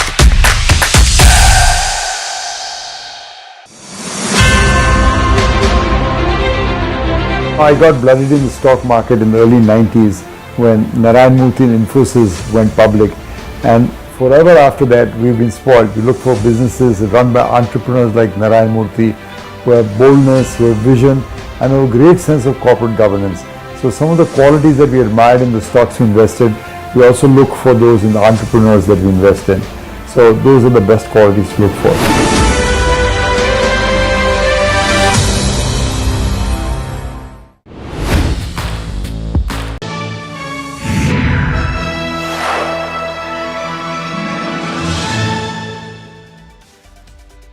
Welcome to KYC. We are joined in by Venugopal Rao Madisetti. He is the chairman and MD at Pace Digitech.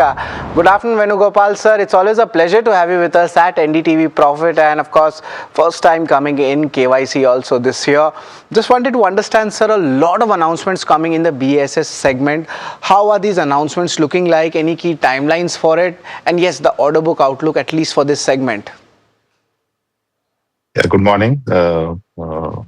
Yes, a lot of announcements are coming because BESS is an evolving subject, and there's a lot of traction to it. And as late as last week, we had participated in India Energy Storage Week. It was an event and exhibition in Delhi. So we had the Minister for Power and the Minister MOS for the MNRE. They had visited this event and they visited our stalls. And during their speech also, they mentioned that energy storage is very, very critical for the country.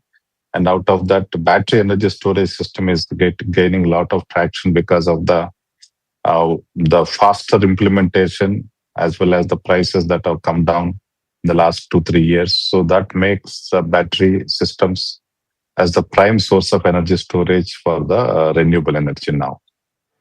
So yes, we do have a lot of a lot of announcements, a lot of partnerships, a lot of MOUs getting signed. Yeah. Right. So there is a bullish sentiment coming in, especially on the order outlook front for BSS segment. But I want to get a little bit more into the details about it. There's a lot of capacity expansion at play. Around 2.5 gigawatts of current capacity, it seems like it's there, and you're expanding. Each quarter there's an expansion coming in. I wanted to understand, the timelines which you have given. Are you sticking to that? The expansion will happen as per the timelines, and if yes, by the end of FY27 or beginning of FY28, what will be the overall capacity? And I'm talking about the BSS segment only. Yeah, the capacity expansion is already in place now. From 2.5, we have expanded to 5, which is just getting commissioned probably in this month itself. And then we are already constructed the factory for the 5 to 10 gigawatt hour capacity. Equipments have been ordered, and the equipment is delivery is expected in October. So yes, before December itself, will be 10 gigawatt hour capacity. That will be the biggest operational capacity in the country for the best systems.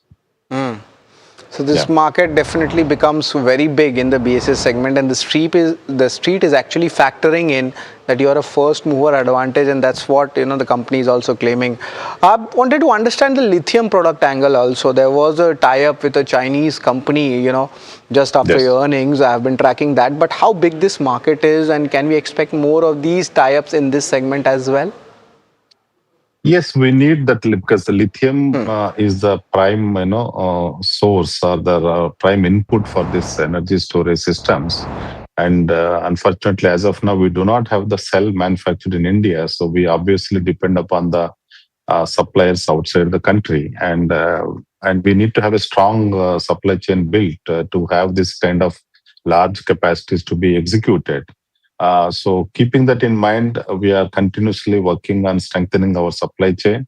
As part of that, we had announced that 3 gigawatt hour from one good supplier after almost 6 months of evaluation by our technical teams and the supply chain teams. We have finalized that. So supply chain becomes very critical for the lithium-ion battery systems because we depend upon them. So obviously, we need to secure our supply chain as well. So we are in that direction, finalizing those partnerships with good suppliers for us.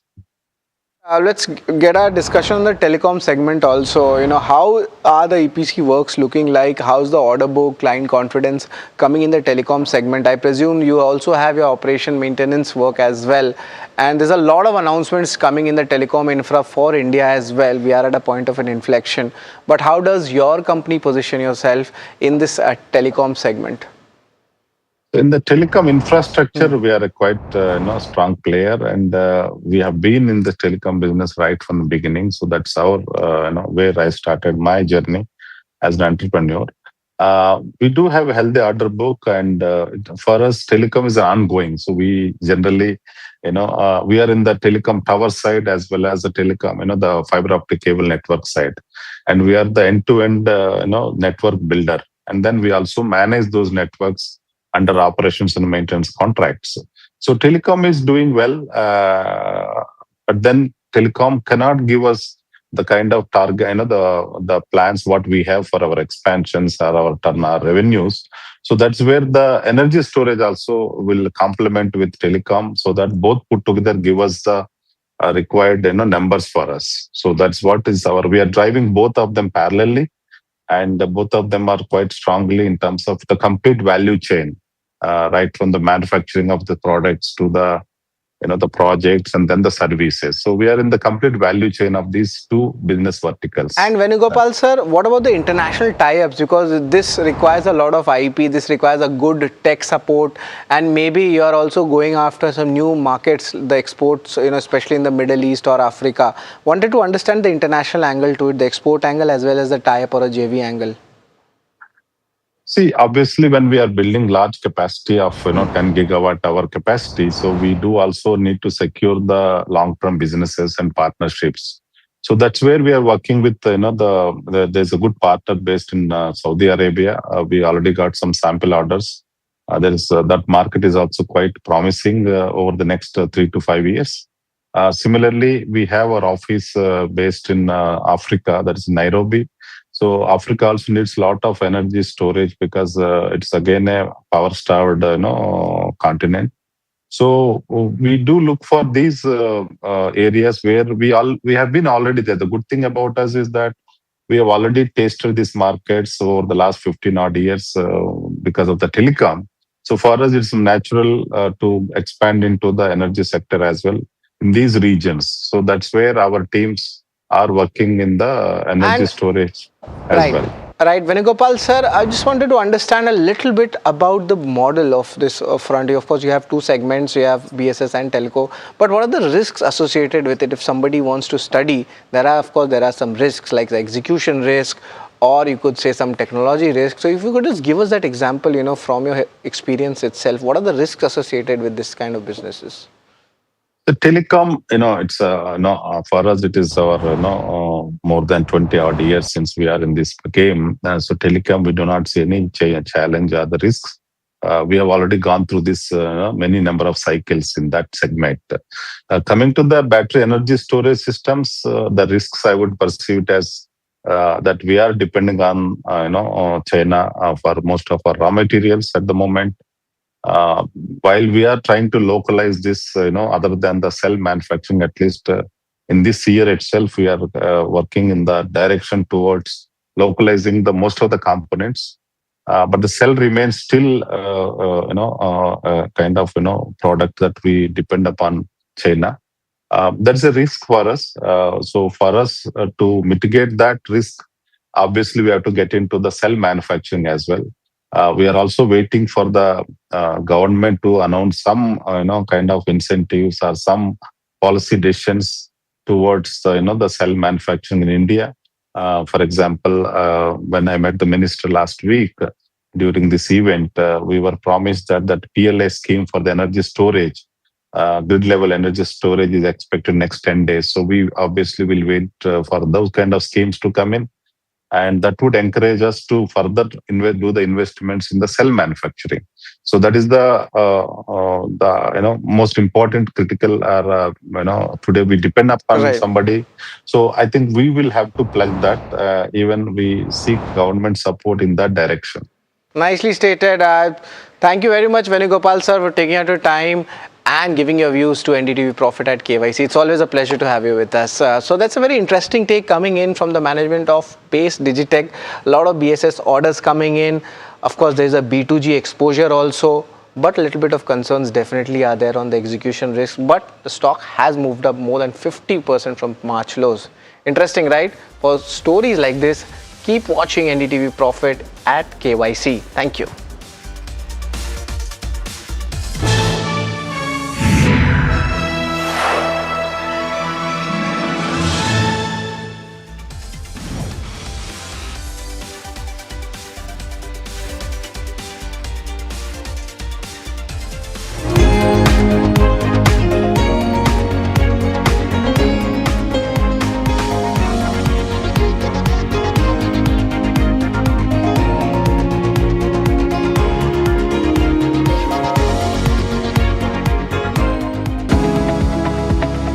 Superstar Stocks of the Day, presented by Tata Azura.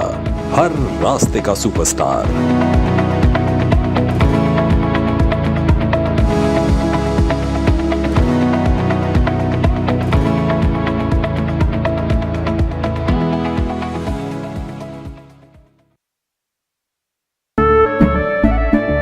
केसरिया से मन जोगी हुआ रे, दिल झूमे देखो मतवारा हुआ रे, केसरिया से मन जोगी हुआ. हर पल मनाओ केसरी त्योहार.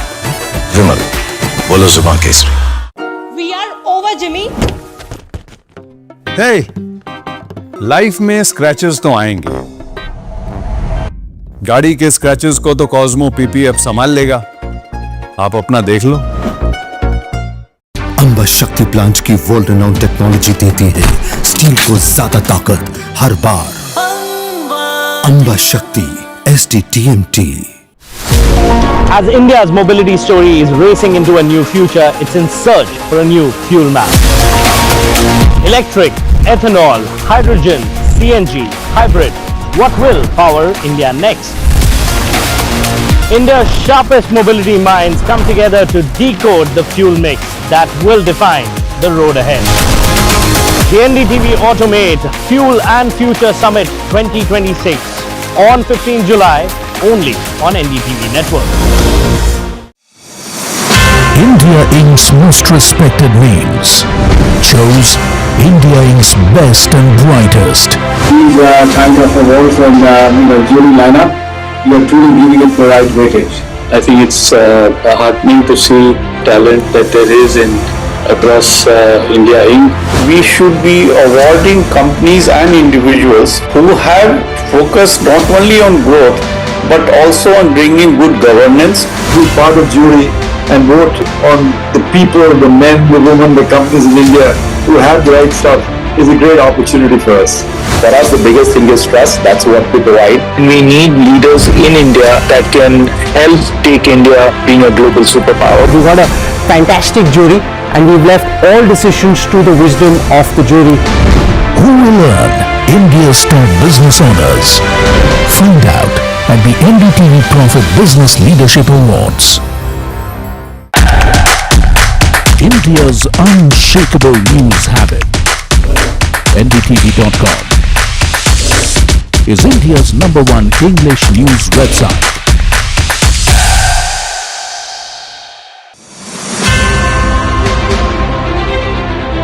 Access to capital, faster regulatory pathways, and market acceptance to create value.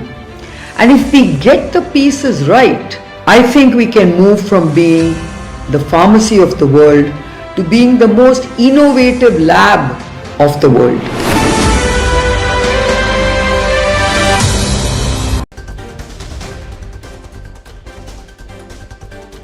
Nifty recovers from opening lows as investors assess global cues, oil volatility and Q1 results. Nifty, though, still is in the red, trades above 24,100 with broader markets moving in tandem with the benchmarks. Avenue Supermarts trades under pressure after operationally weak Q1 results. Metro SSSG impacted due to the quick commerce competition. Company approves 1,000 crore rupees of fundraise via NCDs. Recovery in tech stocks continues as sector emerges as the highest gainer today. TCS leads the pack as Q1 momentum and AI-infused growth plans take center stage. All eyes on Finance Minister Nirmala Sitharaman's meeting with heads of public sector banks.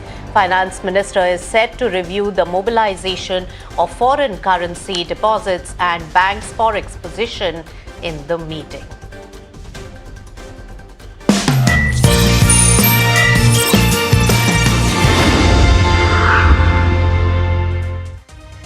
Hello and welcome. You've tuned into Markets at 12 on this Monday afternoon. I'm Nisha Poddar. And let's take a look at the market. Lots of global cues and weakness there is really weighing on the market when we talk about Nifty 50 as well. But there is quite a bit of recovery from the lows of the earlier part of the session and the opening. So 0.2% down, 24,150 odd levels is where Nifty 50 is really finding comfort in and gone. And in fact, elusive is the figure of 24,500, which it had achieved before the war worries resurfaced. In fact, taking a look at all the other aspects as well, the broader markets are also in tandem with the key indices today. So both Sensex and Nifty losing some sheen, and so is the broader market. When we talk about the overall market position, what is really impacting the market and the headline there, it is clearly coming out from the earnings with some of the big boys of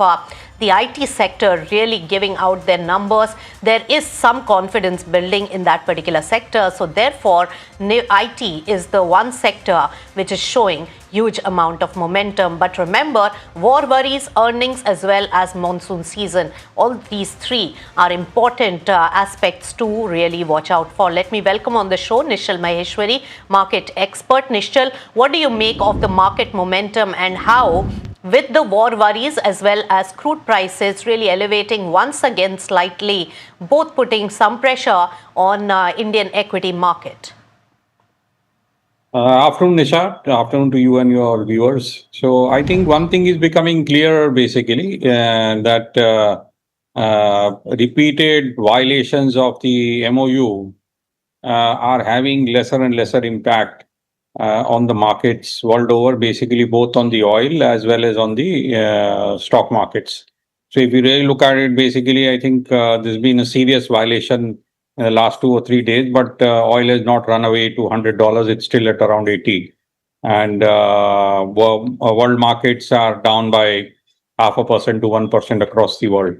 So I think market is world over are looking to digest this because at the core of it, I believe that the world market believes that both the parties involved basically doesn't have a stomach for long fights, and that's why they are all looking towards saying that there is going to be an early resolution. So I think that's the positive side you should look at from the market. Right. Hold on to your thought, Nishchal. Naveen Mathur, the Director, Commodity Currency and Gift City IFSC of Anand Rathi, is also here to talk about the money market. Naveen, welcome to the show. So, of course, along with the equity market, there is pressure building on the rupee market as well. How do you sense the trajectory of rupee for today? Thank you very much, Nisha, and good afternoon to you. Thank you for having me on this show. So we did saw rupee, I would say, depreciating to an extent of 96.96 on the 20th of May. That was the lowest level of the rupee against the dollar. Now, post that, there are certain developments which were kind of positive in terms of the Middle East crisis, which is continuing even today. Since the early, I would say, March or the last week of February onwards. I would say that the rupee, therefore, is getting pressure, building up the pressure again because of the uncertainties. At the same time, Nisha, the dollar index also has started gaining strength. So means if you see today, the dollar index is at around 101.1011. And the rupee currently, as you're showing on the screen itself, is 95.83 or so. So I think I agree to an extent that it is that now the effect on the war or the effect of the war on the rupee or particularly oil across the global markets not having too much of the bearing as it was a few weeks or a month earlier. But I think definitely the rupee would continue because of the dollar index would continue to be under pressure up till unless we don't see respite or the uncertainties which are looming across on this conflict particularly somehow being settled. Even the yields have come up well, and it means 0.34 on the upside. We are seeing 10 years bond yields. So I think the overall trend remains to an extent bearish for rupee, which is depreciation against the dollar. But I don't think so that the rupee would touch again those kind of levels which we saw in the third week of May when the rupee touched around 97 in the markets against the dollar. Nisha. That's right. In fact, rupee depreciation will give a little more heft or at least some good news for the IT sector, which is coming out with its results in this particular season. And the market is now finding a little bit of confidence coming back in the IT sector. Nishchal, what will be your call from whatever we have heard of some of the results coming out so far? I think a few of these results are largely, I think IT results are out, and one thing is clear basically that the uncertainty continues. So nobody is clear basically how this whole thing is going to impact the AI thing. But yes, I think there has been a good recovery as far as IT is concerned, and I think that is because the stocks were beaten down quite a bit. And there is a good trading bounce which is happening. I wouldn't want to actually do a investment buying kind of a thing basically as far as IT is concerned, but I think a trading bet is definitely on. All right, so trading bet is what, Nishchal, very interesting, but a lot of market participants are calling it a trading bet on the IT sector with the kind of volatility that is being seen and not yet sure about the long-term potential. Probably this earnings will give us some sense. But Naveen Mathur, when we talk about the rupee movement, it's extremely critical at this point for our own economy, and government has taken several measures to arrest the fall of rupee. But as soon as the war worries creeped in and dollar got elevated by another $10 or so, soon enough rupee's sharp depreciation has been seen, and 96.35 is not way too far away with the kind of depreciation and softness we have taken in rupee. What is the in-house view? You earlier said that we won't reach the earlier levels, low levels of May, but what's the in-house view on the current softness of rupee and the levels? Nisha, very great question. Means I think the government and the RBI have taken I think many steps in the last couple of months to hold on to the rupee depreciation. So the internal dynamics for the country as such are pretty much positive. But whatever is impacting the rupee is largely the external vulnerabilities, which includes the FPI outflows. So we have seen in 2025 calendar year, the FPIs actually took about $19 billion from the equity and the debt markets. At the same time, we also and we are just half a year on this particular 2026 on the calendar year side.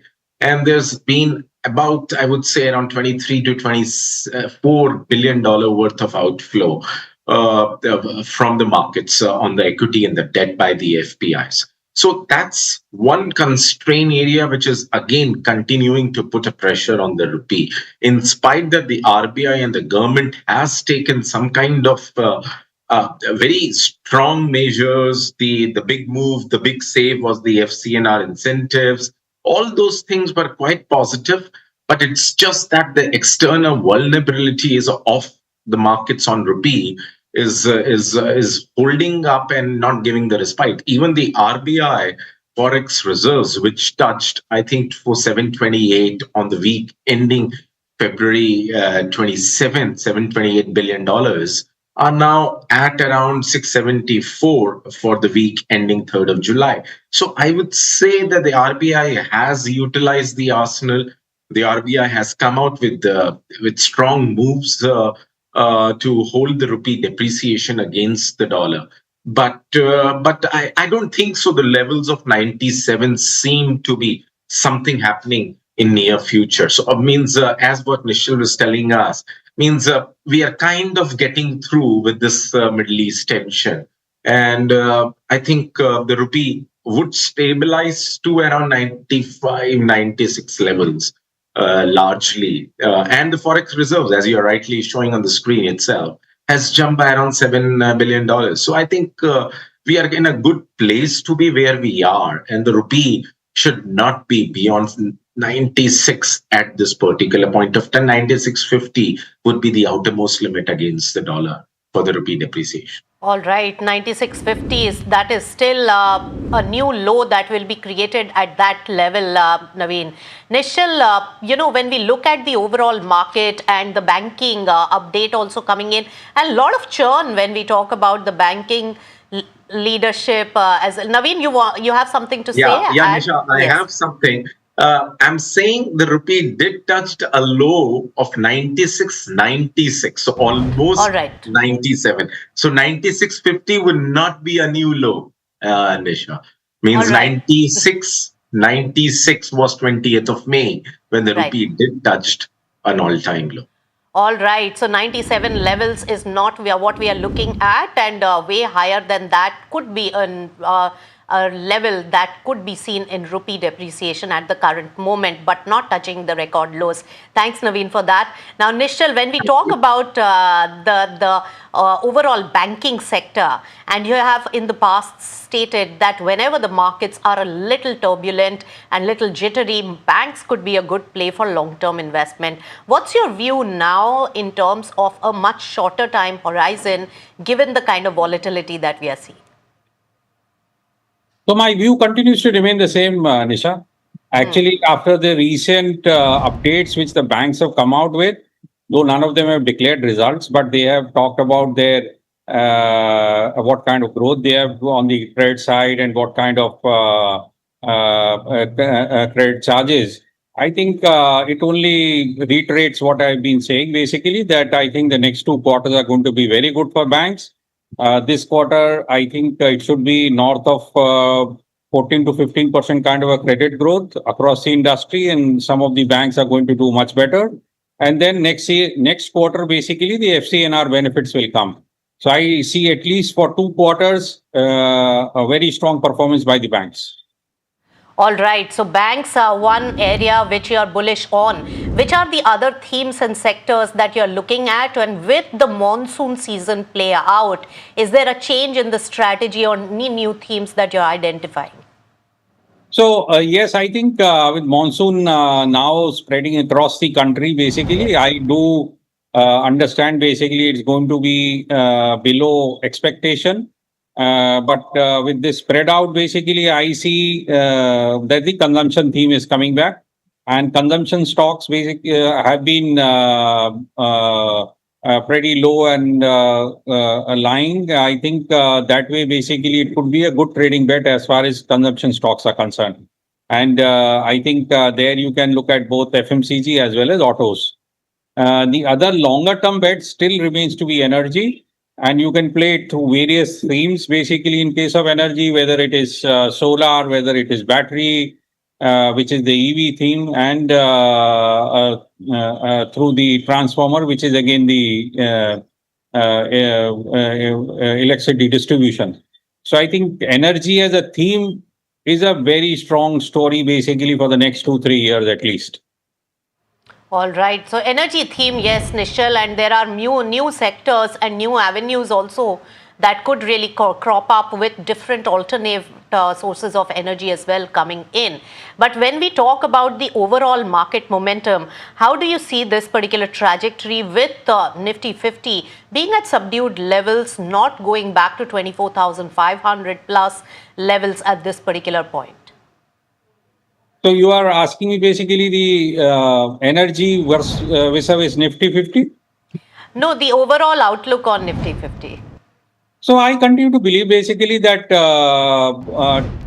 24,500, 24,600 is where I think mostly the bottom is of this market. I do not see it going below 23 again, whatever happens in the Middle East. And upside could be obviously much higher from where we are today. All right. Thank you so much, Nishal, for joining in and giving your views on the overall market.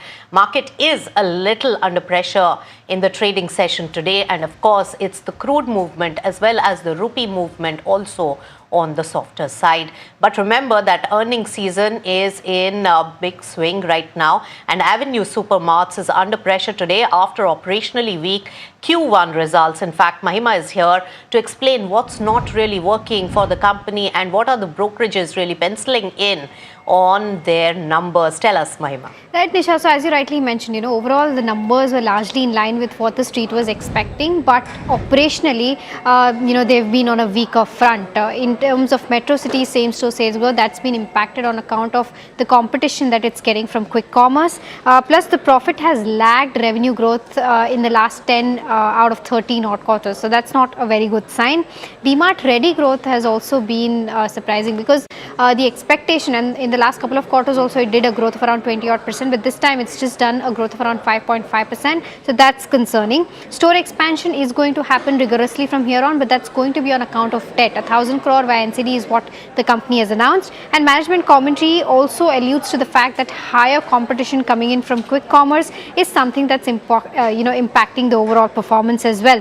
In terms of operational highlights, around 19% store addition happened. So growth in terms of store addition was at 19%. 1.5% growth in terms of bill size, but 5.4% contraction in bill cuts happened, and revenue per square feet contracted by around 3 odd percent, which again is not a very healthy metric. In terms of what brokerages are making of this, in terms of Morgan Stanley, they've maintained overweight with a target price of 5083. What they're saying is that weak top line growth could give a limited near-term upside, but they remain overweight due to its large total addressable market and the business model strengths. Bernstein has maintained outperform with a target price of 5,000. They're saying that they expect store expansion to remain plus. They expect cost curve to become supportive over the next 2 to 3 quarters, and DMart Ready, according to them, is a distraction and not a distinction, and that's how investors should view it as. And lastly, Citi has maintained sell and cut the target price to 3,400 from 3,650 earlier. What they're saying is that they've also cut down the revenue estimates and the EPS estimates for FY27 to 29, and they seek better entry point and valuation for a better risk to reward ratio, because it seems unfavorable right now. So this is the overall view coming in, of course, with regards to how the earnings fared for Avenue Supermarts and what the brokerage take is. All right. Thank you so much, Mahima, for giving all those important details. And the stock of Avenue Supermarts is down 2%. Remember, a downgrade in some sense, looking at the quick commerce competition that is really coming in, which looks like has made Avenue Supermarts at these valuations look expensive. All right. Moving on, HDFC Bank, and that is also down by 0.67% in trade today, has reiterated that its commitment to high standards of corporate governance in its annual report. In fact, the bank said that independent external legal firms reviewed the allegations made by the former chairman and found them to be unsubstantiated after a detailed review. In fact, Piyush has all the details on what the company HDFC Bank has really communicated in their annual report about the leadership aspects and the change in the chairman. Piyush, tell us. That is right. Every year, the bank comes out with its annual report where they talk about the investments being made in tech, the people force that they are building up, the business plans that the bank has. But this time, what caught the eye of us watchers was that there was a separate subhead, corporate event, it was termed as. And under that subhead, Mr. Shashidhar Jagdishan, who's the MD and CEO, reiterated, how the whole process went through after former chairman of the bank, Mr. Atanu Chakraborty, resigned, citing certain differences between the business practices at the bank and his own personal values.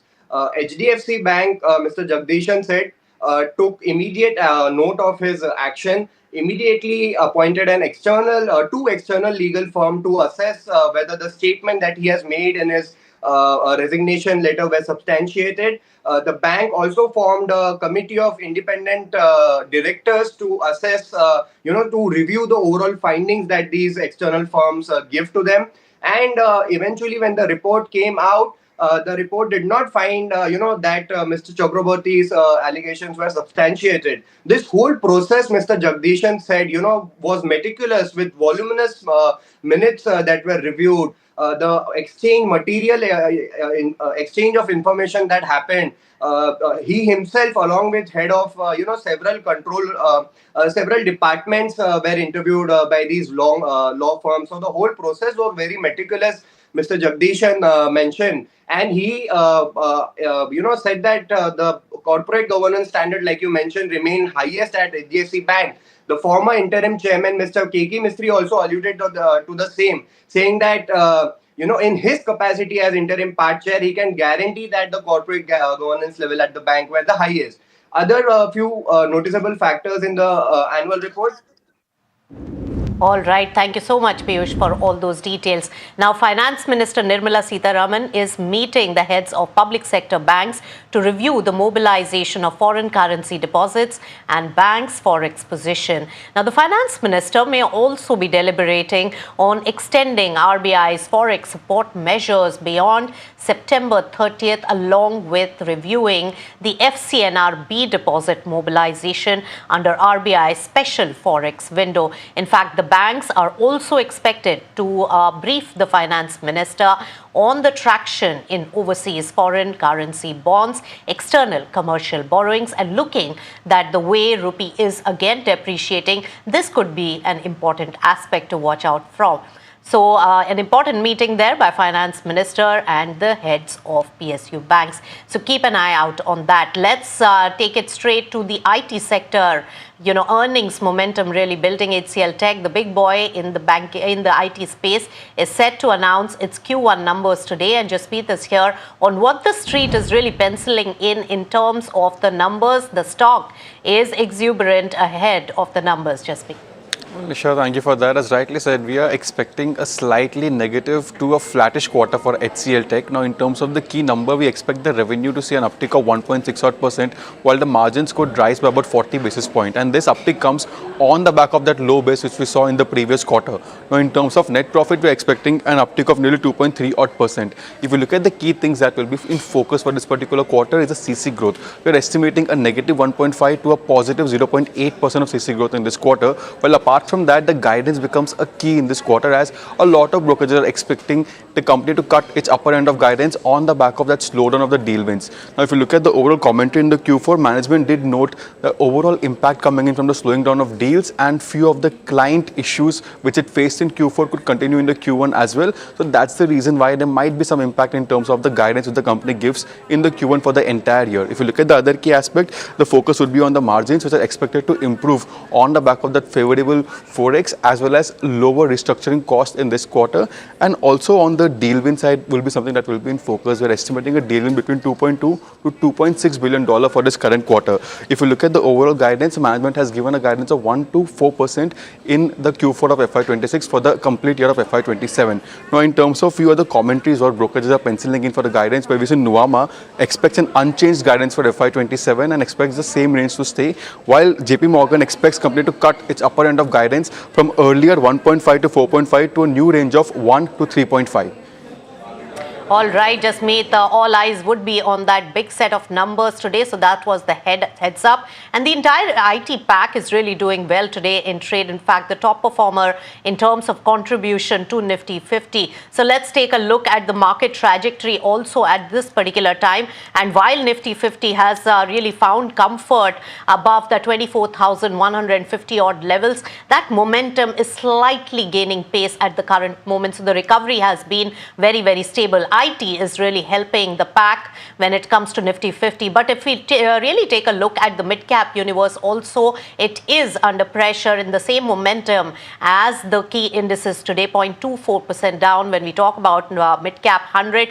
But some of the counters which are really adding the momentum and giving strength to the mid-cap universe are also coming in from consumption as well as tech sector, with Kalyan Jewelry as well as Tata Technologies really as some of the top gainers. With that, out of time on this particular edition of Markets at 12, but keep it with NDTV Profit. Thank you so much for tuning in.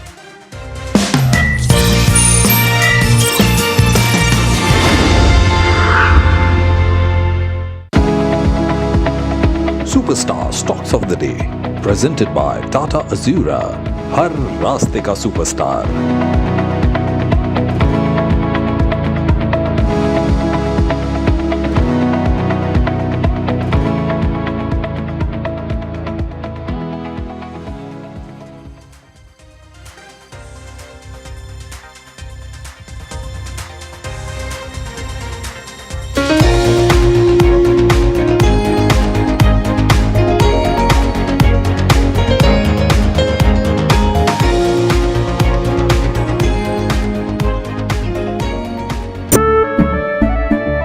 केसरिया से मन जोगी हुआ रे, दिल झूमे देखो मतवारा हुआ रे। केसरिया से मन जोगी हुआ। हर पल मनाओ केसरी त्योहार, विमल बोलो जुबां केसरी. We are over, Jimmy. Hey, life में स्क्रैचेस तो आएंगे. गाड़ी के स्क्रैचेस को तो कॉस्मो पीपीएफ संभाल लेगा. आप अपना देख लो. आपका पार्सल फिर से हमारे घर पे आया है. कुछ तो बात है इस दिल में. माँ भी हमेशा पीमार्क मस्टर्ड ऑयल में ही खाना बनाती थी. ये आपके लिए. कुछ तो बात है इस दिल में. P-Mark, the mustard specialist since 1933. Amba शक्ति प्लांट की वर्ल्ड रेनाउंड टेक्नोलॉजी देती है स्टील को ज्यादा ताकत हर बार. अंबा शक्ति SDTMT. India Inc.'s most respected names chose India Inc.'s best and brightest. These kind of awards and jury lineup, you are truly giving it the right weightage. I think it's heartening to see talent that there is in across India Inc. We should be awarding companies and individuals who have focused not only on growth but also on bringing good governance. Be part of jury and vote on the people, the men, the women, the companies in India who have the right stuff is a great opportunity for us.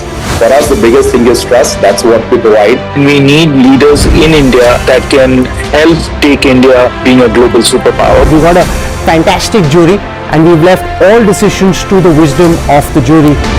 Who will earn India's top business honors? Find out at the NDTV Profit Business Leadership Awards. As India's mobility story is racing into a new future, it's in search for a new fuel map. Electric, ethanol, hydrogen, CNG, hybrid. What will power India next? India's sharpest mobility minds come together to decode the fuel mix that will define the road ahead. The NDTV Automate Fuel and Future Summit 2026 on 15 July only on NDTV Network. India's unshakable news habit. NDTV.com is India's #1 English news website.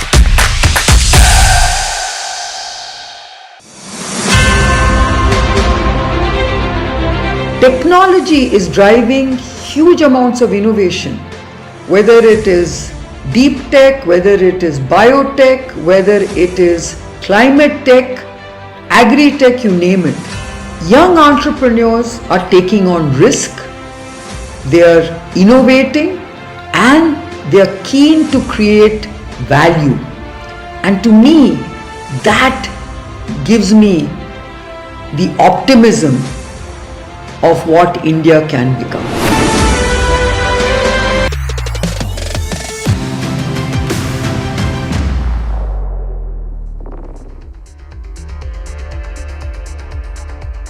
Hello and welcome to NDTV Profit. You're watching trending stocks from NDTV Profit Suzlon Studio. I'm Hiral Datia and with me is Sharad Dubey. You know, an interesting day of trade because the kind of jitters that we are feeling when you're talking about the Strait of Hormuz, which is keeping the markets on a tender hook as well in terms of today's session. If you pull up Nifty 50 on the screens as well, along with Bank Nifty, you'll see what we're talking about right now. Let's just pull up that one on the screens and then we'll go to Shara to take us what's actually happening. The recovery that's coming from the opening lows right now. Spectacular. We're just now 30 points down in trade as we speak. 24,177 is what you're tracking. In fact, let's head across to Sharad to give us more in terms of factors that we should be watching out for and what are the kind of trends that he's picking up. Sharad, good afternoon. What are you picking up so far? Good afternoon and welcome back, Hiral. And very nice kind of, gap down we had and a recovery. You look at it, we are almost there. We could say that we are about to turn green, but the question is, will it sustain or not? And I'll get you those points. FI buying is also good. Over last 6 sessions, 5 of them buying is in the cash market. Let's just have a look at Nifty Bank also to see the good recovery coming in. Of course, the technical setup for Nifty looks a little bit better than Nifty Bank, but nevertheless, the recovery is at play after what we had seen in the gap down opening. Concerns are especially coming in on the Asian markets. But let's look at the key factors to watch. And yes, today is one of the most important news is the closure of the Strait of Hormuz. That's what Iran has stated. The recovery is being seen from the gap down opening, but the question remains is, will it sustain or not?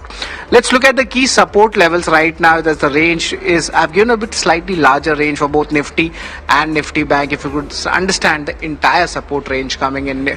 And also let's look at the sectors, especially the IT sector. That is where we are seeing a good buying happening. Some brokerages are turning bullish. TCS is up almost 6% in the day's trade, so we'll definitely be looking at it. But yes, as of now, the risk on sentiment is still kind of prevailing. The crude has risen, so a little bit of concern is definitely there. A sharp cut in Kospi and Nikkei, and that's how they have ended. So concerns are definitely there, but India seems slightly insulated. Rupee has weakened. Yields have risen. That's an important point to track if you're getting the macros in between. India VIX remains elevated, so a little bit of concern is there, but nevertheless a recovery is at play today. 2 important data to be tracked. from the macro perspective, that will be very much important. And earnings also, if you look at it, all three stocks are doing well. HCL Tech ahead of the earnings is up 5%, ICICI Pro MC up 3%, and Bajaj Consumer also. And this is a very important and a positive thing to see for the major earnings today. So we'll be focusing on the earnings today, Hiral, but nevertheless, the benchmark indices are showing a good recovery. Absolutely. In fact, let's understand which are the stocks which are actually pulling Nifty 50 higher. If we can just have the heat map on Nifty 50 up on the screens as well as we speak. And then we look at the sectoral heat map as well to understand the kind of sectors, because IT is seeing buying coming in at lower levels. There you go. TCS, you have HCL Tech ahead of numbers, Tech Mahindra, Infosys, Wipro, all of these counters which are trading in the positive. What's actually under pressure is a Tata Steel from the metal pack. Indigo, for obvious reasons, you have crude prices which have gone beyond that $79 per barrel mark, and that is what is having an impact. Or when you talk about an Indigo as well, JSW Steel, Tata Consumer, a few of the auto names like Maruti also under pressure, Reliance Industries, another one which is down in trade. Let's look at the sectoral heat map as we speak, because if you talk about individual sectors as well, what's holding up today? IT, consumer durables, media. These are the ones which are seeing some smart gains. In fact, IT 4.5% is the kind of up move, but there is profit booking coming in on real estate, and this is post the numbers that have started to come in for the first quarter. Apart from that, in terms of other sectors, metals we did speak about, consumer durables is another one. The PSU Bank Index also trading under pressure. But let's quickly look at the watch list at 12:30 p.m. on NDTV Profit. TCS stock is up in trade. Kotak has added TCS to its large cap model portfolio, and they've done a deal as well. Just Dial is another one which is in focus in today's session, and that is on the back of a strong Q1. The revenues have actually seen a growth of around 10% this time around. The stock seeing some smart moves as well. 63 Moons is another one, 9.5% up move coming in on a 63 Moons. It's on the strong Q1 update. The order book also now stands at around 288 odd crores. Epigrel, the biggest gains that stock has seen in the last 2 months. You have Rain Industries as well. The stock has hit a new 52-week high. Avenue Supermarts under pressure, and it's only because of the slower top line growth. LTM has reported numbers, but the constant currency growth is the lowest in 4 quarters. However, the first quarter has been in line, and that's what the street is reading into. L&T Finance as well as reported numbers, but the profits are above the street estimates, up almost 29%. Aurobindo Pharma continues to trade under pressure, and this is on the back of the reiteration by Macquarie as an underperform. The concerns that a city has also spotted. However, sources do tell NDTV Profit that things are on track basis the guidance that the management had given in the past conference calls, and we will get you an update on that. NMDC has gone ahead and cut iron ore prices, and that's the reason why you're seeing pressure and crude price impact coming in. And Indigo along with OMCs from your HPCL, BPCL, all of them slightly trading under pressure. In consonance to that, names like ONGC which are up in trade. Aptus Value Housing Finance, Morgan Stanley has an overweight, and they've gone ahead and hiked the target price, so that stock is in focus in terms of today's day of trade. Canfin Homes, that stock is up around 0.5% as we speak, and that's again on a Morgan Stanley overweight with a target price hike and a Home First Finance. Adani Green Energy, the operational capacity is up around 27% on a year-on-year basis. You have Avantel again on the back of the business update, the earnings 3% up move coming in there. Tata Steel trading under pressure, and that's because the Dutch unit is facing criminal summons, and that's the reason why you're seeing that kind of downtick coming in there.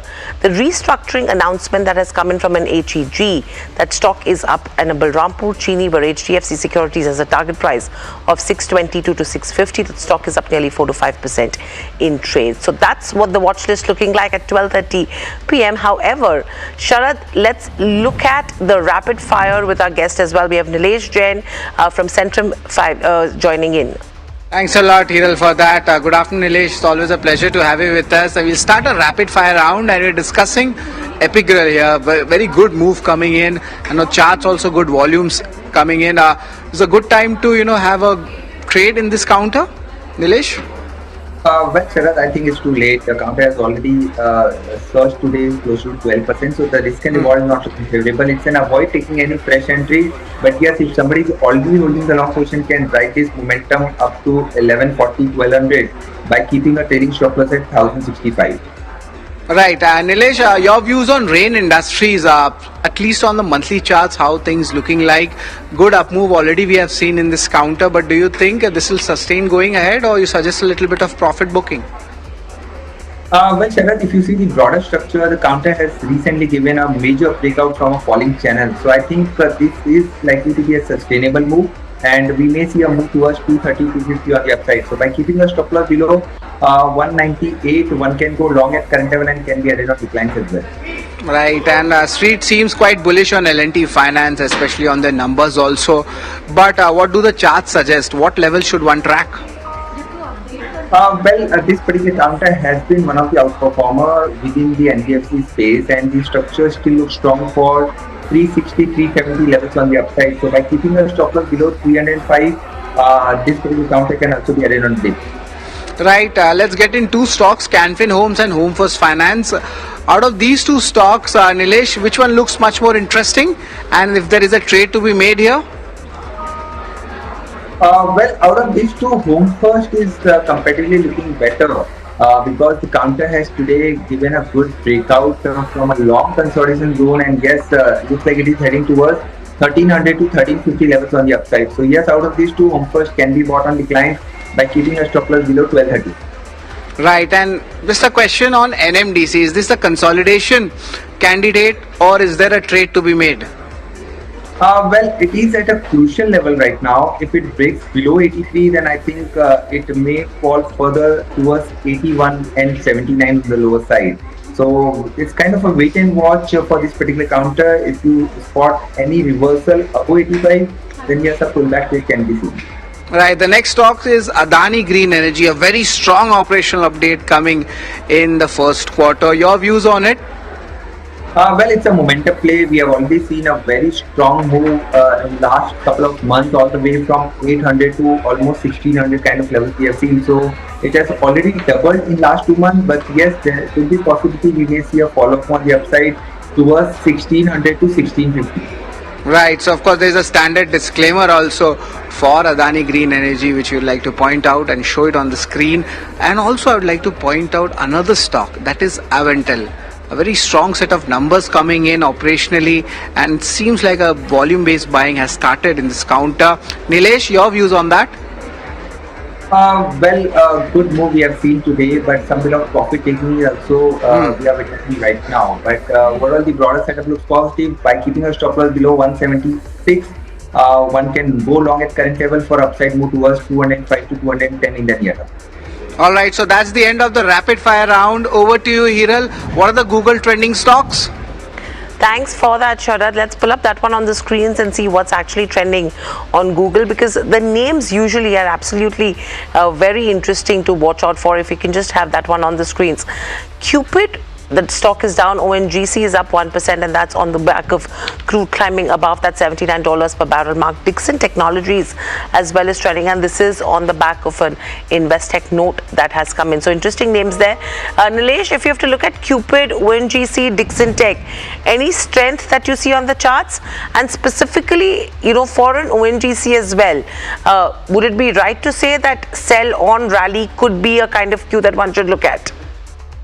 ONGC, as far as this particular counter is concerned, on the back of crude oil prices have started moving higher, so we are witnessing a kind of a replica in ONGC as well. A small positive development we have seen, the counter has reclaimed its 21-day moving average, and there could be possibility of a follow-up move towards 255 to 260. So it's a pullback candidate.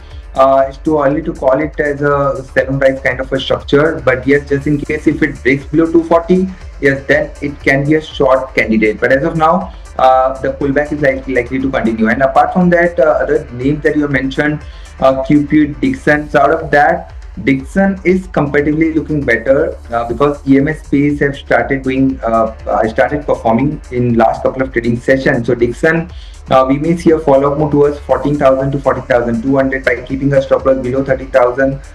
Yes, this particular counter can be bought. Okay, so that's with regards to the ones which are trending on Google. Stay with us, Nilesh, because markets right now are at the day's highest levels. Let's pull up Nifty 50 on the screens as well as we speak right now. And with that, let's also check the contributors. There you go. We've actually crossed that green mark right now, absolutely on the tender hooks. As Sharad was mentioning, sustainability is going to be the key. But names like Infosys, TCS, HCL Tech, Tech Mahindra, all your top 4 stocks coming in from the IT space. And in consonance to that, you have HDFC Bank, Reliance Industries. Again, 2 heavyweights which are trying to pull Nifty 50 lower. So it's a pretty much even Steven screen that we are seeing right now. Sustainability is going to be the key. So Nilesh, if you have to look at the markets in terms of closing today, what are the levels you should be tracking? Because we're absolutely on the borderline right now. Well, Hiral, we have already seen a positive development. We open on a gap down note with a close to 200-point downtick. But good part is that Nifty has found a very strong support at its 100-day moving average that is placed exactly at 24,000. And on derivative front as well, we have seen meaningful buy concentration on the put side at 24,000 put strike. So that's a kind of a strong support area for the Nifty. If it manages to close above 24,200, that should be considered as a positive close for the second straight session. Will be closing above 24,200. So we are likely to see a short covering then towards 24,300 to 24,400 on the upside. So overall, the setup looks positive. We have seen participation coming back from the IT space, so that's a big positive development for the markets. So yes, for the Nifty, as far as closing is concerned, a close above 24,200 is something that we are looking out for, and a move towards 24,400 to 24,500 that is likely to be followed. Okay, so that's with regards to where Nifty 50 goes. But thank you, Nilesh, for that, for your views. We are 24,217 above the 24,200 mark on Nifty 50 as we speak. But moving on. TCS is one stock that we are focusing on in today's session, and this is from the overall IT pack. That sector itself is up a little over 4%, and TCS is one of the contributors as well. Jasmeet joins us to tell us what's really happening with the TCS, because we know it has been added to one of the brokerage's institutional model portfolio, a couple of packs that they have signed as well. Jasmeet, what are you picking up in terms of 4 or 5 key reasons that one should look at in terms of a TCS? Well, Hero, thank you for that. The stock is up nearly 6%, the biggest single day gain in over a month. Now, here are the top 5 key reasons why stock is buzzing. Well, the first one, Kotak adds this particular counter into the model portfolio and sees an upside of 18%. And the reason why they have added is because of the valuation, which remains attractive and cheap compared to the 10-year level. The second reason is the company signs a multi-million AI-led deal, which is for global networks with ABB. We see company expanding its partnership with the particular counter. While the third reason is, as per media reports, company has done some internal restructuring where they have created 5 new business divisions to support AI-led initiatives by the company and to respond faster to the AI-led actions. The fourth one is the quarter update, which we had seen recently, the Q1 update, which has come in line with the estimate, and management remains quite bullish on the outlook, where they expect Q2 to see a turnaround quarter and the H2 should be better than H1. While lastly, if you look at the AI revenue, it's up nearly 13% in the Q1, as we have seen, and company hires over 9,000 employees, which is a key positive again, as it's the highest net headcount addition in over last 15 quarters. These are the 5 reasons the stock is buzzing in today's trade. Okay, so that's with regards to where TCS goes. Thank you for that. Let me also get in Gaurang Shah, Senior Vice President at Geojit Investments. Gaurang, welcome to the show. Always a pleasure to speak to you. My question coming to you is for the IT pack as a whole and or TCS. Multiple reasons for a TCS. HCL Tech, yes, buzzing ahead of numbers as well. What do you make of this pack, and are you of the opinion that there is value now emerging at lower levels for IT as a sector? Or is this a space which needs to be avoided? Thank you so much, Hiral, for having me on your show. Good afternoon to you and to all the viewers of NDTV Profit. A small disclosure, all recommendations that I'll be sharing with you this afternoon on your show, they're part of our fundamental research team recommendation from a long-term point of view. Our company, Geojit, or myself, we do not have any kind of personal investments, no financial interest, no conflict of interest, but we share similar investment ideas with our clients. They might have their investment interest. So, Hiral, when the going was tough for IT, we remain positive. We remain positive now and will remain positive going into the future. Having said that, couple of things. Gone are the years wherein you will get the kind of return which IT used to deliver maybe 10 years back or more. Challenges will be there in terms of innovations, modernization, launches of tools, platforms, etc. Capability to scale up will depend upon company to company. So you need to be very, very specific as to which opportunity you are identifying in the IT sector as an investment idea from a long-term point of view. And when you eventually get that, then your long-term investment horizon has to be at least 1.5 to 2 years, given the kind of challenges that IT sector has to face in terms of innovation and transformation. Topic Gorang in this space. So I'll give you three: small cap, mid cap, large cap. From base of the pyramid, KPIT Tech or Cyient Limited. From the mid cap universe, again Coforge or Persistent System, and from the large cap, ECS or HCL Tech. Okay, so interesting names coming in there as well. Thank you for that. But moving on from the IT pack, your pharma as well. Now, Aurobindo Pharma is back in the spotlight, and this is after Citi and Macquarie have come out with a note with negative commentary. In fact, the stock is down nearly 1% in trade, and this is coming in post the Lennet deal. Now, these notes counter management's past commentary as well.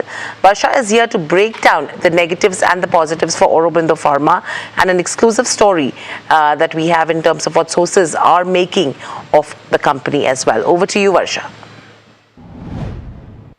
I think it's the best time to put a spotlight on Aurobindo Pharma, considering a lot of data revolving around this counter. And we do have, sources which are telling us some of the positive points on Aurobindo as well. But let me start with what brokerages are saying. They're expecting US sales to be stagnant, or rather they say that the US sales have been stagnant despite market share gain. But one point to notice is the other markets to offset US generic pricing pressure, number one. And in fact, Aurobindo has 888 ANDA filings, which is the broadest portfolio when it comes to industry. But again, brokerages are actually pointing out on Lanet sales, which is the key highlighting factor.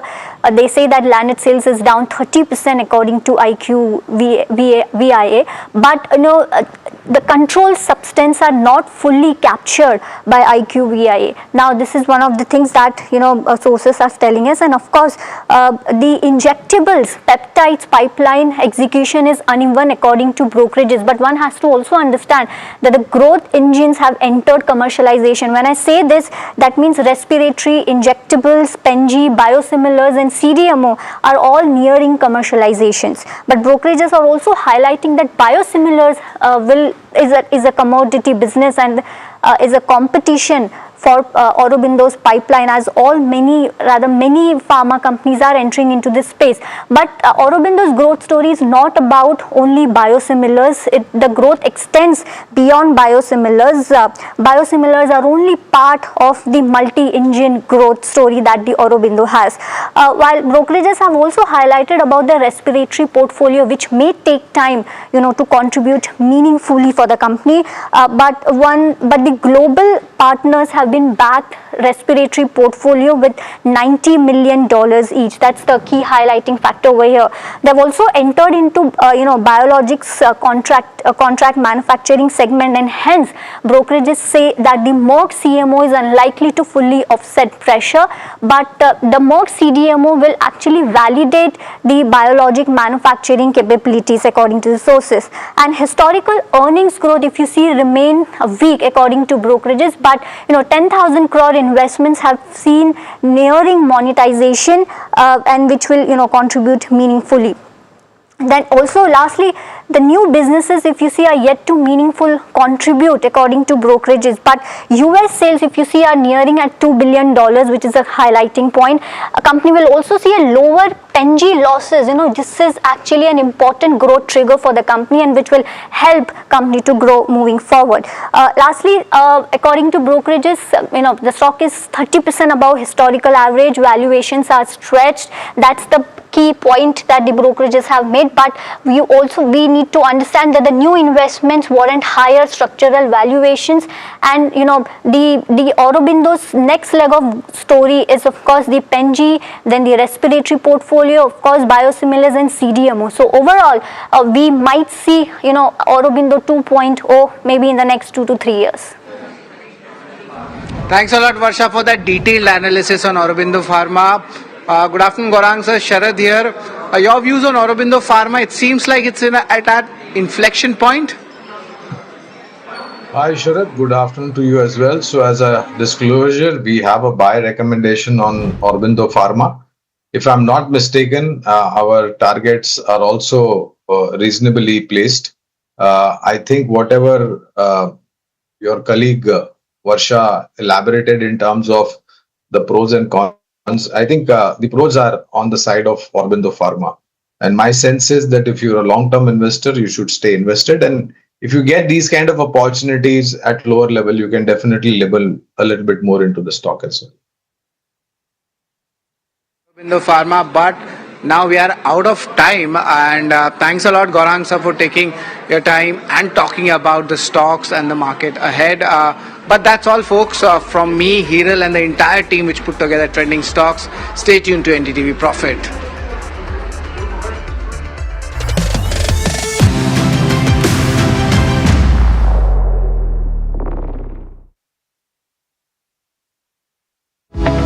Superstar Stocks of the Day, presented by Tata Azura. हर रास्ते का superstar.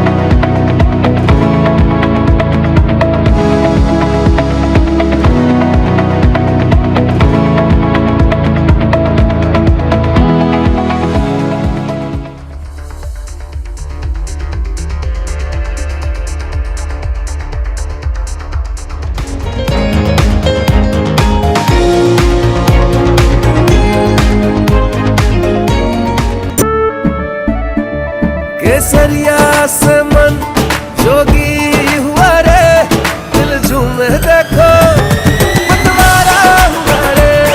केसरिया से मन जोगी हुआ। हर पल मनाओ केसरी त्योहार। विमल, बोलो जुबान केसरी। We are over, Jimmy. Hey, life में स्क्रैचेस तो आएंगे। गाड़ी के स्क्रैचेस को तो कॉस्मो पीपीएफ संभाल लेगा। आप अपना देख लो। माँ भी हमेशा पीमाक मस्टर्ड ऑयल में ही खाना बनाती थी। कुछ तो बात है इस दिल में। P-Mark, the mustard specialist since 1933. सरसों से सरसों। अंबा शक्ति प्लांट की वर्ल्ड रेनाउंड टेक्नोलॉजी देती है स्टील को ज्यादा ताकत हर बार। अंबा शक्ति SDTMT। As India's mobility story is racing into a new future, it's in search for a new fuel map. Electric, ethanol, hydrogen, CNG, hybrid. What will power India next? India's sharpest mobility minds come together to decode the fuel mix that will define the road ahead. The NDTV Automate Fuel and Future Summit 2026 on 15 July only on NDTV Network. India Inc.'s most respected names chose India Inc.'s best and brightest. I'm delighted to be chairing a committee of such distinguished fellow businessmen, bankers. It's lovely to be back on this NDTV jury. I have been a fan of NDTV for a long time. Many of the nominees are extremely close together in terms of what they've done. I think it's also important that how they are reshaping the industries, commercial activities which they are into. And it's a very judicious mix of people to choose from. My compliments to the team. Who will earn India's top business honors? Find out at the NDTV Profit Business Leadership Awards. India's unshakable news habit. NDTV.com is India's #1 English news website.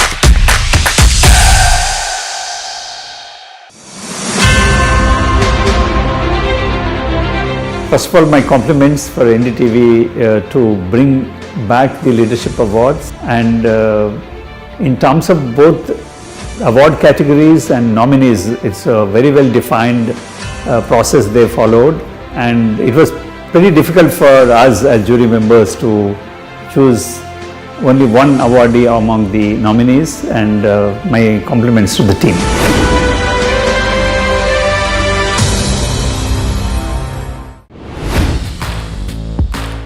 I'm Tamanna Inamdar. Watch me on NDTV Profit, where I break down the day's biggest business stories. What happened, why it matters, and what it means for your money. Hi, I'm Neeraj Shah. Watch me on NDTV Profit for the most incisive market intelligence and meaningful corporate conversations. And I'm Alex Matthew. Markets, mutual funds, insurance, personal finance. I help you cut through the noise and make smarter financial choices. And here's where you can watch us.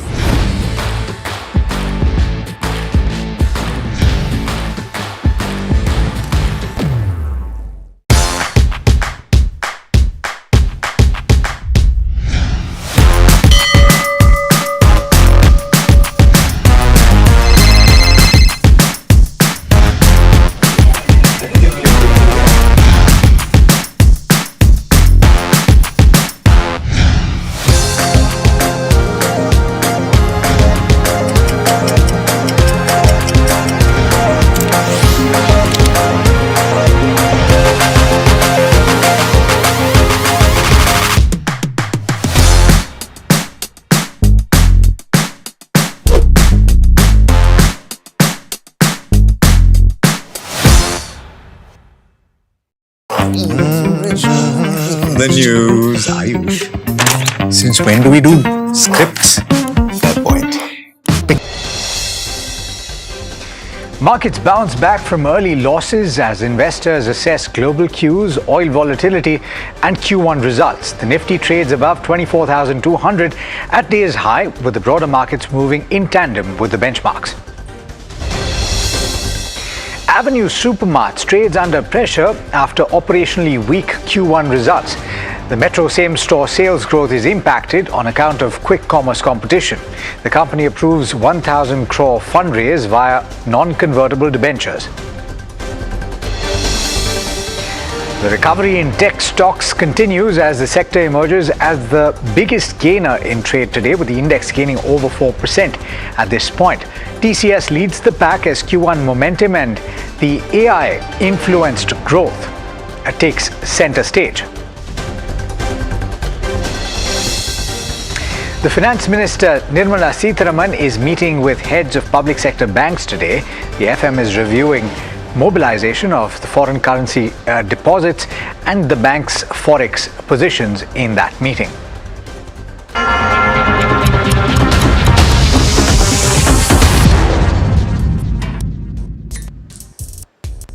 Hi, thanks so much for joining in. You're watching Lunchtime Trades and my name is Alex Matthew. This show gets you a roundup of everything that's happened in the first half of trade today. That includes in the world of commodities and everything else that you need to know in the world of markets. This is, of course, while you grab lunch. But let's take a look at the market first. You have equity markets that have bounced from the low point, currently trading very close to 24,200 and flat. But we started with cuts of about 7 to 0.8%, and that was on account of the restart of concerns that there will be aggression in the West Asia region. Of course, there were attacks by the US on several Iran assets, and that has led to an increase in crude oil prices. Of course, oil prices have in fact risen. They are very close to that $79 per barrel mark. They've come off from the high point today. They didn't quite hit that $80 per barrel mark. But take a look at the contributors to the Nifty 50 and see what's moving the needle. And just pull up the contributors chart. You have Infosys, TCS, HCL Tech and Tech Mahindra. This is going to be reflected when you pull up the heat map for the Nifty 50, because the IT stocks as a whole, that's a big talking point today.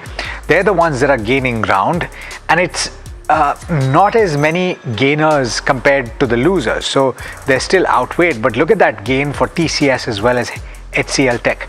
For a sector that is now significantly lower in terms of contribution to the Nifty 50, it's still moving the needle quite considerably. At the bottom end of the spectrum, of course, you have a couple of metal names. You have Indigo, that is sensitive, of course, to crude oil prices on the way up. That is losing ground. Grasim is also losing about 1.5% or 1.7% or thereabouts. Pull up the IT index, the Nifty IT. It's trading very close to the high point of the day and up as much as 4.3%. pull up the index, the intraday chart if you don't mind, and let's talk about where it stands right now. It's at the high point of the day, 4.4%, and this is clearly by far and away the best performing sector. In fact, pull up the sectoral heat map and you will see what I'm talking about. This morning you had just this one index that was trading very close to Friday's close, and that picture has changed quite dramatically. It now leads the ranks with gains of about 4.4% at this point. Realty, which has been a significant outperformer in the recent past, is actually declining. It's the worst performer with cuts of about 1.2%. Finally, pull up the broader market indices, the mid-cap index and the small-cap index, the intraday charts of those two, and you will see that they're more or less keeping pace with the benchmark trading flat, but with a negative bias for the mid-cap index and with gains of about 0.2% for the small-cap index. Now, all of this has to do with the fulcrum that has decided the direction for Indian equity markets in the recent past, and that is crude oil prices.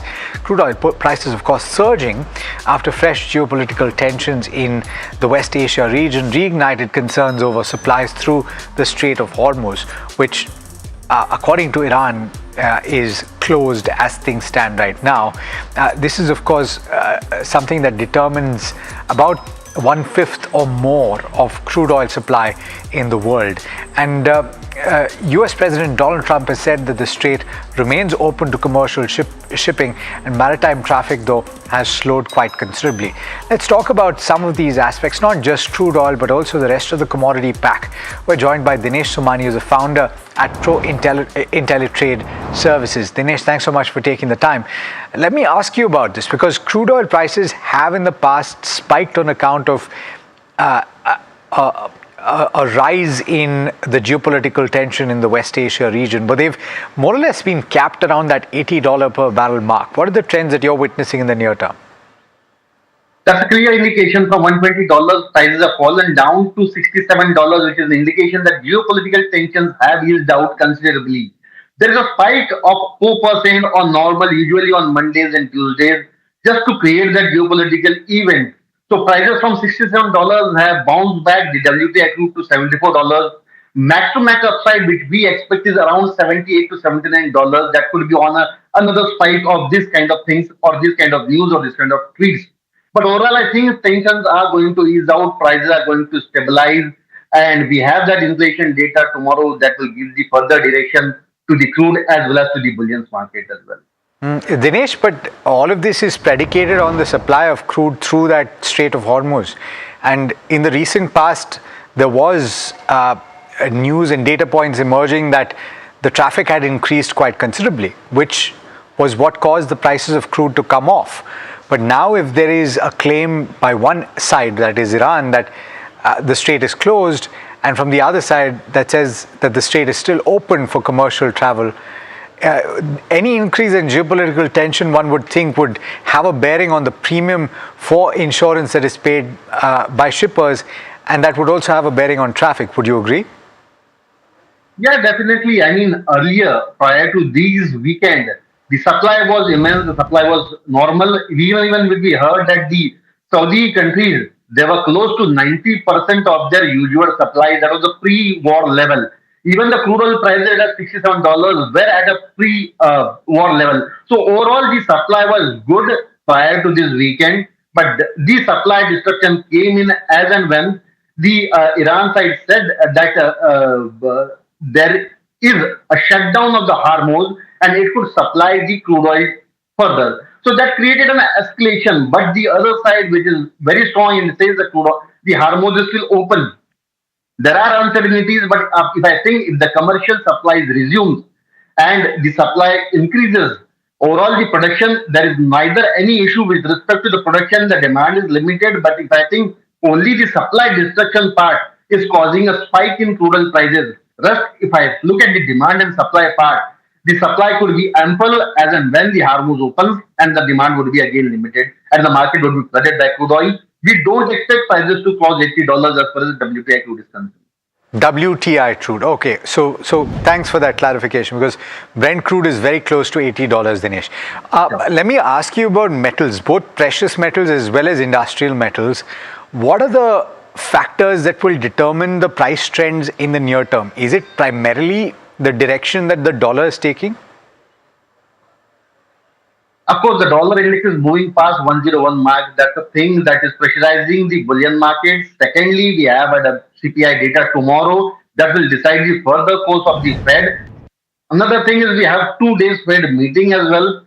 We would look at the Fed chairman's statement and the further guidance on the interest rate part. There is a strong possibility that we could see one hike over the year end as far as the Fed rates are concerned. So that is all the factors that are creating pressure on the bullion market. But if I look at technical levels, I think 4020, 4030, that's a good support level as far as gold is concerned. And 4220 is a very crucial resistance. Prices are restricting themselves at around $4,200 mark. So overall, $180 to $200 range that could stick for a week. That is what I feel right now. Okay. And for what about ferrous and non-ferrous? So if you look at the trends in those markets, specifically actually, let me ask you about the base metals. What are the trends that you're seeing in that pocket? If I look at silver, it is reacting very sharply to the news and to the fundamentals. But as far as base metals are concerned, they are restricted themselves to a very narrow range. If I look at copper I say in the Indian market, 1275 to 1295, that's the narrow range as of now. But the strongest counter of all the base metal as of now is zinc. It is sustaining well above the previous highest level of 375. I think we could see a breakout and a spike in prices as far as zinc is concerned. 373, 374 is a good accumulation level. Upside potential could be 390 levels, and that should be very soon. So overall, if I look at the base metal pack, copper is moving in a very narrow range, and zinc is trying to outperform. Got it. Got it. All right. Thanks so much, Dinesh, for taking the time. Pleasure speaking with you. Same here. All right, let's talk about Avenue Supermarts. And the stock is under pressure today. Pull up the intraday chart because it's reacting to numbers that were posted post-market hours on Friday. The stock is down about 2% or thereabouts. And it's not the best Q1 results that have come through. And there are concerns, of course, that all is not well heading forward as well. Mahima joining in to tell you what you need to bear in mind and also what brokerages are saying. Mahima? Overall, the numbers were largely in line with what the street was expecting, but operationally, they've been on a weaker front. In terms of Metro City same-store sales growth, that's been impacted on account of the competition that it's getting from quick commerce. Plus, the profit has lagged revenue growth in the last 10 out of 13 odd quarters. So that's not a very good sign. DMart Ready growth has also been surprising because the expectation, and in the last couple of quarters also it did a growth of around 20 odd percent, but this time it's just done a growth of around 5.5%. So that's concerning. Store expansion is going to happen rigorously from here on, but that's going to be on account of debt. 1,000 crore via NCD is what the company has announced. And management commentary also alludes to the fact that higher competition coming in from quick commerce is something that's impacting the overall performance as well. In terms of operational highlights, around 19% store addition happened. So growth in terms of store addition was at 19%, 1.5% growth in terms of bill size, but 5.4% contraction in bill cuts happened, and revenue per square feet contracted by around 3 odd percent, which again is not a very healthy metric. In terms of what brokerages are making of this, in terms of Morgan Stanley, they've maintained overweight with a target price of 5083. What they're saying is that weak top line growth could give a limited near-term upside, but they remain overweight due to its large total addressable market and the business model strengths. Bernstein has maintained outperform with a target price of 5000. They're saying that they expect store expansion to remain 80 plus.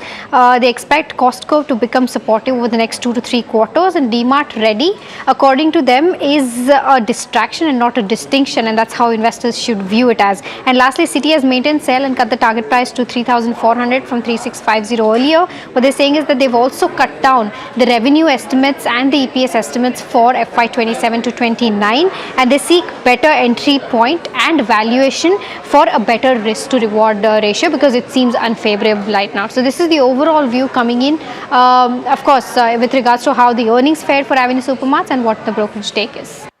Got it. All right. Thanks so much, Mahima, for getting us those details. News in the legal space, and Z Entertainment has at least gotten an interim win. That case is still ongoing, but what am I referring to? I'm talking about its copyright battle with Meta. The Delhi High Court has directed Facebook to take down specific URLs that allegedly host pirated Z content. But the court has stopped short of blocking entire accounts for now and will take a call after hearing all parties. Nimit is joining in to tell you about what this case is about and what the update today is. Nimit?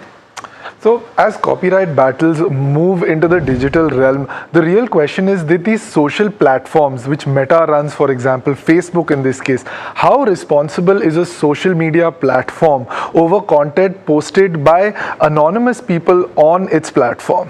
That is the question before the court today, and Z Media has moved against Meta, saying that there is a certain accounts and a bunch of different accounts which are posting copyrighted material from Z's portfolio onto their platform, and these are multiple posts, and they've moved Meta, saying that Meta as a platform is liable for this. Now the court has not allowed the blocking of these accounts without hearing Meta and all these other account owners, but the court, as you rightly said, Alex, has shut down these URLs. It's asked Meta to intervene and step up and specific URLs be closed down, and a takedown order has been passed. The case is of course ongoing, and we're going to understand how much Meta is liable for illegal activity being done on its account. That has not yet been decided, but it's a question being run across forums and across these different social media intermediaries. It's in a very interesting space on the legal front. Absolutely, and we'll keep coming back to you to hear what the updates in that case are. All right, let's move on now and talk about HCL Tech, which is gaining as much as 5.8% at this point, ahead of the presentation of its Q1 numbers. It's at the high point of the day and part of the pack really that's ruling the roost on the Lal Street today. But let's bring in Jasmeet to find out what the street is penciling and what could come through. Jasmeet?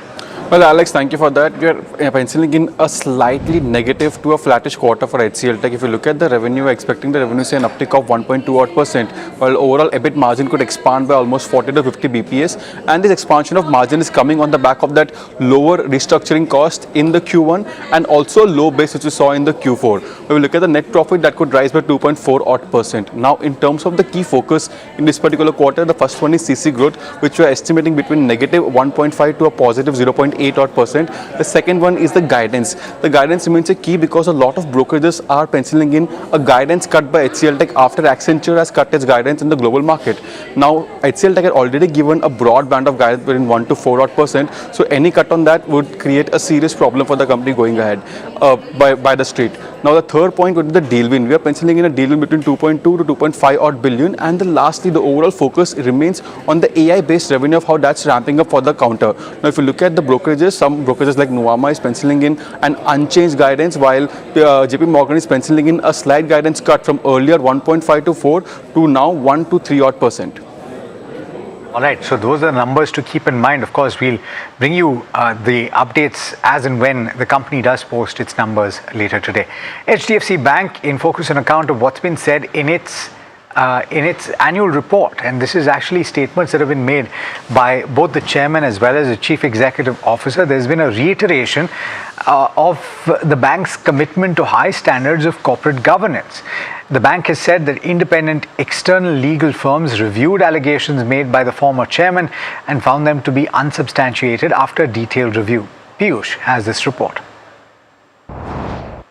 That is right. Every year, the bank comes out with its annual report where they talk about the investments being made in tech, the people force that they are building up, the business plans that the bank has. But this time, what caught the eye of us watchers was that there was a separate subhead, corporate event, it was termed as. And under that subhead, Mr. Shashidhar Jagdishan, who's the MD and CEO, reiterated, how the whole process went through after former chairman of the bank, Mr. Atanu Chakraborty, resigned, citing certain differences between the business practices at the bank and his own personal values. HDFC Bank, Mr. Jagdishan said, took immediate note of his action, immediately appointed an external, two external legal firm to assess whether the statement that he has made in his a resignation letter were substantiated. The bank also formed a committee of independent directors to assess, to review the overall findings that these external firms give to them. And eventually, when the report came out, the report did not find, that Mr. Chakraborty's allegations were substantiated. This whole process, Mr. Jagdishan said, was meticulous with voluminous minutes that were reviewed. The exchange of information that happened. He himself, along with head of,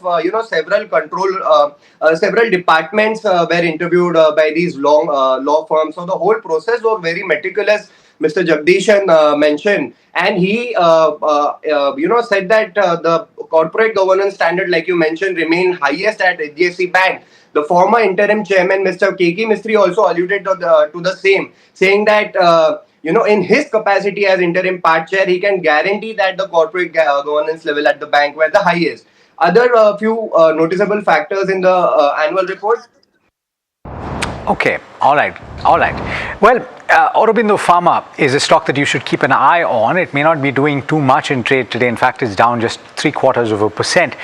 But it's in the spotlight because Citi and Macquarie have come out with a note with negative commentary on the company post their Lenit deal. These notes have countered management's comments post that deal. But Varsha has broken down both the negatives as well as the positives and what the management is saying about that deal and everything else that you need to know about Aurobindo Pharma. Take a look. I think it's the best time to put a spotlight on Aurobindo Pharma, considering a lot of data revolving around this counter. And we do have, sources which are telling us some of the positive points on Aurobindo as well. But let me start with what brokerages are saying. They're expecting US sales to be stagnant, or rather they say that the US sales have been stagnant despite market share gain. But one point to notice is the other markets to offset US generic pricing pressure, number one. And in fact, Aurobindo has 888 ANDA filings, which is the broadest portfolio when it comes to industry. But again, brokerages are actually pointing out on Lanit sales, which is the key highlighting factor. They say that Lanit sales is down 30% according to IQVIA. But the controlled substance are not fully captured by IQVIA. Now, this is one of the things that sources are telling us, and of course, the injectables peptides pipeline execution is uneven according to brokerages. But one has to also understand that the growth engines have entered commercialization. When I say this, that means respiratory, injectables, Pen-G, biosimilars, and CDMO are all nearing commercializations. But brokerages are also highlighting that biosimilars is a commodity business and is a competition for Aurobindo's pipeline, as many pharma companies are entering into this space. But Aurobindo's growth story is not about only biosimilars. The growth extends beyond biosimilars. Biosimilars are only part of the multi-engine growth story that the Aurobindo has. While brokerages have also highlighted about the respiratory portfolio, which may take time, to contribute meaningfully for the company. But the global partners have been backed respiratory portfolio with $90 million each. That's the key highlighting factor over here. They've also entered into biologics contract manufacturing segment, and hence brokerages say that the Merck CMO is unlikely to fully offset pressure, but the Merck CDMO will actually validate the biologic manufacturing capabilities according to the sources. And historical earnings growth, if you see, remain weak according to brokerages, but 10,000 crore investments have seen nearing monetization, and which will contribute meaningfully. Then also lastly, the new businesses, if you see, are yet to meaningful contribute according to brokerages. But US sales, if you see, are nearing at $2 billion, which is a highlighting point. A company will also see a lower Pen-G losses. This is actually an important growth trigger for the company, and which will help company to grow moving forward. Lastly, according to brokerages, the stock is 30% above historical average. Valuations are stretched. That's the key point that the brokerages have made. But we need to understand that the new investments warrant higher structural valuations, and the Aurobindo's next leg of story is of course the Pen-G, then the respiratory portfolio, of course biosimilars and CDMO. So overall, we might see Aurobindo 2.0 maybe in the next 2 to 3 years. All right. Aurobindo 2.0 is certainly something to look forward to. Varsha, thanks so much for joining us and giving us that perspective. All right, now we're wrapping up on this edition of Lunchtime Trades. It's been an absolute pleasure bringing it to you. But before we end, take a look at this conversation that we had with Tahir Badshah of Invesco Mutual Fund, where he's saying that the geopolitical situation is not something that should concern Indian investors for very long. Listen in. Tahir Badshah, CIO of Invesco Mutual Funds, joining us this morning. Tahir, great to speak with you. As always, are you feeling as slightly... always, good to be on your show as well. Likewise, I think the feeling's mutual. Are you feeling a little more optimistic right now, considering that we've had a resumption of attacks and warfare, etc., in the Strait of Hormuz since that peace deal and that MOU was signed, but there hasn't been a sharp reaction to it? Is that giving you some comfort? Well, Tamanna, to begin with, actually, so unfortunately, we've not had a chance to speak in a while, but I think we've been maintaining a positive outlook over the last month or two, especially after the first ceasefire was announced. And we have been of the view that this is probably going to be somewhat quick to resolve in some manner or the other. And more importantly, I think from an India standpoint, the West Asia conflict, basically from a crude standpoint, seems to now is now probably behind us. I think during the course of this conflict, it is a couple of things have been probably proven. One is that beyond a particular point, I think the oil market is somewhat fundamentally weak. I mean, when we look at it from a supply-demand standpoint, there is a fair bit of supply in the market available. And then there are other avenues of supply which can come about, probably from the OPEC bloc, or maybe even from the point of view of US's ability to pump in more oil. So supply is relatively easy, and then perhaps the oil industry or the oil market has not been able to kind of come to grips with the fact that China can be a fairly important lever in terms of controlling demand. And I think they have probably been on this course of adopting more and more of electric and reducing the consumption of oil over the years. So I think from an India standpoint, therefore, if oil supply-demand balance remains positive, then by and large, I think we don't need to worry as much about the West Asia conflict as we probably had to before. So I think that was one level of confidence that we were holding, apart from the fact that for India, incrementally, a few things could start getting better in terms of things like earnings, probably flows, the rupee having meaningfully depreciated now, foreign investors having significantly sold off. And last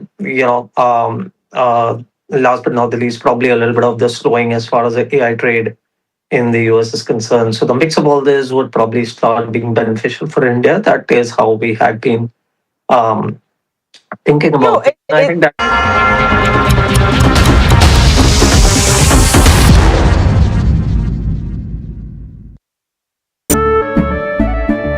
केसरिया से मन जोगी हुआ रे दिल झूमे देखो मतवारा हुआ रे केसरिया से मन जोगी हुआ हर पल मनाओ केसरी त्योहार विमल बोलो जुबान केसरी We are over, Jimmy.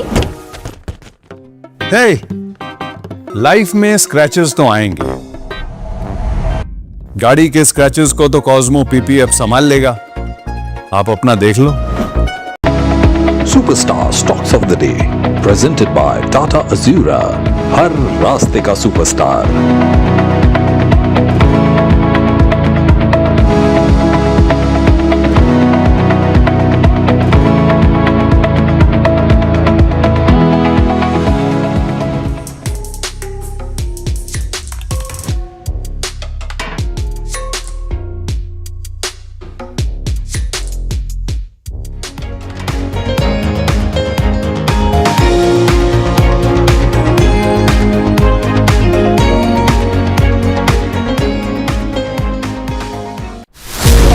As India's mobility story is racing into a new future, it's in search for a new fuel map. Electric, ethanol, hydrogen, CNG, hybrid. What will power India next? India's sharpest mobility minds come together to decode the fuel mix that will define the road ahead. The NDTV Automate Fuel and Future Summit 2026 on 15 July only on NDTV Network. India Inc.'s most respected names chose India Inc.'s best and brightest. These kind of awards and jury lineup, you are truly giving it the right weightage. The eminent juries who are here, and that itself speaks for the commitment towards highlighting the advantage which India is having. What I am looking for in this is that we should be awarding companies and individuals who. We are over, Jimmy. Hey, life में scratches तो आएंगे। गाड़ी के scratches को तो Cosmo PPF संभाल लेगा। आप अपना देख लो। आपका पार्सल फिर से हमारे घर पे आया है। कुछ तो बात है इस दिल में। माँ भी हमेशा पीमार्क मस्टर्ड ऑयल में ही खाना बनाती थी। ये आपके लिए।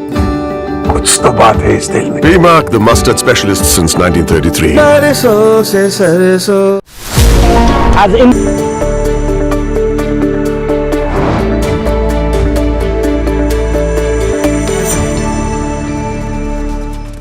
Good afternoon, you're watching Small Cap Buzzers on NDTV Profit with me Somit Sarkar and my co-anchor Varsha.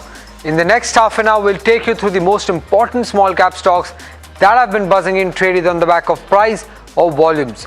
So let's see what's on the show today. Firstly, we'll be speaking with the management of Stallion India. Now, China has stopped helium exports due to the US-Iran tensions. So is this a big opportunity for Stallion going forward? Is something that we'll try to ask the management today on the show on the Small Cap Buzzers.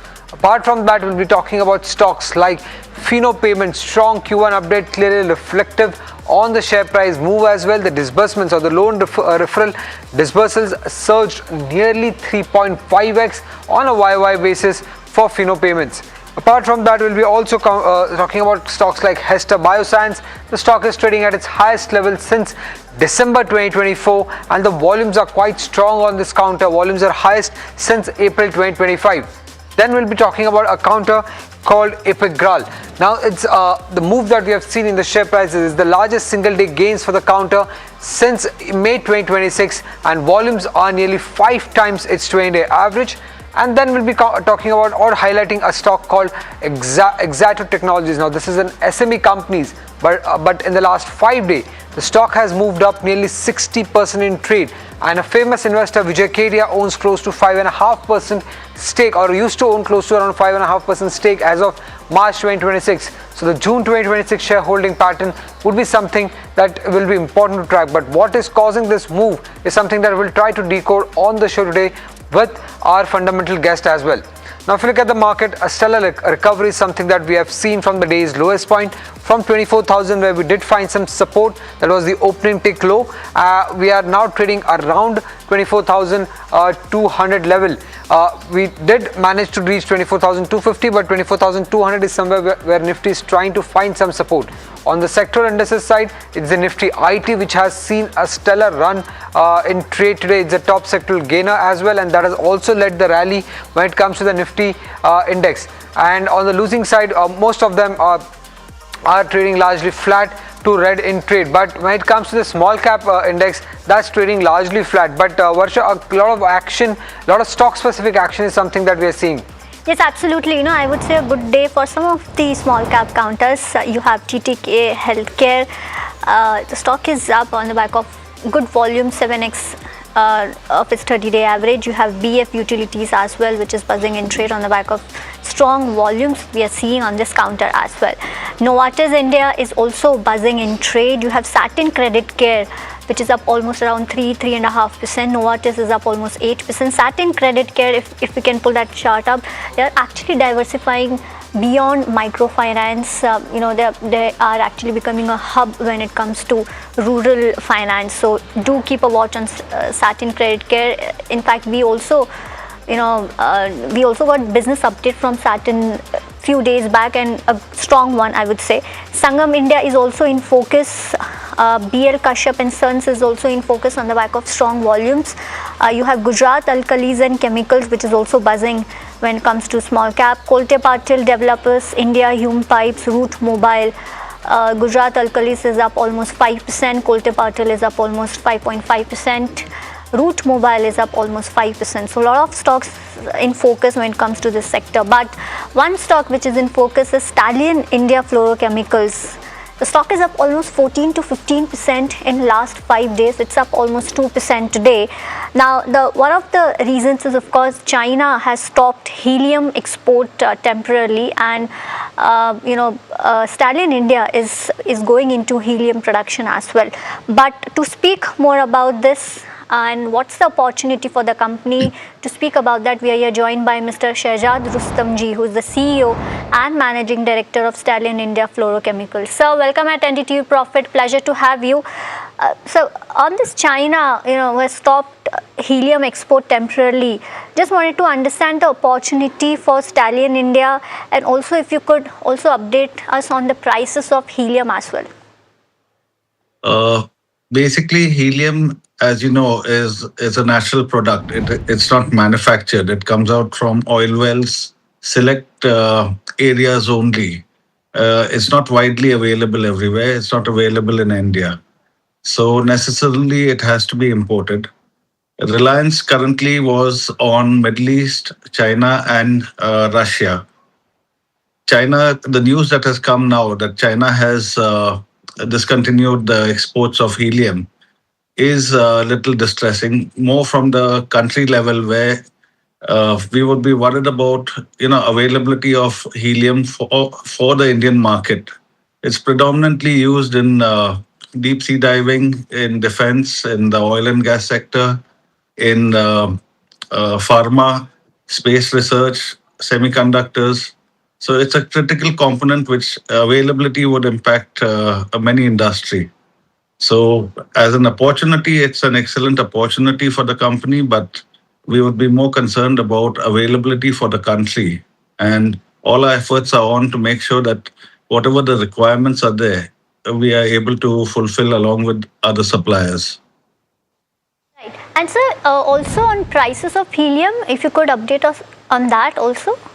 The prices have risen sharply. They have gone up by over 300%. Okay. Got that view. And sir, you in the last con call you said that helium is the only entry point for you. What percentage of future semiconductor gases revenue would you expect to come from helium versus specialty gases? Helium definitely will play a major role because the Indian market is huge. Basically, we would want a major percentage of the Indian market. So helium will be a growth driver, but along with helium, as India is moving ahead with semiconductor manufacturing, it's moving ahead with solar local manufacturing. All the other gases that go into these products, all the coolants, all the cleaning agents, all the other products that are required, they would definitely play a major role. But initially, helium would be a predominant part of that pie for us. But in 2 years, it would definitely come down. Right, got that. And sir, your Khalapur was expected to start in June. It is operational. Okay, it is operational. And what utilization level do you need for the project to become financially meaningful? We would need about 20%, 25%. Okay. Okay. Now coming back to your original business or the business that is currently ongoing. For the first quarter, any impact on the cost side that you have seen because of the Middle East issue? Any impact on the margins that we could see? Because as I can see in fourth quarter only, you were able to revive your margins to 16%. So any risk to that? There's definitely a price pressure due to the ongoing conflict. Again, the conflict has flared up. So you do have an impact coming in. But as I've always said, we had very much anticipated these issues much in time, and preemptive steps had been taken. So the impact to us as a company is pretty small. But there are impacts affecting rest of industry, affecting us also. But in our case, it's been mitigated with preemptive steps. Okay, and your margins would remain around the 15 to 16% band for the first half of this financial year? Pretty much we have not seen any major slide or anything. Currently, we are at the stage of releasing our results, so we are unable to share any details on it. But pretty much we are on a constant stream. And I wanted to understand on the refrigerant side specifically, the demand must have been quite strong in the first quarter because of elongated summer and delayed monsoon. Any sense on that front if you could give us? Basically because of the summer, we do see a pickup in the production. But basically, you have to understand production cycles are not moved by the summer or the demand in the market. It's the manufacturing cycle of the manufacturers. So if the manufacturers decide to take advantage of what they anticipate to be a good season, they start the manufacturing activity from October, November for the next year season. So it's not that because you have heat today, you will see a spurt in the sale. It's based on the manufacturing cycle. Right. And sir, as you said that Q1 has not seen much impact for you at least. Are you on track when it comes to the guidance that you have given, which includes, your PAT guidance of 100 crore for FY27? So on track to achieve that? We are on track. Okay, understood. And also, on Sharjah Oxygen, can this partnership eventually extend beyond helium into specialty and semiconductor gases as well? Our purpose of tying up with Sharjah Oxygen is not only to have a reach to all their products also, but also to have the reach to the Middle East using them as a partner. So when our production goes on stream in Bhilwara, they would definitely be a major player for us for accessing the Middle East market. Okay. On the export side, just wanted to understand, I believe exports contribute around 45% of your total revenue. Any impact on the first quarter, and for the full year of FY27, what is your target? Where would this export as a contribution to the total revenue reach? No, currently we have no exports. The export volumes would be when the new plant comes up. In that, the estimated volumes would be over 50% would be exports. But currently we do not have exports. All the demand is local. Okay, and lastly, I wanted to check on the capital expenditure front. What is the capex plan for FY27, and any fundraise that you have in mind for this capex? Hello. Yeah, wanted to understand on your capital expenditure plan for FY27 and any fundraise that you have planned for this capital expenditure. Okay, I guess the line, there's some issue with the line of Stalin India. But yeah, that was the key takeaway coming in from the management. Quite optimistic, not seeing any impact, and helium. Right, we have the management back again with us. So I wanted to check with you on the capital expenditure. What's the plan for FY27 and any fundraise that we can expect for this capex plan? Currently, we should our projected plan to come on stream for the Bhilwara plant is before December. We should be on stream and in full production. Thereafter, we would wait 6 months for stabilization. We have 2 more plants in the pipeline. So once this stabilizes, immediately we would start construction of the next plant, and thereafter the third plant.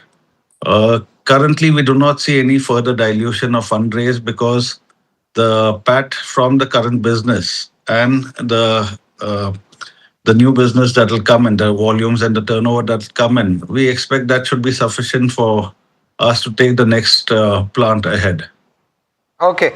Well, thank you, sir. Thank you for joining us and giving us the way forward for Stalin India. Well, that was the management, quite optimistic on the growth and not seeing any much of an impact from the Middle East issue and has seen a 300% rise when it comes to the helium prices. Let's welcome in our fundamental guest, Girish Sodani, Vice President of Choice India. Girish, you heard the management. At the current valuations, do you think it's a good buy that is selling in India? As of now, we are talking about now selling India because the fundamentals look very, very strong. So if we talk about for the annual revenue, 434, net profits increases by 35%, and especially the high demanded industries we are belonging to, the semiconductor, defense, gases, as well as the acquisitions and the consumer durables. Many electronic items are required these type of product lines they are using into it. So overall, the structure was very strong, but fresh allocations are not advisable as of now. Looking out, just expecting that some reservations should be there in the stock by the level of around 190 or 195. That would be the good points for the entry, especially for the longer period of time, obviously, because I don't think so that this particular counter or this specialization took a early stage of exit propositions. I think this required completely for the longer periods because stallions are the next plants are going to be communes by the before this particular December itself, and just expecting that the revenue should be expected by second quarter to third quarter financial year 27-28. So the longer period should be required for the good stakes particularly. All right, got that view. Well, small cap heat continues after this break. Stay tuned to NDTV Profit. Will be shot back.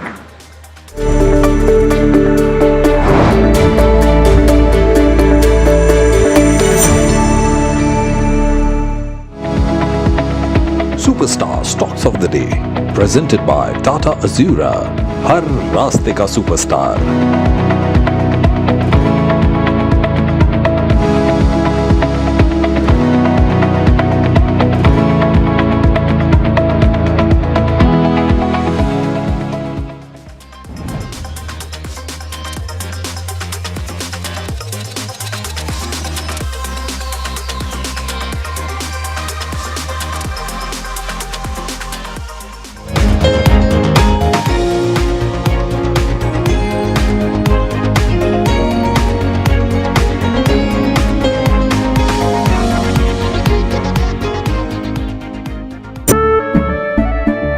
केसरिया से मन जोगी हुआ रे, दिल झूमे देखो पतवारा हुआ रे, केसरिया से मन जोगी हुआ। हर पल मनाओ केसरी त्योहार. विमल, बोलो जुबान केसरी. We are over, Jimmy. Hey, life में स्क्रैचेस तो आएंगे. गाड़ी के स्क्रैचेस को तो कॉस्मो पीपीएफ संभाल लेगा. आप अपना देख लो.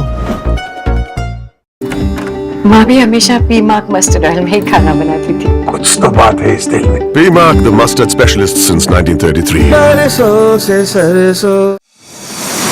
India Inc.'s most respected names chose India Inc.'s best and brightest.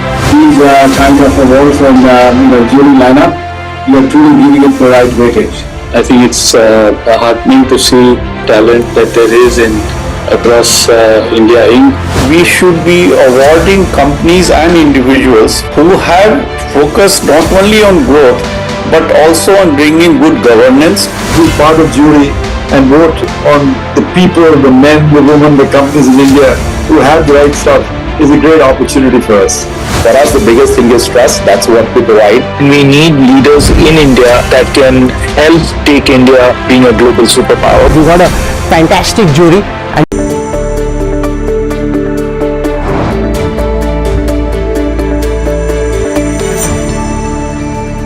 Welcome back. You're watching Small Cap Buzzers. Well, Hester Biosciences, let's pull that chart up because the stock is up almost 20%, has seen highest level since December 2024, largest volume since April 2025. Now, the main triggers for this company is, of course, one is the main growth engine, which is poultry healthcare, was the standard performer in last quarter also, and strong vaccine demand have been supporting volume. Field execution improved significantly for the company. Now, they are actually operating beyond just vaccines. You have companies moving from product selling to solution selling. Also, they are also focusing on complete avian influenza management, offering vaccines, probiotics and disinfections together. They do have Africa opportunity as well, where they are focusing on Africa market.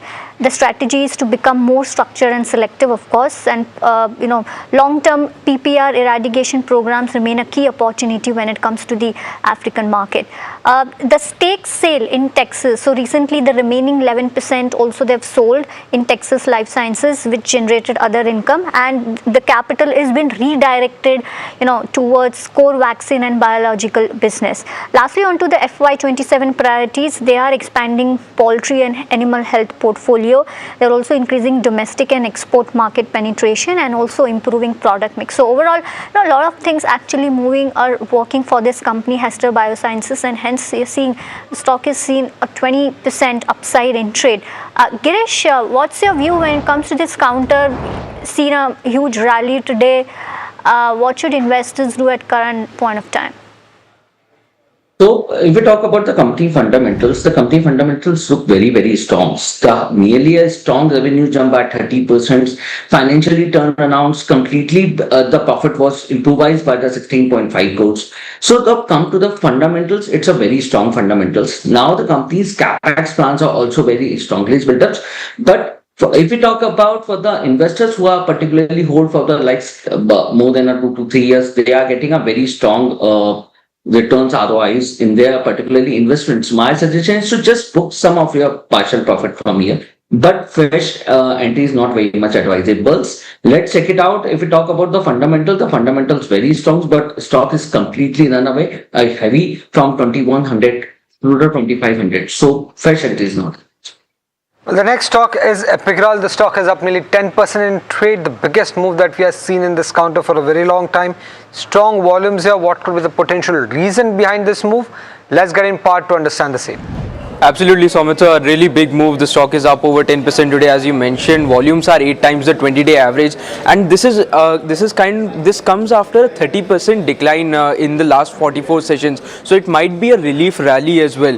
Now, if we first start with talking about the company, they are one of India's leading integrated chlor-alkali manufacturers. They make caustic soda, specialty chemicals, derivatives, and lots of other things as well. Apart from this, they even export their products to over 20 countries worldwide. Now, the interesting thing is that they are transitioning their business mix. The derivatives and specialty chemicals, which contributed to around 52% of their sales in FY26, is expected to go above 70% by FY28. On the other side, the chlor-alkali segment, which contributed to 48% of their sales in FY26, is expected to come below 30% by FY28. So that is a mix that the management is targeting in the longer run. Also, Epigral has been doing a lot of capex lately. In FY26, they spent almost 400 crores in their capex purposes, and in the coming time as well, they are adding 75,000 tons per annum of CPVC resin, also 50,000 tons per annum of epichlorohydrin, both of which are expected to commission by the first half of this financial year.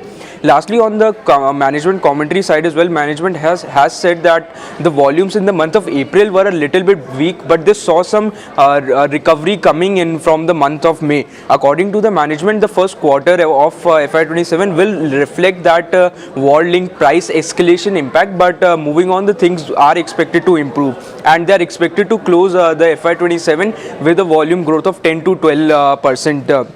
So now the key monitorable will be how much of that war-linked price escalation puts an impact on the company's numbers, and if they are able to achieve their FY27 guidance. Okay. Girish, any view on Epigral here? So my view is just hold this particular counters, not advice for any add-ons or fresh entries, but hold this particular counters. Let it just check it out that how the particularly margin should be impactable in the next 1 or 2 quarters. But the financials look very strong. The highly operational margin 23% looking expected, and the capex should be there approximately 500 to 600 crores annual capex plans, what they are already suggested in the last financial results. Well, thank you, Girish. Thank you for joining us and giving us your perspectives on the stocks that we discussed. Well, moving on to our next stock in focus, that is Exatotech. Now, it's an SME company, so that should be the biggest disclaimer here. But the move that we have seen in this counter, it's nearly 60% in the last 5 trading sessions. What is there a potential reason behind this? Let's try and get the answer for that from Jasmeet. Well, Samir, thank you for that. As rightly said, the company operates as an SME, and there's a quite interesting counter, to be honest. And apart from the stock, the way it's moving, we have a good, strong order book also. Let's quickly understand what does the company do. Well, the company operates as a consumer experience company where they provide and make tech tools for consumer experience platforms. Well, Vijay Kedia, the investor, holds roughly 5.4% stake in this particular counter. And if you look at the stock performance of this entity, stock got listed recently in the month of December, and since then the stock has gained about 117%, while the stock has rallied nearly 72% in last 5 days. Let's quickly understand the recent order wins and the key triggers why the stock might be buzzing in the trade. The first one is the overall aggregate order book as of the month of June stands at 10 odd crore. While if you look at the export order for the company, it has come in at nearly $479,000 in the recent times, where we have seen the order is for software services from one of the largest clients. Now, in terms of the other order, the company which receives the order, it spans across consumer experience, telephonic, voice recording, and managed services, and all the orders have an execution period of 3 to 5 odd years. Now, if we look at the FY26 figure for the company, we have seen a strong entire year coming up for the company, given that the revenue is an uptick of nearly 35% and has reached that 168 crore mark, crossing the 150 crore mark, while the PAT is up nearly 67%. If you look at the other key highlights, the company also states that the annual run rate for the company has increased from 60 to 65 crore up until 118 crore in FY26. That's nearly doubling of what they are seeing currently. And secondly, we've also seen that the company has secured billing of 120 to 125 crore over the next 3 years. If you look at the order book as of FY26, stands at 600 odd crores, and an unexecuted order book stands at roughly 330, and management expects almost 30% of it to be executed in FY27, and the rest would be in next 2 to 3 years. If you look at the guidance, management has strong set of guidance where they expect 50 to 60% growth in terms of revenue and PAT in the coming years, while they also state that the overall export mix will increase from current levels of 20 to 26% to a targeted level of 50 to 60 odd % going ahead. Further, the consumer segment, the consumer customer count also expected to increase from current levels of 150 to 500 to 600. So we do see strong targets for the particular counter, and the stock is up nearly 72 odd % in today's trade. Thank you so much, Jasmeet, for all the details. Well, moving on, Fino Payments Bank, let's pull that chart up. The stock is buzzing on the back of June 2026 business update. Stock is up almost 13% in trade, and we have Shivam with us to give us more details on that update. Shivam, please. Yes, the stock is buzzing on the back of the June 2026 business updates, and this stock has already snapped 3 sessions losing streak, and the volumes are up also around 20 times the average in this counter. Talking about the business updates, the new accounts has increased by 31% in this quarter, and also the digital and Fino Payments Bank's active customers have also increased substantially. In terms of loan referral disbursals, it has surged by 253%, which is a huge uptick compared to the past months updates. And also in terms of the transaction throughput, that has declined around 35%, and this is mainly due to the customers which are transitioning from making the cash payments to the UPI payments in other bank accounts. So this has led to a decrease in the throughput business. Overall, the pace of this decrease have declined in past few quarters also, and if we compare it to the past month also, there has been a decrease in the throughputs growth. And also talking about the recent developments, the company has recently partnered with Easy.ai, and this strategic partnership will lead to the deployment of its AI-enabled loan origination system, and also the systems like business rule engine and collection management platform will also be deployed with this, and this will aid in building a lending ecosystem for the transitions of this Fino Payments Bank's transition to the small finance bank. Also talking about the quarter 4 FY26 financials, the revenue has saw a decline of around 31%, and in terms of EBITDA, that has also gone down by 12%, and in terms of revenue margin, that has improved by 40%, and that was due to the lower cost of product. And in terms of stock performance too, we have seen a positive performance overall. Right, got that view. Well, thank you so much, Shivam, for all the details, and the stock is up almost 13 to 14% in trade. But with that, it's a wrap on this edition of Small Cap Buzzers. Stay tuned to NDTV Profit.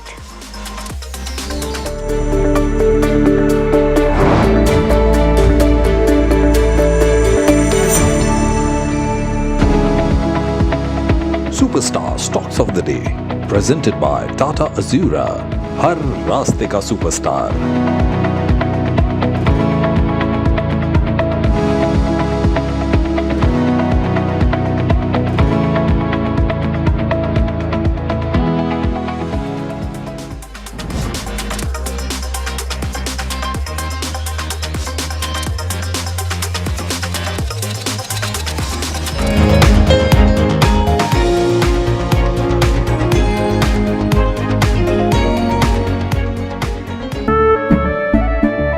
केसरिया से मन जोगी हुआ रे, दिल झूमे देखो मतवारा हुआ रे।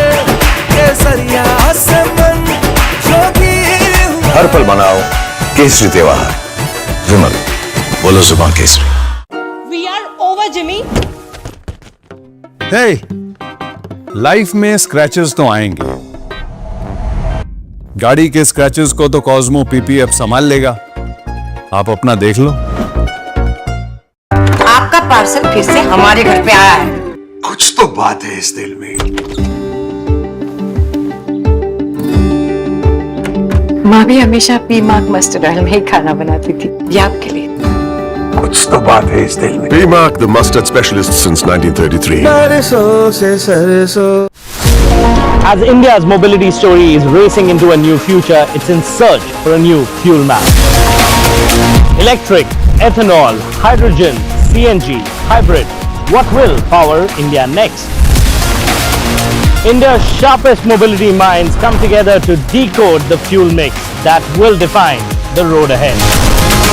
The NDTV Automate Fuel and Future Summit 2026 on 15 July only on NDTV Network. India Inc.'s most respected names chose India Inc. Venu Lambu, who's the CEO and MD of LTM, joins in now. So good to have you on NDTV Profit. Good set of numbers when it comes to the market reaction. And a large part of it really comes in from the artificial intelligence revenue that has been stated for the first time by the company. Give us a sense on how this is going to grow and what is the aspect that the company is focusing on in the artificial intelligence revenue stream. Firstly, thanks for having me here. Good to be here. Yes, our first quarter was a good start for the year. Especially if we look at in the context of two of our large industry segments, have navigated the AI productivity headwind. We were pretty much ahead of that topic. And that's behind us now. So both these large segments of ours reported more than 3% sequential growth. The softness on other sectors predominantly came in because of the delayed ramp up in India and the impact on the Middle East conflict. That was pretty much there in Q1. And the most importantly, for the first quarter, we announced a baselining of the types of AI work we do. We do AI work in business AI, enterprise AI, creative AI, and industrial AI. And the three types of work within that four is what we call it as AI native revenue, and that came about $150 million on a quarterly run rate. And I expect that over a period of time, it will only grow faster. It will grow faster than the company average. And as part of our 5-year plan, we expect that the AI revenue to be 50% of our AI revenue mix. And in order to do that, we're doing a lot of things, right? Whether it's in talent and transformation, reimagining partner ecosystem, and so on. Right. So you mentioned it will be 50% by which quarter and which financial year you are saying?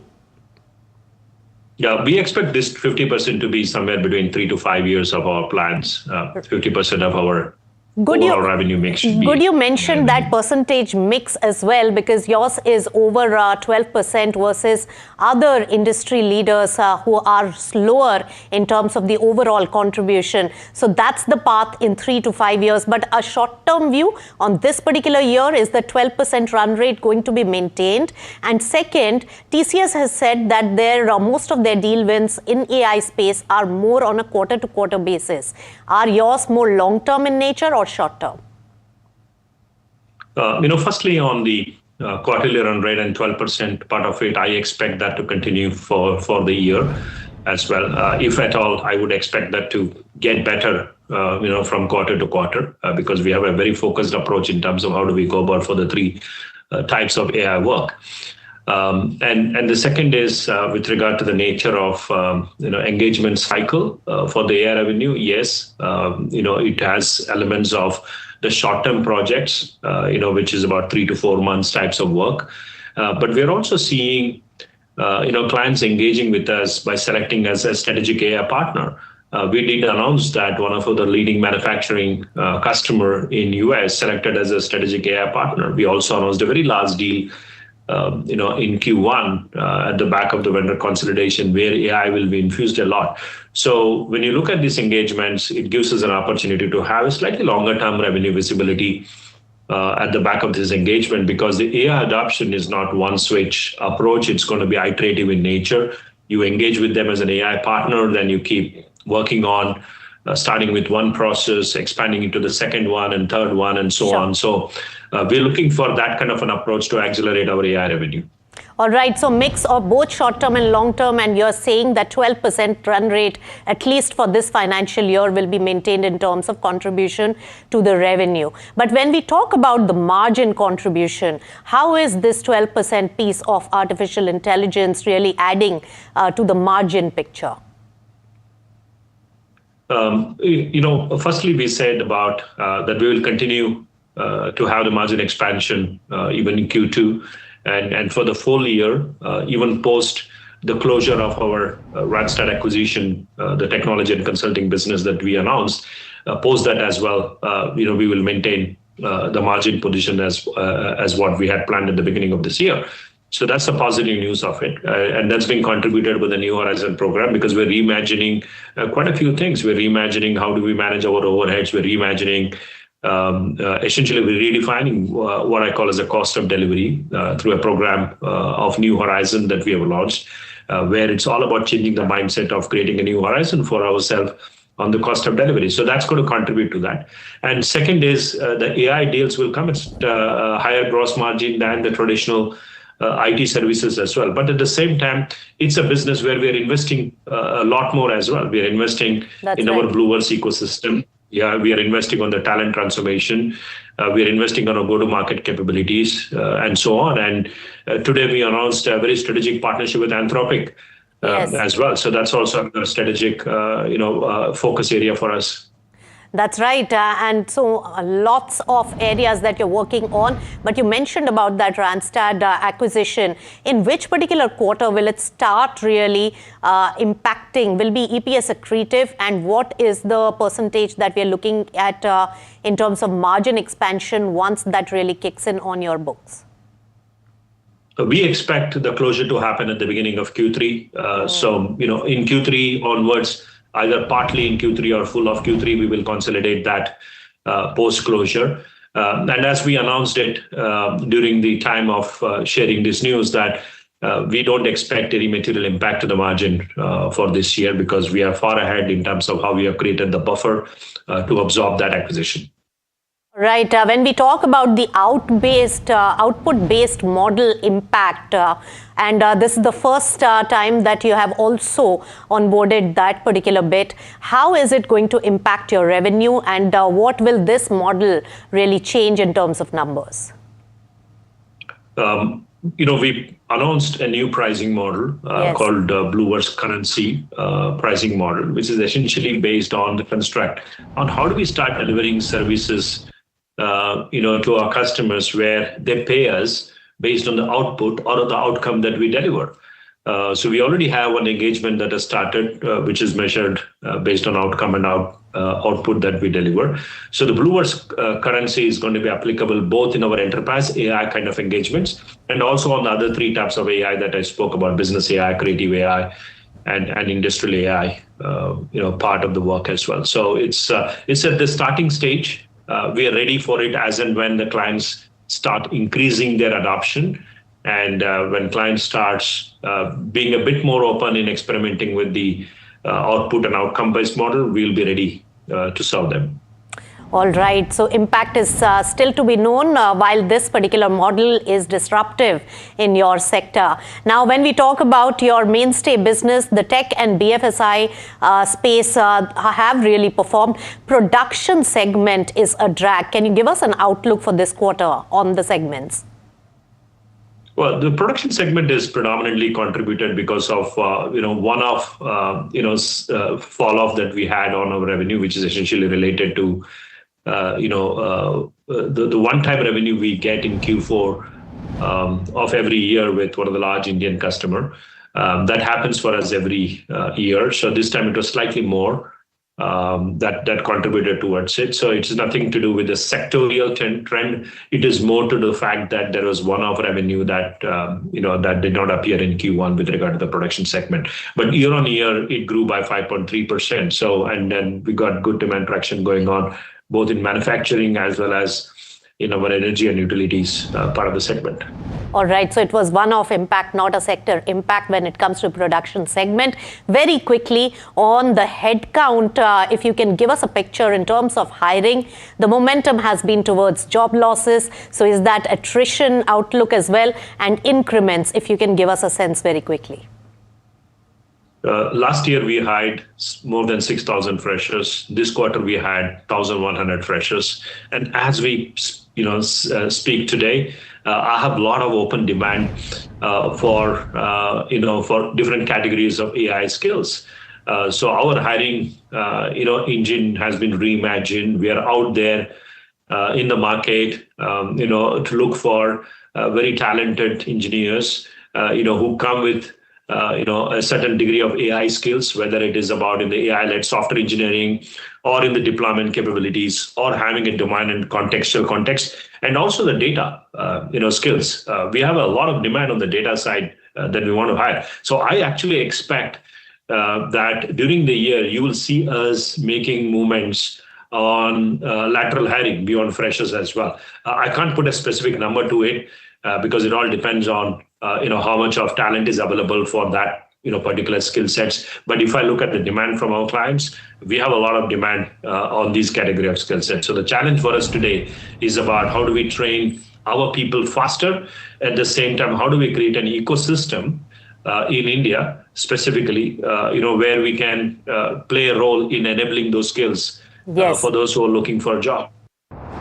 Well, that was the management of LTM and continues to be one of the key ones because you're seeing a very high growth across the stock prices of all the IT companies today. So LTM continuing to be up almost 3%. Let's quickly just look at the Nifty IT also before we start taking all your stock related queries, because it's been a good day for the markets. Recoveries from the bottom end of the spectrum now. Nifty IT up almost 1,000 points. Constituents also very quickly, with TCS as well as HCL Tech actually seeing the biggest moves that we are seeing today. Now, it's been a very long time since we've seen such a roaring interest coming back in the IT space, but continue to monitor all of those factors. Let me welcome in our guest to talk about your stock-related queries, Vishnukant Upadhyay, AVP Research at Master Capital Services, and Radharaman Agarwal, Managing Director and CEO of Swayam Advisors. Gentlemen, both of you, thanks so much for joining in.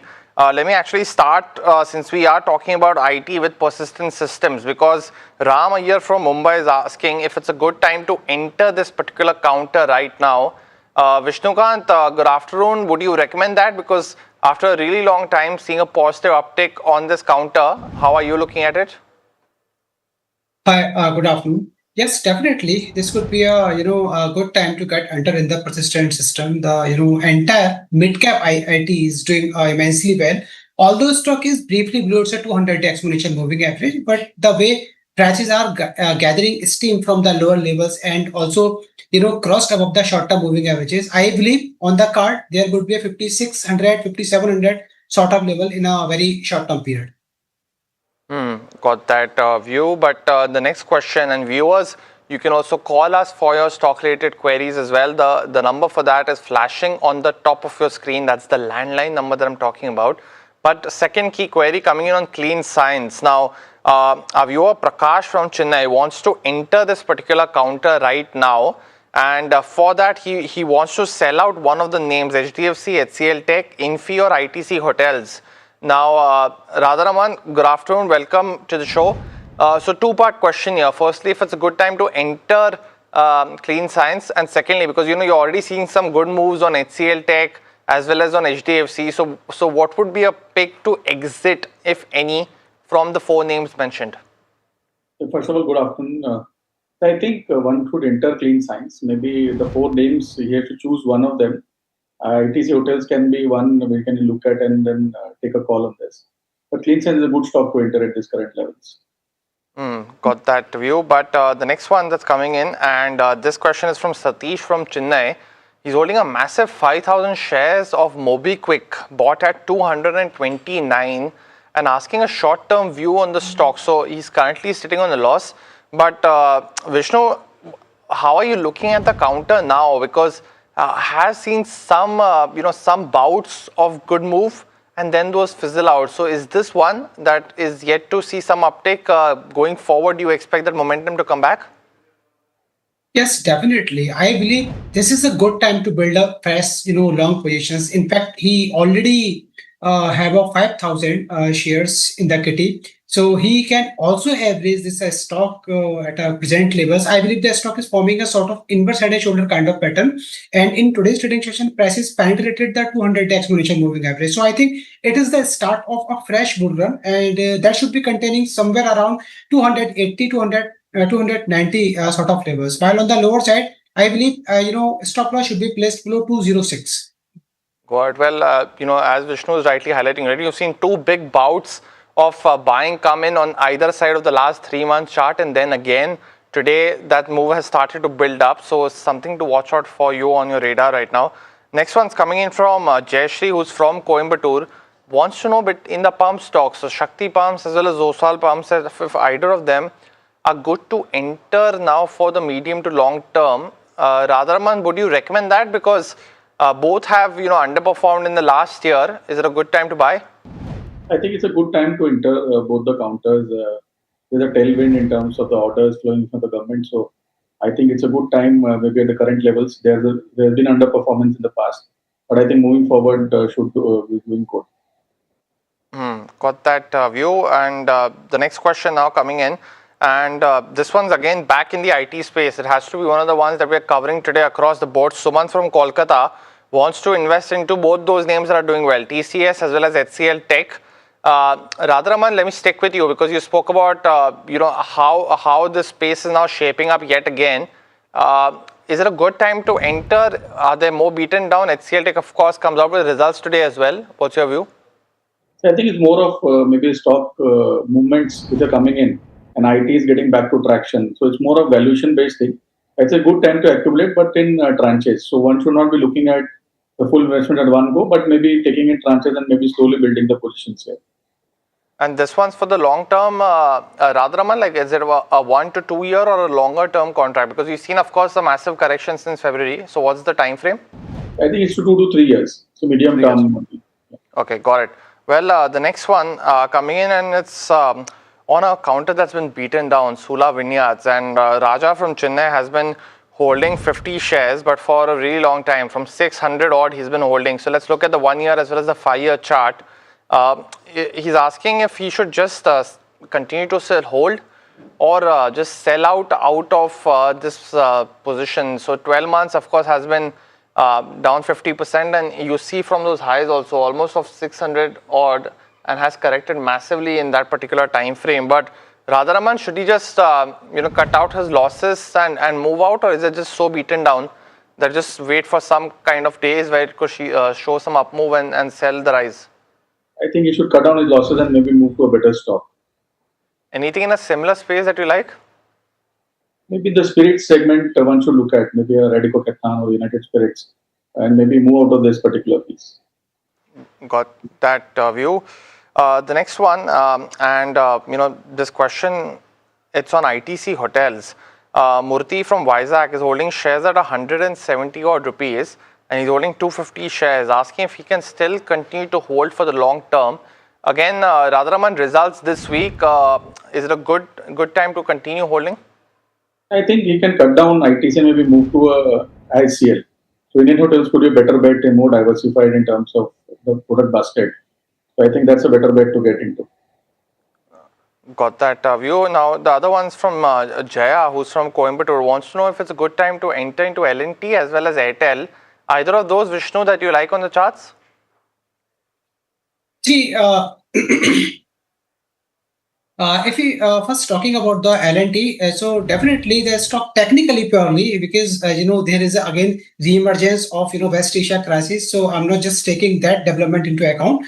Technically, in fact, the stock is trading in the proximity of very crucial horizontal support that aligns somewhere 3,800 sort of levels. So currently prices are taking support in this price zone, and I believe on the higher side prices are all set to extend the gains towards 4,100 and then 4,200. So from technical standpoints, yes, one can go long in L&T, Larsen and Toubro. And second stock you mentioned, which is stock? The other one was Airtel, Vishnu. Airtel. Well, so yes, technically Airtel is also looking good. Prices are forming a higher highs, higher lows kind of pattern. And the good thing is that prices are now currently taking support in the cluster of 21 and 200-day exponential moving average. So yes, from better risk reward point of the view, one can go along with keeping the stop loss below 1,840. While on the higher side, I believe 2,000 and 2,100 sort of levels can't be ruled out in short term. Got it. Well, truncated session, this one of Ask Profit, but let's start with the rapid fire round and try covering all those stock related queries. Vishnu as well as Radharaman, you know the drill. The first one coming in, and this one's on Jupiter Wagons. Binoy has been holding this count. Radharaman wants an advice if he should continue to do so. What is the entry point? He's not mentioned the stock price, but mentioning that he's holding 1,000 shares close to the current market price. I think he should hold on. Hold on, got it. Next one that's coming in, this is on Triveni Turbine. Sagar Pathak is holding shares at 669, Vishnu. Stocks just starting to see some moves on Triveni. What would you recommend here? Yes, definitely. One can hold, but maintain a stop loss below 575. That is the proximity of 200-day exponential moving average. Also, Vishnu, between CDSL and Coforge, both different segments. But Vijay wants to know what's an ideal one for the short term to enter into. I mean, both stocks are looking quite good, but yes, Coforge has overstretched currently. So I would prefer to go with the CDSL because the stock recently has given a breakout above 1,400. So I believe there is a more room to extend towards 1,570 in CDSL. 1570, got that view. On IDBI as well, Lalita from Chennai has been holding on for the last 2 years at 78. Of course, Radharaman, there has been a lot of news flow on divesting that and then no progress being made. Should she still continue to hold or just book her profits and buy something else? So she should continue to hold IDBI. Okay, got it. The next one coming in is, and this one's an interesting one from Nandagopal. Between Sirma and Dixon, what is a better bet for the long term? Both have seen some up move from the lower levels here, Radharaman. What's your pick? Dixon is a better pick among the two. And the time frame as well? I think 2 years is the time frame. 2 years, got it. Subhas from West Bengal is holding MCX at 3114. Vishnu asking if he should add more at the current price point. Would you recommend that? Should he average? Do not add more, but maintain the position with the stop loss below 2,440. Got it. The other one's on Federal Bank. Murli holds shares at 116, so he's up almost 2 to 3 times Radharaman. Can he continue to hold? He should continue to hold. There's a lot of momentum in this one. On GAIL as well, Anil Kulkarni is holding 9,000 shares at 175. It's a short-term bet, Vishnu. How are you looking at the counter? Yes, recently we have seen prices, just given a breakout from the following trendline resistance. So I believe 200-day moving average are still, positioned below the current market rate. So one can hold the position, maintain a stop loss below 167. Got it. And Bharat from Vijayawada is holding on to Bajaj Consumers. I think they came out with results today, Radharaman. Good set of numbers, at least on the face of it. Can he continue to hold? He's bought shares at 676. I think he should continue to hold. Numbers are quite good. Let's hear the commentary in the evening today. And maybe as of now, he should continue to hold. Got it. Well, that was the last question of the rapid fire. Vishnu as well as Radharaman, thanks so much for joining in and helping us solve all these stock related queries in a truncated Ask Profit. But viewers, out of time on this edition of the show. Thank you so much for watching. Stay tuned. India Market Close comes up next.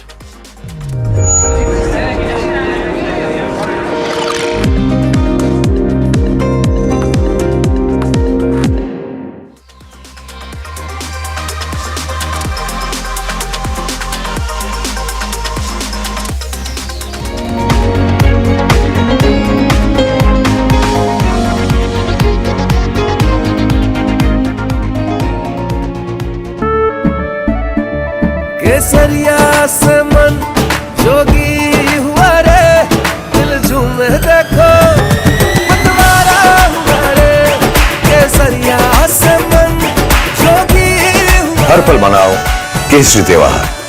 विमल, बोलो जुबान केसरी। We are over, Jimmy. Hey, life में scratches तो आएंगे। गाड़ी के scratches को तो कॉस्मो पीपीएफ संभाल लेगा। आप अपना देख लो। माँ भी हमेशा पी मार्क मस्टर्ड ऑयल में ही खाना बनाती थी। कुछ तो बात है इस दिल में। P-Mark, the mustard specialist since 1933. सरसों से सरसों। India Inc.'s most respected names chose India Inc.'s best and brightest. I'm delighted to be chairing of such distinguished fellow businessmen, bankers. It's lovely to be back on this NDTV jury. I have been a fan of NDTV for a long time. Many of the nominees are extremely close together in terms of what they've done. I think it's also important that how they are reshaping the industries, commercial activities which they are into. And it's a very judicious mix of people to choose from. My compliments to the team. Who will earn India's top business honors? Find out at the NDTV Profit Business Leadership Awards. As India's mobility story is racing into a new future, it's in search for a new fuel map. Electric, ethanol, hydrogen, CNG, hybrid. What will power India next? India's sharpest mobility minds come together to decode the fuel mix that will define the road ahead. The NDTV Automate Fuel and Future Summit 2026 on 15 July only on NDTV Network. India's unshakable news habit. NDTV.com is India's #1 English news website.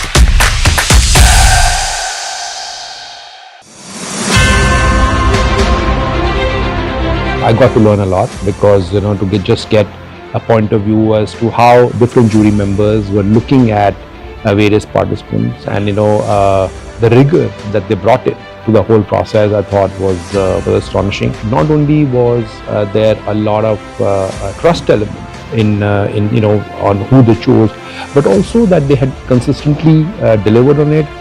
They had thought about change, they had thought about resilience in their own businesses. So the soft factors that they eventually chose the winners with is something that stood out for me. In fact, when we were actually doing the work, if there was a governance concern on any of the nominees, they were struck down.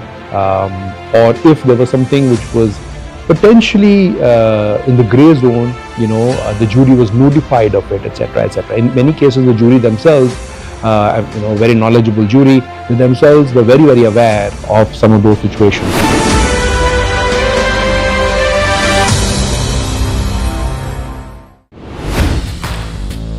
Hi, I'm Tamanna Inamdar.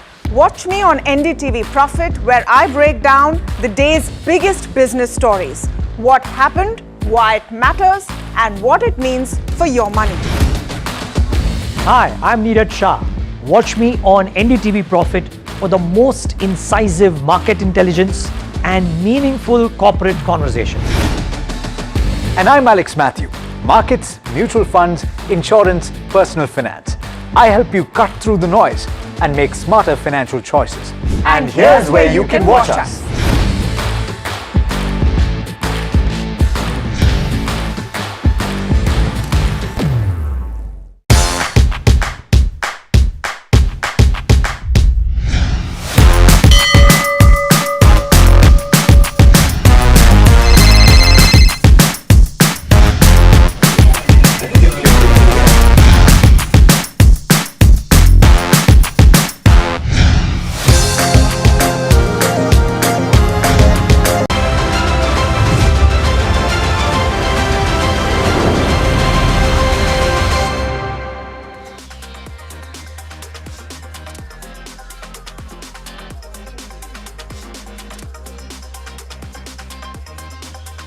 Hi, thanks so much for joining in. You're watching India Market Close. My name is Alex Matthew. We're coming to you live from the NDTV Profit Suzlon studio.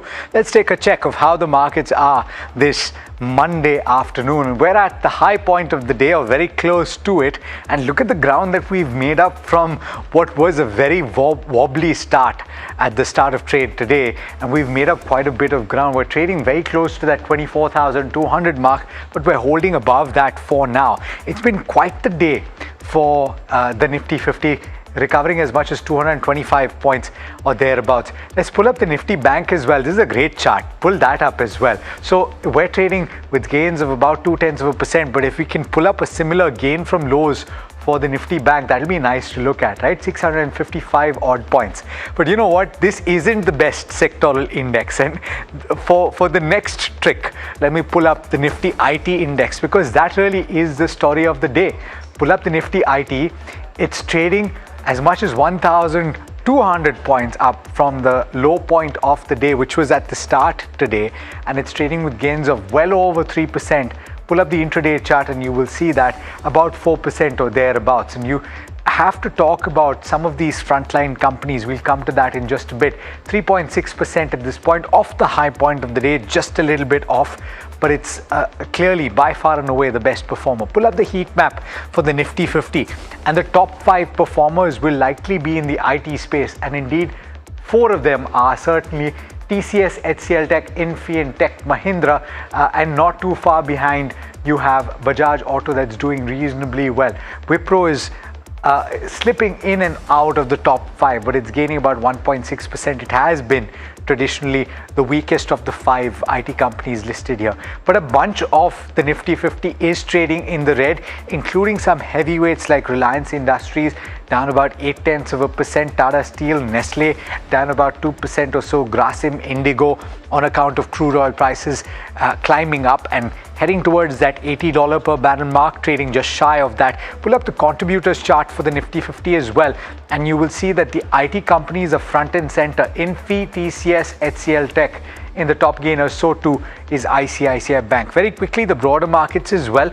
The mid-cap index will be trading flat just about, and the small cap index just marginal gains here, 1/3%, and a pretty nice climb at the end of the session right now. And finally, let's look at the advanced decline ratio, because that's going to show you that it's switched a number of times, once here, once again here, and now we're trading with advances leading at this juncture. So what are the fundamental factors that are at play right now? You're seeing a resuscitation or a restart of hostilities in the West Asia region, and of course strong buying seen in the benchmark led by IT names. You have gained close to 200 points from the low point of the day. You have a risk on sentiment that has come through 200 points or thereabouts from the low point of the day. As I was saying, you have a risk on sentiment that has come through, and that's despite the fact that crude has risen to $78 to the barrel. You have the Kospi and Nikkei that have lost ground considerably, something like an SK Hynix losing quite a bit of ground in trade today. 24,000 proving to be a strong support for the benchmark Nifty 50. Immediate resistance levels though are seen at 24,250, just a short distance from where we're trading right now, and beyond that close to the 24,300 mark. The broad resistance sits at the 24,280 to 320 zone. Let's also talk about the Nifty Bank, or rather actually you have 24,400 that needs to be broken for a sustainable path forward heading towards that 25,000 mark. But the immediate levels that you need to watch out for the Nifty Bank is 58,150 on the upside, followed by 58,250, and the support is seen around 57,700, followed by 57,540. So that's the long and short of it. But Mahima, what are the individual counters that are moving today? So, Alex, if you take a look at some names that are under pressure, you have something like an MTAR Tech, which is down by about 5% odd. You also have the Jammu and Kashmir Bank, which is down by about 5% odd. You have Inox India, which is seeing a downtick of around 4% odd. Azad Engineering, Sangvi Movers, Bharat Dynamics, Gujarat Ambuja Exports. This one has remained under pressure for quite some time now. But on the flip side, you also have certain names doing fairly well. Just that, of course, on the back of numbers and good operational metrics gaining 20% in trade. Nugent Software there's no stopping to this counter because it's up 14% in trade today as well. Sonata Software has been doing very well, up 12 odd percent. You have Purvankara, which is also up 11.5 odd percent. Megmani Finechem also seeing gains about 10.8%. C Infosystems also up by about 8 odd percent. Kalyan Jewellers, yet another day of significant rally coming in on this one as well, up 7%. And of course, Happiest Minds also doing fairly well, up by about 7 odd percent. Route Mobile, Ethos Limited are also some of the other names that are gaining about that 6% mark. So that's with regards to where the markets go. But you know, in a recent development coming in, Iran-US exchange fresh strikes. In fact, weekend, you know, overall a tit-for-tat strike has resumed between US and Iran attacks, and that has escalated as Iran and US tussle over control of Strait of Hormuz. And Iran wants ships to use a northern route through its territorial waters. US wants ships to use a southern route through Oman's waters. Of course, this is the recent update coming in. Let's also try to take a look at how the crude looks like right now. Let's try to pull up and see as to where it's trading at right now if we can, and see as to what are the levels we are tracking. There you go, the Brent at 78 and you have WTI at 73. So both seeing a spike of around 2.8 and 2.7% each. So that's the recent update coming in, of course, with regards to the West Asia conflict. But let me also welcome in our guests for the day. We're joined by Hemen Kapadia of Choksi FinServe and Pashupati Advani, who's the founder of Global Foray, joining us now. Welcome to both of you, gentlemen, and a very good morning to the good afternoon to the both of you. Hemen, I'll take the first question with you with regards to where the indices go. The Nifty 50 and the Bank Nifty. They've shown resilience throughout the trade today, one thing for sure. VIX, of course, is up, indicating volatility. What is it that you're seeing on the levels for both of these? A very good afternoon to you, Mahima. Thank you for having me on the show. It's always a pleasure. Frankly speaking, we were in a range between 23,800 on the downside, 24,200 on the upside. This range has now expanded a bit, 23,800 and 24,588. So, Mahima, we've been in this range for almost 17 trading sessions or so, approximately. And there is no trending bias yet. One thing is very clear, the swing high of 24,601 posted on 21st April needs to be taken out for a further upside. I believe the bias is more positive than negative. But after so many trading sessions of going nowhere, Mahima, I think a breakout is needed on either side. And I'd say 80% on the upside, 20% on the downside. The bias, like I said, is clearly on the upside. So levels, 24,588. Support, 24,150, 23,800. I think 23,000, we've taken support multiple times. Now that should not break. It doesn't look like breaking, but we pay our respects. So I'd say about 24,588, I think we'd see more technical green shoots coming in, would be in a breakout, an intermediate uptrend, so on and so forth. As far as the Bank Nifty is concerned, we need a close about 58,712. Range is 56,600, 58,712. Almost same logic applies, Mahima. The medium-term picture is positive. The short-term picture has been range-bound since 15th of June.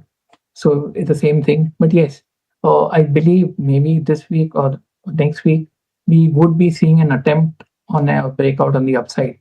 You mentioned VIX is up to 13.2, but till it's below 14 or something, I'd say yes, it's definitely up. I'd say it's okay. It's not a big deal, controllable. So there is a promise of an up move. Stock specific, the mid-cap index made a fresh all-time high. The pharma index had made a fresh all-time high.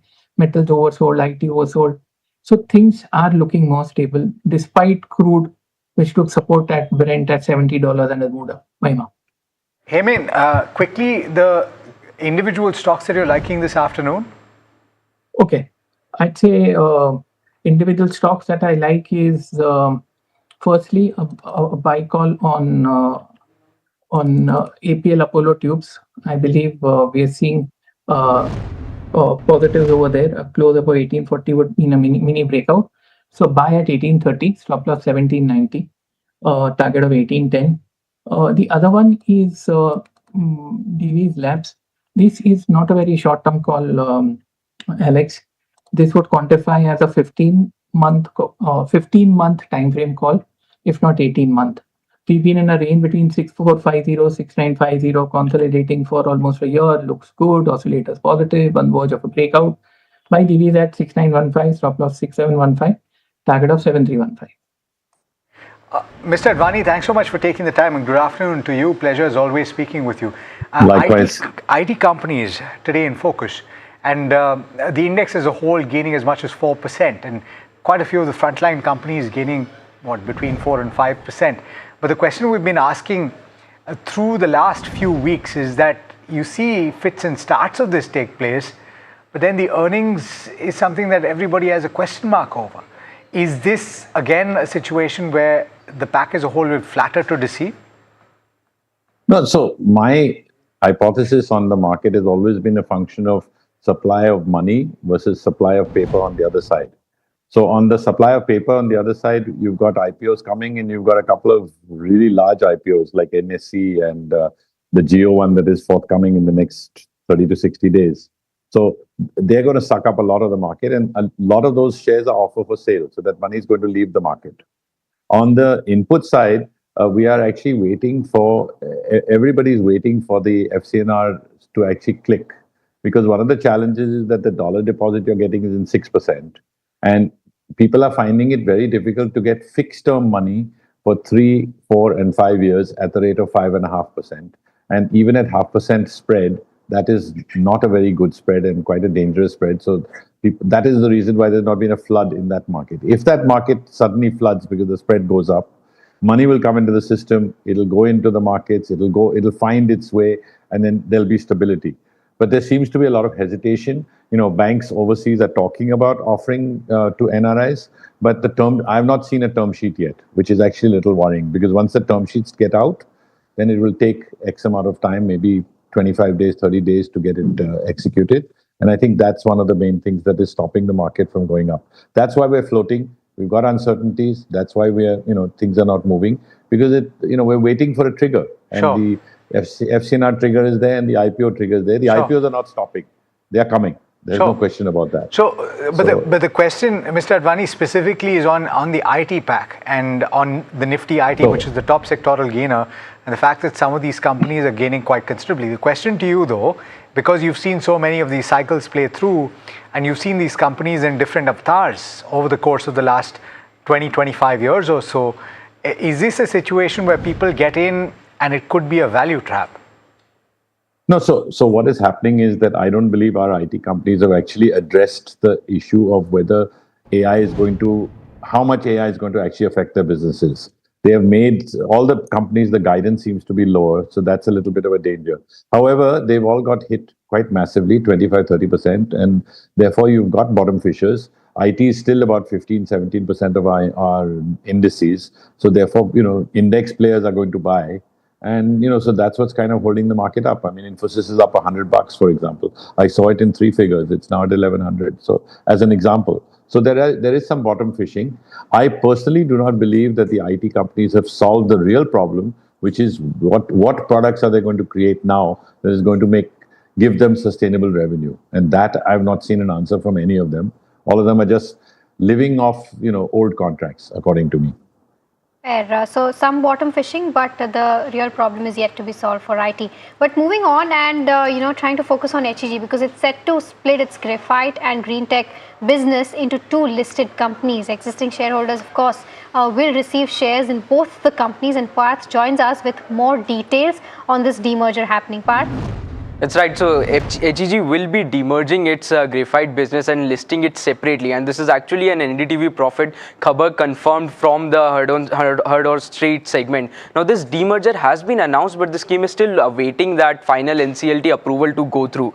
Now let's understand how will this demerger work. So the current HEG shareholders, as you mentioned, will get shares in both of those businesses. The graphite business will move on to the HEG Graphite, which will later be renamed as HEG Limited, and the current current HEG will be renamed as HEG Green Tech, which will have that clean energy and sustainability businesses. Now let's understand what will each of these companies do. So the first one will be the HEG Limited. It will still keep on manufacturing those graphite electrodes that we have seen HEG gain a leadership in, and the second one will be the HEG Green Tech, which will own those clean energy and sustainability businesses. Now why is the street excited about this demerger? If we talk about the estimates, then HEG Graphite is valued at around 9,200 crores right now. On the other side, HEG Green Tech is valued at 10,300 crores. So if we combine both the entities, they have a value of over 20,000 crores. Even if we apply a 20% holding discount, the total entity value comes out to be around 16,000 odd crores. Now, according to the current market cap of 11,000 crores, we see an value unlocking potential of almost 55%. So this is the main reason why the street is very excited about this demerger. If we quickly go through the triggers for both of those businesses, starting with the graphite businesses, the first one is that it is a very high entry barrier businesses because of the strict quality requirements and also the high complexity that is needed to build those products. If we quickly move on to the next one, the EAF steel making, which is electric arc furnaces, they are gaining market share because it only uses the 1/4 carbon emission versus the traditional methods. In the next one, HEG operates the world's largest graphite electrodes plants, which gives them a very big advantage. Also the capacity, they have a capacity of 100 kilotons per annum right now, which is expanding to 115 by the 2028 year. Also the next business, that the Green Tech entity that will be there, they will supply graphite anodes for both EVs and energy storage system. Both of these are very sunrise sectors. Also the battery production increase will be from 3 to 8 TWh by the year of 2035. Also the Chinese players, they hold 95% of the capacity in the world. So there's the scope of diversification as well. The domestic cell capacity will be increasing to 250 gigawatt hours by 2035 as well. Lastly, the company is also investing in graphene-based anodes, which is the strongest material known so far in Earth. So this is the entire story about the HEG demerger and why investors should track it. Okay, Parth, thank you so much for getting us those details on this entire demerger happening. Of course, stock gaining in trade on the back of that, up 5%, almost at the day's high point. But the other one that remains in focus is Lux Industries. Let's try to pull up the chart of the counter. Now, the company is set to invest around 600 odd crores in a manufacturing unit in West Bengal, and this is for the capacity expansion that they're doing. Not just that, I mean, in general, there's a multi-channel expansion that they've seen in terms of the overall growth. Also, FY26 saw an uptick of around 13% in terms of revenue, but margins continue to be under pressure, and so did the EBITDA. To discuss as to how things are shaping up in terms of capacity expansion, what competition is looking like, and what pricing is looking like, and what are the plans going ahead for the company, we are now joined by Saurabh Budolia, who's the Executive Director of Lux Industries, joining us now. Saurabh, a very good afternoon to you, and I hope I'm pronouncing your surname correctly. My first question to you is with regards to this huge expansion that you've planned in West Bengal. 600 crore is what you've planned. What is this going to do for you, one thing? And secondly, in terms of capacity utilizations, where do they stand at right now? And in what time period do you plan to do this capacity expansion in? Is it going to be in different phases, or what is the plan looking like? So thank you and good afternoon to you. The Dankuni plant, anyway, in the existing capacity, if you'll see, we already have a plant in the size of around 8 lakh square feet. And adjacent to that, we are now planning to build another world-class plant, complete integrated plant, having a complete size of around 12 lakh square feet. The Dankuni plant, celebrated as one of Asia's premier automated hosiery facilities, will leverage this expansion to consolidate to manufacturing, eliminate regional processing bottlenecks, and drastically reduce the wastages using the advanced machinery and other stuff. The integration is expected to yield immediate operational efficiencies.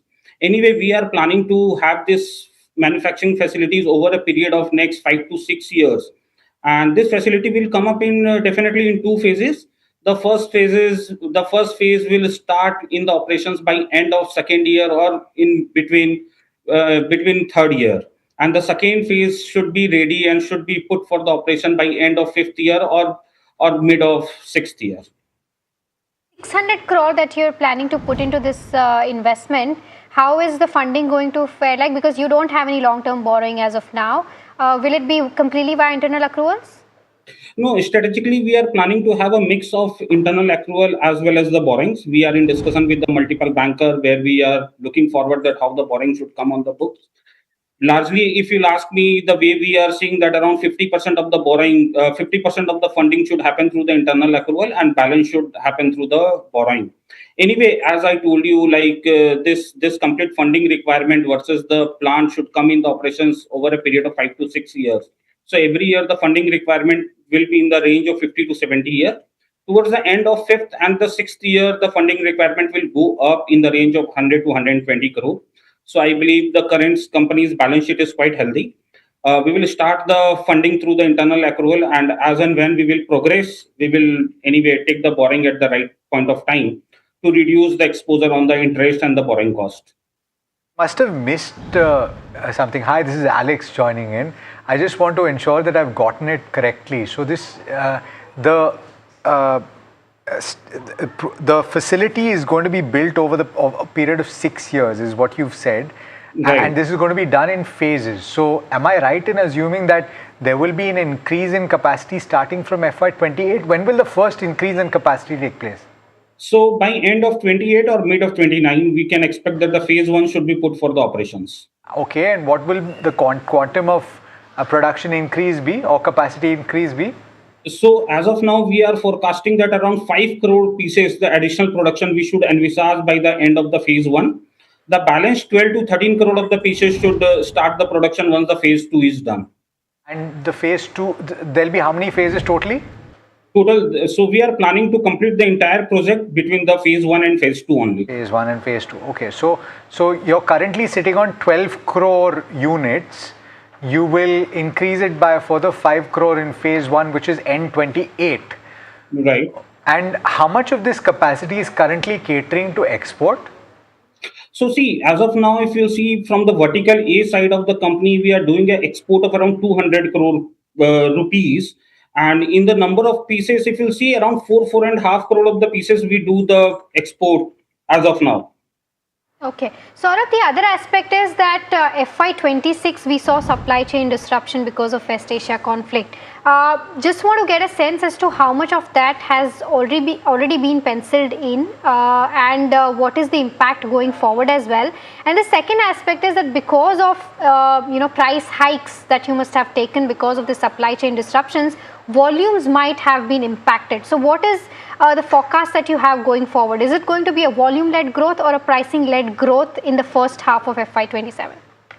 See, again, it will be a mix of the volume plus the price both, because anyway, we are seeing there is an increase in the fuel prices and anyway, the supply chain cost has gone up drastically. In last couple of quarters, we have faced multiple bottlenecks because of this geopolitical issues. Largely now the issues are settling down. Again, we are seeing for the next couple of years, or let me just give you a short-term view that for the next couple of quarters, the order is coming on time. We are not seeing any kind of major issues to like cater the demand what we are getting from the export.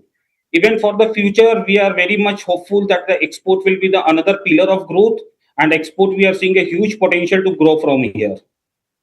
And then what happens to your margins? Because FY26 there was a slight blip in terms of where margins go. What is the blended margins that you're looking at, let's say, a year down the line? See, again, the margin has gone down in last couple of quarters, largely because from the vertical A side, we have done a lot of investments in the marketing and the advertisement. In the last year itself, the entire investment in the marketing was around 100 to 120 crore. While we have grown the top line in last 8 quarters, if you see the growth was in the range of 20 to 25% quarter to quarter. So again, the way we are expecting that for the next couple of quarters, as we see that hosiery market should keep growing in the range of 10 to 12%. Definitely, our entire effort should be to beat the industry and to have a larger growth as compared to the hosiery segment. While the marketing investment largely will remain, the numbers should remain the constant. So definitely it should add some value to the bottom line, and we are expecting that 100 to 150 basis point of the margin growth should come by keeping a control on the marketing and the advertisement spend. Saurabh, I just want to come back to this facility, right? Because as if I understand correctly, 20 crore units is what is going to be the total addition, right? And 5 crore in first phase. So when you're talking about the amount of money that will be spent over the course of 27 and 28, what will that amount be? And therefore, when will you have to raise this debt?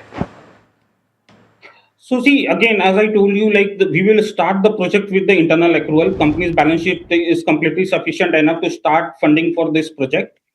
In the phase one, we are expecting around 350 crore of the investment which would be required. And for the phase two, the larger investment will come as part of the 200 to 250.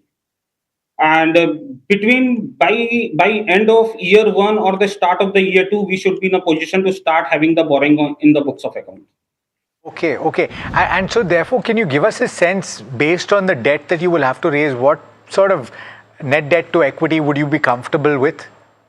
It will be largely a very comfortable position. So again, as we are talking about currently, my cost of capital or the debt cost is around 6.5 to 7%. And as of now, we are in discussion with the banker. Once the rates are closed, definitely we will come back, and at the right appropriate time, the numbers will come in the picture, or it will be in the public domain. Saurabh, just looking at your financials, overall your 3-year CAGR for top line has been around that 7 to 8%. Considering that you're adding more capacity, there's UK FTA also in place, which is going to definitely benefit you. Do you think you'll be able to do more than that 8% mark in the next 2 to 3 odd years? And if yes, if there's a ballpark figure. So one side is the company, another side is the vertical A, because as you know, the company is going for the restructuring and there will be trifurcation of the business subject to the regulatory approval. So let me try to focus myself on the vertical A. So largely this facility is coming for the vertical A of the company. And in the vertical A, since last year, again, we were having a growth of around 25%, out of which around 9% in the quarter has come through the volume, 7% has come through the revenue. Put together, it was around 15 to 17% of the total growth for the quarter for the vertical A of the company. And if you see the growth of last 8 quarters, we were growing at a pace of around 20 to 25%.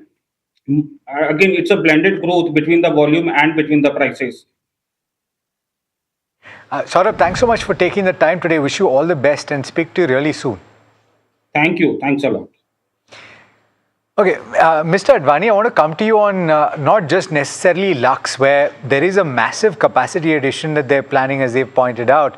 They're currently at 12 crore units, and they want to take it to close to 32 crore units over the course of the next 5 to 6 years. But the hosiery space in general, if you were to talk about Page, you talk about certain other players, they're not exactly cheap, particularly Page. How do you treat them?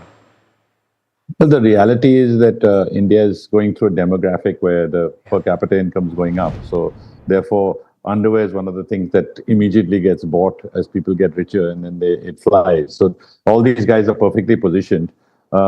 It's heartening to see that someone is doing capacity expansion in any sector. And of course, this is an easy sector for them because they know the business and they know they're getting short.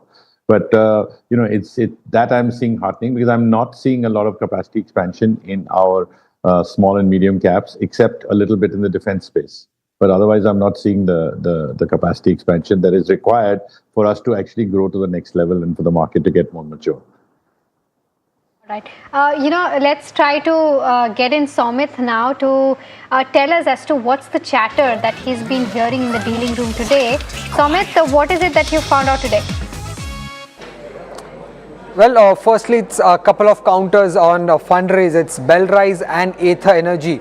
Now, there's a buzz of a QIP opening soon in both these counters. For Bellrise, it is expected to open today or max by tomorrow. And for Ather Energy, the street is expecting the QIP will open this week. Bellrise QIP could be around 2,000 odd crore, which will also include the green shoe option. But it would remain to see what actual amount the company finalizes to raise from investors. The second stock on the list is ICRA. There are buy flows on the large HNI desk. There's a buzz of a potential buyback announcement that could come in when it comes to ICRA. For Tata Chemicals, there are buy flows on the PMS desk. Dealing rooms indicate a potential price hike in caustic soda prices. For CDSL, there are buy flows on institutional desks. Both foreign and domestic institutions have been accumulating this counter in trade today, and delivery volumes are expected to be on the higher side. And lastly, when it comes to Netweb Tech, there are buy flows on the large HNI and PMS as dealers indicate a positive note to come in from a broking firm. Keep an eye out for Netweb Tech as well. Okay, so quite a few interesting stocks. Hemen, I want to come to you on the IT pack specifically, right? Because this is not something I asked you about. All of the frontline stocks are buzzing in trade. Is this signs that a bottom has been found and that you can buy at this point for further upside? Alex, first, they were deeply oversold. Secondly, there was medium-term positive divergence. If you look at the Nifty IT index, Alex, it's come off from 46,000 to sub 26,000. That's huge. So even if you were to play for a dead cat bounce, I believe that is just beginning. And the level that we've taken support at, Alex, very interesting to know. And let's take 30 seconds more. July 22. We've not closed below this level since April 21. So we've come to multi-year lows, tested very strong supports, precipitous decline, oversold positives, but this is from a short to medium term view. The longer term view still remains grey, not very legible. And interestingly enough, we are also coming close to a resistance level soon. The way I see it, it's more of a trading bounce. Currently, even if it comes off a bit, I believe the next few weeks, it would be a buy on decline. The long-term picture we'll have to look at after this month is over, or probably the next. Too early to take that call. Alex. Okay, the question always remains whether the entire space, IT as a space, will be a dark horse or not. But it's time to slip into a very, very quick break. On the other side, of course, we'll get you top buy today and sell tomorrow picks. So do stay tuned in.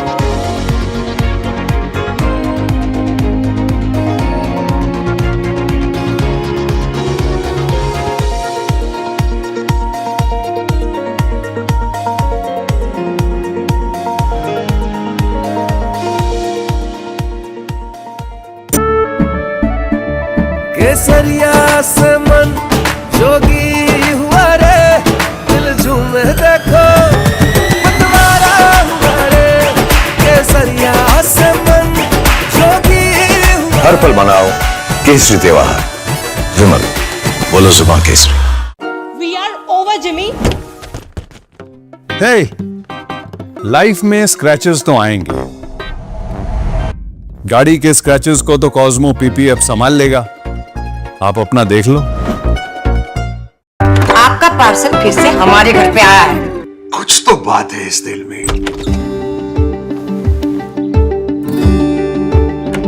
माँ भी हमेशा पीमाक mustard oil में ही खाना बनाती थी ये आपके लिए कुछ तो बात है इस दिल में PMARC, the mustard specialist since 1933. सरसों से सरसों As India's mobility story is racing into a new future, it's in search for a new fuel map. Electric, ethanol, hydrogen, CNG, hybrid. What will power India next? India's sharpest mobility minds come together to decode the fuel mix that will...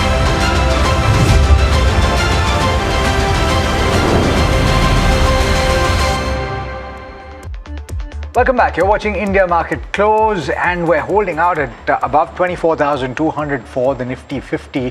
The question is, do we hold that? Do we go higher? How much higher do we go? And we've more or less held very close to that 24,200 mark in the last half an hour or so. Osho Krishan, who's Chief Manager Technical and Derivative Research at Angel One, joining us on this leg, as well as Siddharth Khemka, Head of Research Wealth Management at Motilal Oswal Financial Services. Gentlemen, thanks so much for taking the time and good afternoon to you. Osho, very quickly, first to you. We made quite the comeback in the day so far. The question is, do we hold this level? And what are the technical triggers that you're looking at for the benchmark right now? Very good afternoon, Alex. Firstly, thank you for having me at the show. Well, yes, no doubt today's market sentiments have been very positive.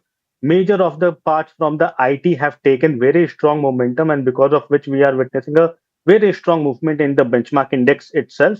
But overall, if I have to quote on the higher end on the technical front, then 24,300, which is the bearish gap, is the first resistance for Nifty. And even the call writers have significant positioning around 24,300. So that should be seen as the first resistance zone for Nifty. While on the lower end, the maximum pain now has shifted towards 24,200. So I'm expecting that this will be a crucial juncture because again, tomorrow will be the weekly expiry. So considering that, I'm expecting that undertone should be very much bullish. But in today's sentiment, today's market move, we have seen a strong momentum basically from the IT space, and other counters has given a supportive role in today's trading session. So we need to check whether there will be any follow-up movement in tomorrow's session or not.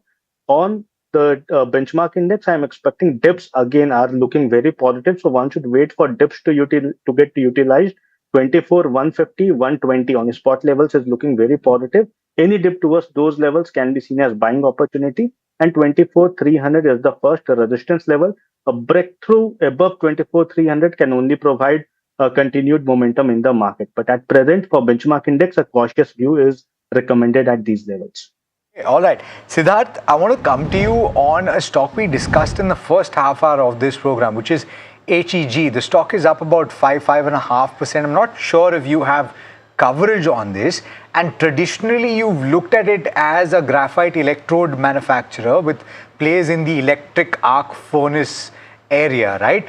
But now the company is going to be splitting into two listed companies. So there's going to be a green tech business as well, and the prospects look good. So how do you look at HEG, if at all?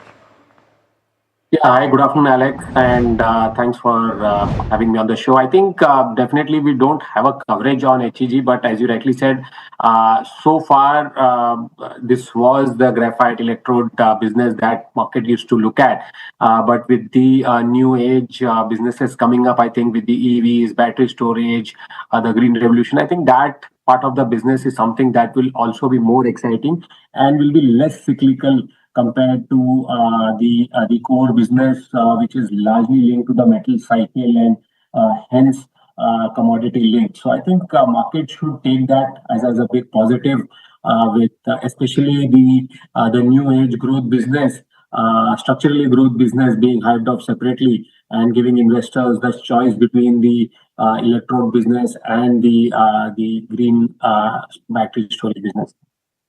Okay, just wondering, Osho, if you've taken a look at the charts for Bajaj Consumer, because of course it came out with its earnings. It's a strong set of numbers that have come in, but the stock, of course, is seeing a downtick of around 1%. I mean, if you take a look at the numbers, the top line growth of around 28%, EBITDA growth of around 101%, and PAT growth of around 84%.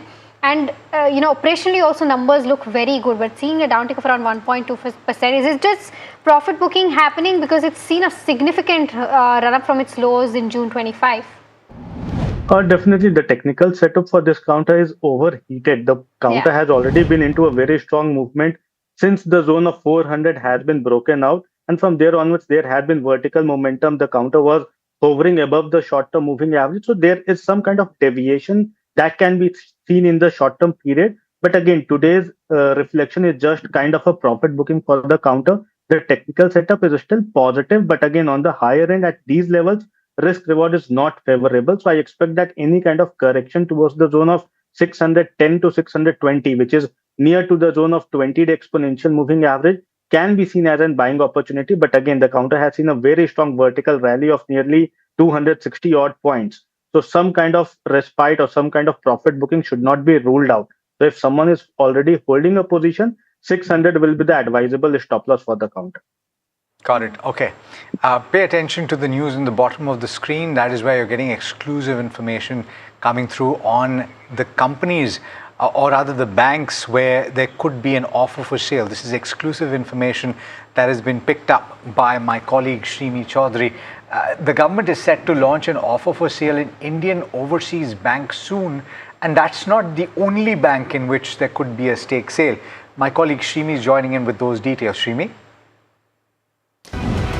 Yeah, that's right. What we are gathering exclusively that the government is preparing to launch an offer for sale in the state-owned Indian Overseas Bank very, very soon, perhaps in a day or two, as part of the ongoing efforts to reduce the holding in the public sector banks and meet public float norms. Do note that the centre currently owns 92.44% in IOB, well above the 75% ceiling prescribed under the public shareholding norm. But we don't know yet the offer size, but this is the second round of OFS after the government diluted 2.17% stake in December 2025 in IOB, which, received very strong response at that point. Now, sources indicating that Centre intends to continue stake dilution in select public sector bank in the coming month as it works toward complying the public float requirement. And after IOB, actually, we could expect OFS in Punjab Sind Bank as well as UCO Bank. And of course, both are significantly above the public float threshold. Now, it's important to note that proposed stake sales are expected to support the government disinvestment program. As we know, so far, government mobilized over 20,000 crore through disinvestment. So another 60,000 crore actually to come in to meet the target of 80,000 crore, which is, fixed for the current financial year. Much, Shrimi, for that. Siddharth, what's your opinion on this? Because ultimately, this is one way in which the government can bolster its finances. It has kind of taken a bit of a hit, and it was calculated to do so because of the crude oil price spike that took place in the first quarter. So it would have to support that in some fashion, and everybody thought it would be in the form of divestment. What do you think about IOB, though? Yeah, I think, Alex, as you rightly said, government is looking up to shore its financials, especially we have seen a lot of the public sector enterprises, PSCs, witnessing an offer for sale of blocks being offered in the past couple of months. And I think some of these banks, especially the small size banks, there was a lot of chatter on the street that there is more consolidation that is coming up, and government kind of merging some of these smaller banks and even further consolidation to what we have seen in the past. So I think some of these banks, PSU banks, have seen healthy financial growth. Valuations are on you can say have been attractive for the government to look to save off some of the shares stake that they have and raise money in this current financial year, where they are facing a lot of challenge given the high import bill. So I think we could see some more of the offer for sale and blocks coming in across several public sector enterprises in some of the months ahead as well. Specifically, very quickly, as a follow-up to that, you saw the Indian Bank results at the end of last week and the kind of improvement that it showed in asset quality. NIMs also went up. In the pecking order, where does it rank, and what's at the top of your list for public sector banks?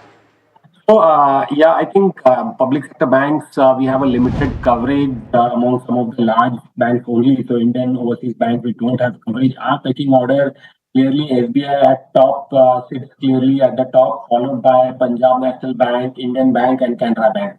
I think these are some of the banks within the PSUs that we like.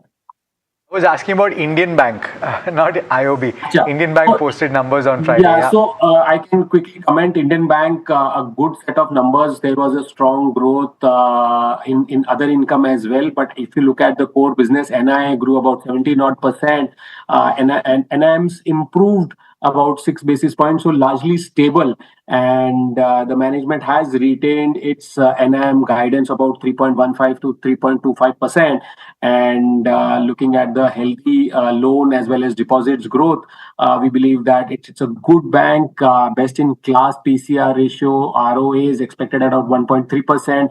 Valuation still comfortable, and hence we have a buy rating with a target price of 1025. But I would say that within the pecking order, SBI, because of its size, sheer size and growth, that's the preferred pick within the PSU banks, followed by something like a PNB and then maybe an Indian bank. Right. Just because we are talking about PSU banks, interesting fact, because in FY16, the share of PSU banks, the market share was at 68.1%, which fell down to around 51.8% in FY24, and it's picked up in the last 2 years at around 52.9%. So it is public sector banks, just as a whole in terms of banking system, that had fallen quite significantly. The last 2 years is when we've seen a significant amount of market share gain coming in. So we have to see whether that trajectory kind of continues or not. So that's an interesting fact about PSU banks. But let's get in Shivam to give us a list of stocks that are either buzzing in trade on the back of news or volumes. Shivam, what's on your list? The first stock in our list is Puravankara, which has posted a strong Q1 FY27 business update. And starting with the first metric, which is pre-sales, that has seen an increase of around 28% at 1400 odd crores. Also, the collections have surged up by 40% and sales area have increased by 9% to 1.3 million square feet.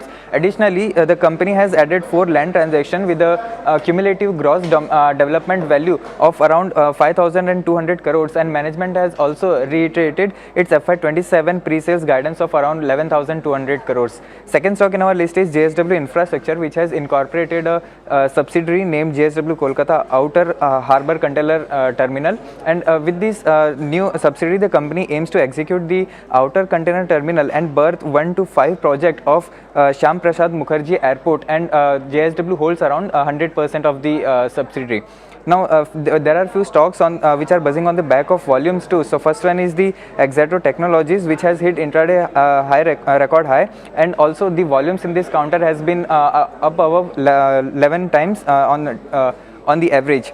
Now, if we talk about the second one is Kalyan Jewellers, which has hit 6-month high, and the stock has been gaining for the third straight session.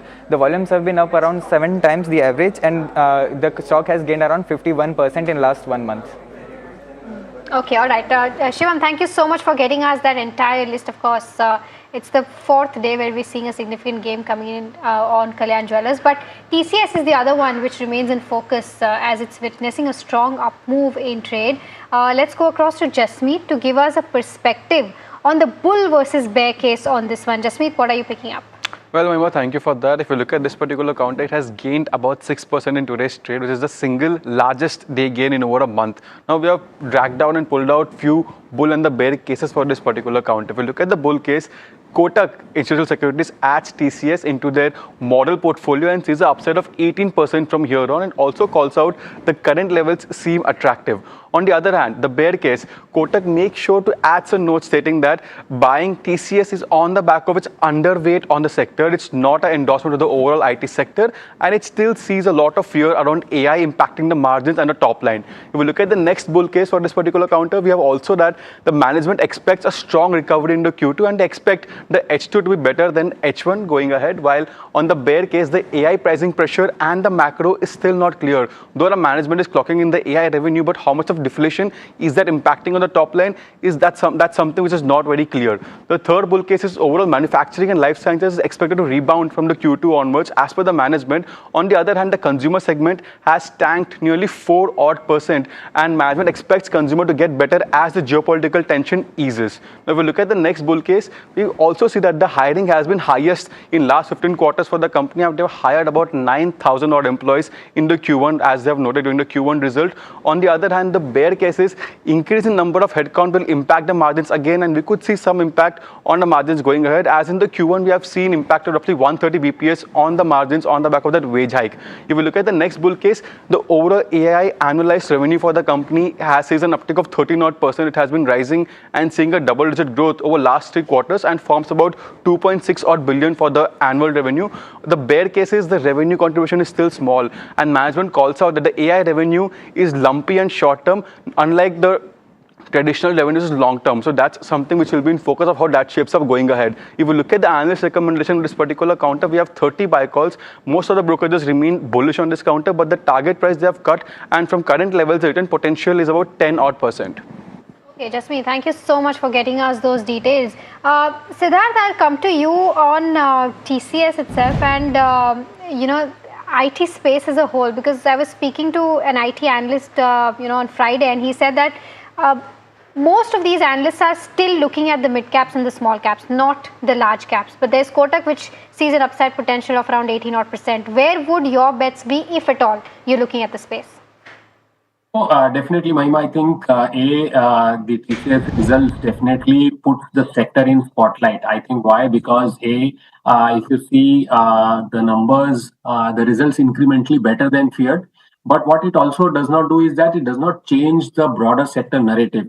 What it means is basically that the deterioration has stabilized, but meaningful recovery is still elusive and needs some time away. So for example, while the management commentary saying that Q2 demand is likely to improve. But what we also note is that the management has been talking about a pent-up technology backlog for several quarters, and hence investors would really need to wait for the evidence before assigning a higher valuation.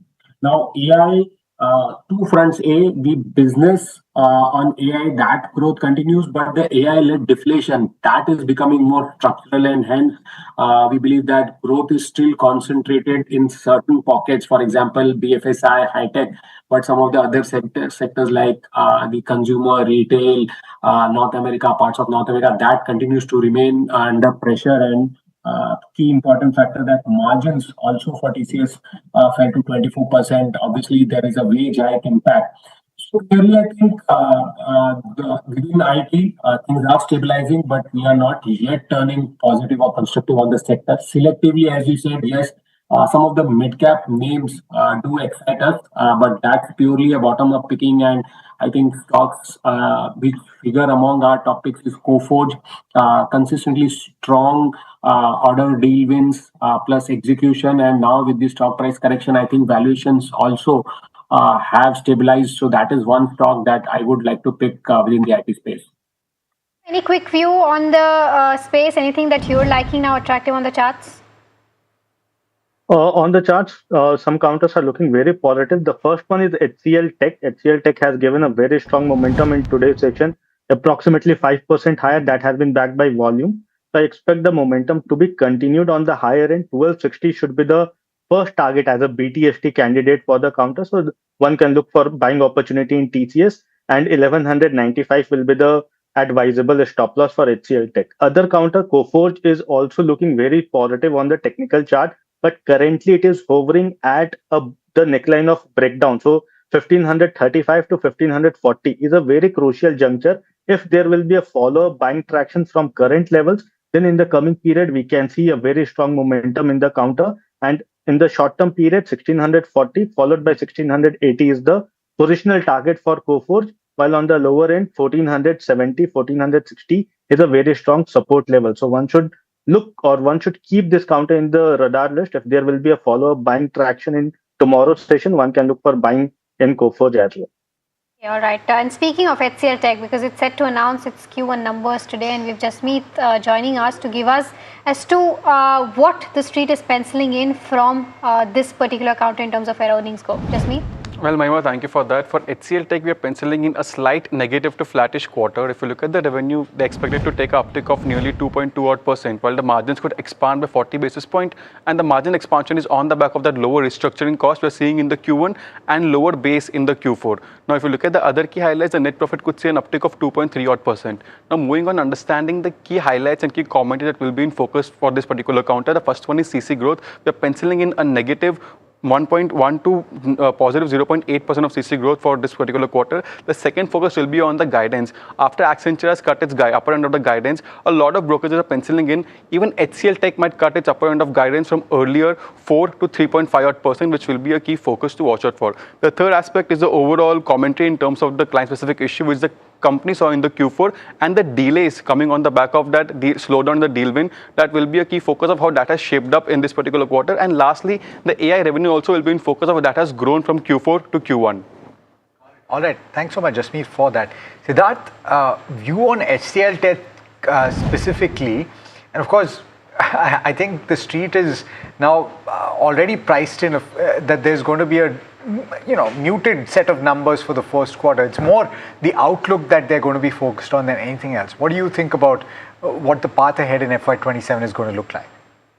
Sure, definitely. I think among the names, HCL Tech and Infosys, there are two stocks where we are expecting some margin improvement and that should be positive. While some of the other larger ones are likely to report weak numbers, I think it will take the numbers are there, but key, as you rightly said, key monitorables are commentary on demand, margin outlook, the AI-led deflation, which could impact about 2 to 3% of the overall portfolio, and hence, is there any revision to the FY27 growth guidance? That is also key because what we are expecting is both HCL Tech and Infosys could lower their guidance for FY27 towards the lower part of the band which they started with at the end of last quarter, and hence I would say that among the large caps, HCL Tech is one which is a better place given its diversified product suites as well as its differentiated business model. And I would say that among them, the growth in HCL Tech is expected to be a little bit resilient. And if the management outlook is stronger, valuations are comfortable, and hence, again, as I said, within the large cap, the other tier one IT players, HCL Tech is a better place compared to others. And currently, we have a positive view and a buy rating for HCL Tech. Okay, all right. Let's focus in on the realty pack as well. And this is a pack of stocks that has not done particularly well in trade today. But if you look at last week, oh wow, look at that. It's seen a significant recovery. Pull up the intraday chart for the realty index. It was down about 1% at the start of India market close. It's now flat. So look at the kind of recovery that it's had. Just pure sentiment that has shifted for this particular index as well.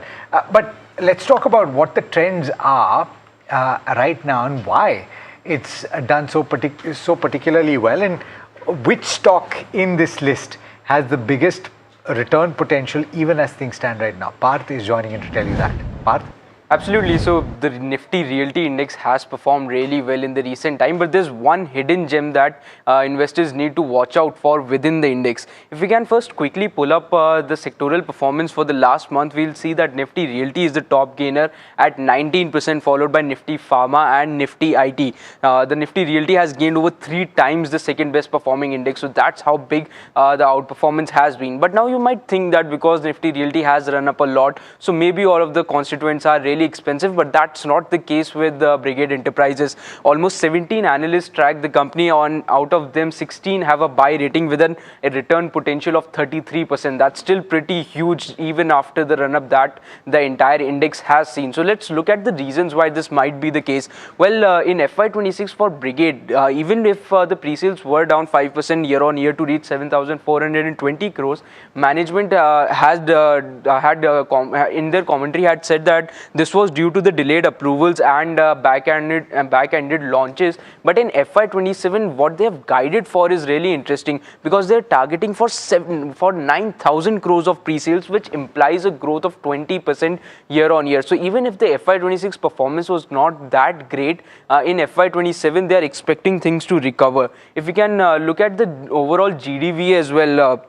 The pre-sales, as I said, that they will reach 9,000 crores in FY27, but the GDV will also improve from 10,000 crores in FY26 to almost 12,000 crores in FY27. So this is one of the reasons why Brigade is seeing such a high return potential among the broker estimates. Also about their launch pipeline, there are 3 major cities where they have a huge pipeline, starting with Bangalore, 45 lakh square feet, Chennai, 30 lakh square feet, also Hyderabad, where they have a pipeline of 30 lakh square feet. In total, they have a pipeline of over 1.16 crore square feet. So that is a huge number as well. And lastly, if we can check out the valuations as well, the company has a 5-year average of 75.8 times the PE ratio, but currently it's trading at a significant discount to that at just 26. Also the 1 year forward, that's just 16.7 times as well. So a huge discount is what we are seeing, and that's what is driving that return potential up to almost 33%. And this is why you should keep Brigade Enterprises in your watch list going forward. Certainly, Parth, thank you so much for getting us that entire perspective on Brigade Enterprises as well as the space. Siddharth, I'll quickly come to you because a 20% plus growth for pre-sales is what they had guided for. And valuations, I mean, it's looking very attractive as compared to the 5-year average. Do you think it calls for or screams for a buy right now? So, Mahima, I think the entire real estate pack definitely looks attractive. We are seeing the demand momentum improving with the pre-sales data for most of the large nationalized players in the real estate space reporting strong numbers.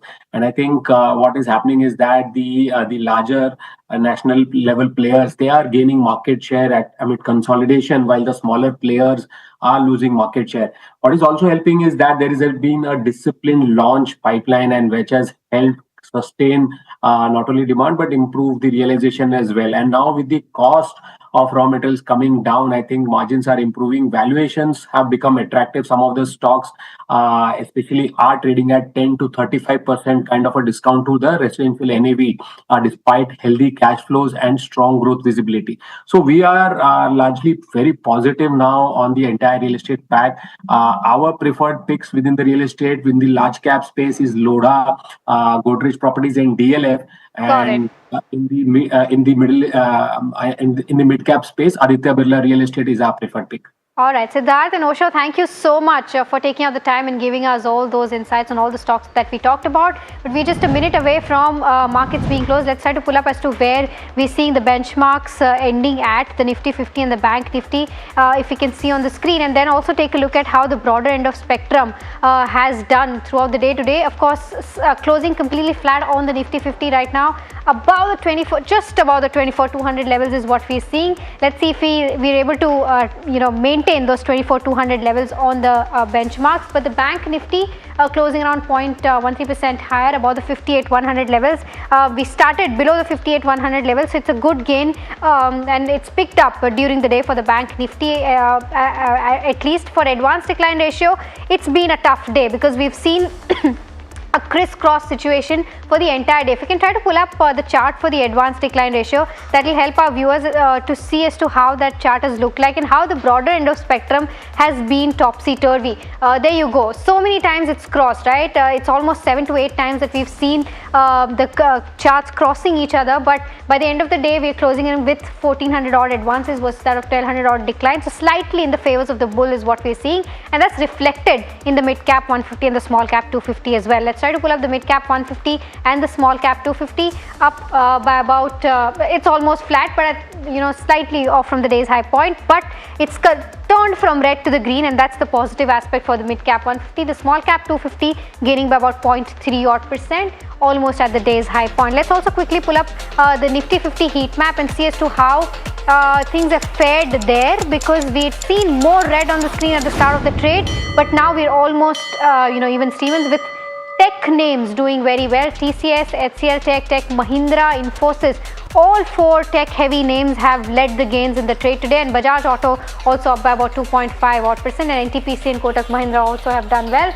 But Grasim, Tata Steel, Nestle, Eternal, Interglobe Aviation, and some of the other names that continue to be under pressure. Lastly, the sectoral heat map, if you can try to pull that up and see as to where the chart is ending at. Of course, Nifty IT has to be the top gainer, up by about 3.6 odd %, followed by media, but FMCG continues to take a knock, down by about a % or so. Nifty Defense also did see profit booking, down by about 0.8 odd %. Metals and consumption also continue to be under pressure. So that's with regards to where the markets go for the day. But with that, we're completely out of time on this edition of India Market Close. From me, myself, and everyone who puts the show together, thank you so much for watching. Do stay tuned in for more news and updates on the other side.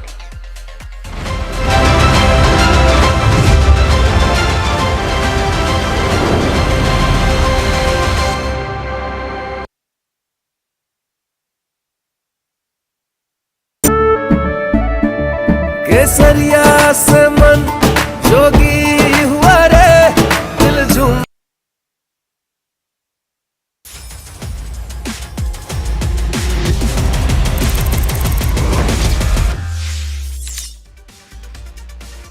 Hello and welcome to NDTV Profit. You are tuned in to Crypto Minutes powered by CoinSwitch for your daily dose of news and updates from the crypto world with me, Sharad Dubey. Now let's take a look at the top headlines. Well, the Bitcoin is near that $63,000 mark as geopolitical tensions rise. Bitmain chairman Tom Lee predicts Ethereum will unite Wall Street and crypto. Hyundai introduces internal stablecoin transfers. And lastly, hyperscale data raises Bitcoin holdings above 1,000 Bitcoins. So today we are having a myth buster. Now the question is, does 1% TDS mean you have paid your crypto tax? Well, it's a common misconception amongst the crypto investors is that just 1% TDS deducted on every transaction is their final task. That's not the case. Now, the 1% TDS is simply a tax deducted at source. Its primary purpose is to record and track the transactions. Now, this is similar to the TDS provisions also which exist in other financial products. This of course includes equity transactions, although the rules and the rates are different. Let's understand this with a simple example. Suppose you buy a Bitcoin for say 50,000 rupees and later sell it for 60,000 rupees. You have made a profit of 10,000 rupees.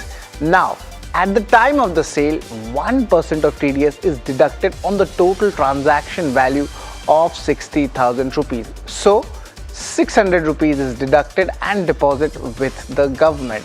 However, your tax calculation doesn't end there.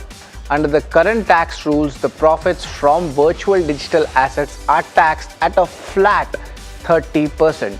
Now in this example, your tax on 10,000 rupees profit would be 3,000 rupees since 600 has already been deducted as TDS.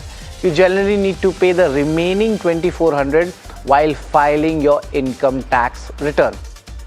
Another important point to remember is that TDS can be deducted even if you sell at a loss. That's why it's important to maintain proper records of all your transactions and reconcile the TDS reflected in your tax statement while filing your return. The key takeaway is simple. 1% TDS is not your final tax. It's an advance tax deduction. Always report your crypto transactions accurately in your income tax return under Schedule VDA and reconcile the TDS deducted to stay compliant. Well, as we wrap, remember you can reach out to CoinSwitch's dedicated helpline where anyone can contact with the in-house experts to get their queries resolved, whether it's about crypto, regulations, taxation, or the broader industry. The team is available to provide guidance and help users make informed decisions. Goodbye. That's all on this edition of Crypto Minutes on CoinSwitch. Thank you so much for tuning in.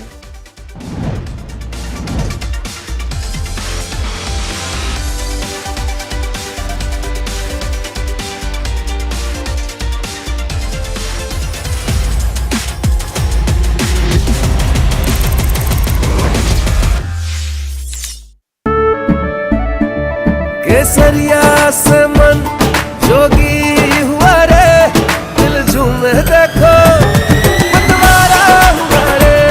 केसरिया से मन जोगी हुआ। हर पल मनाओ केसरी त्योहार। विमल, बोलो जुबान Kesari.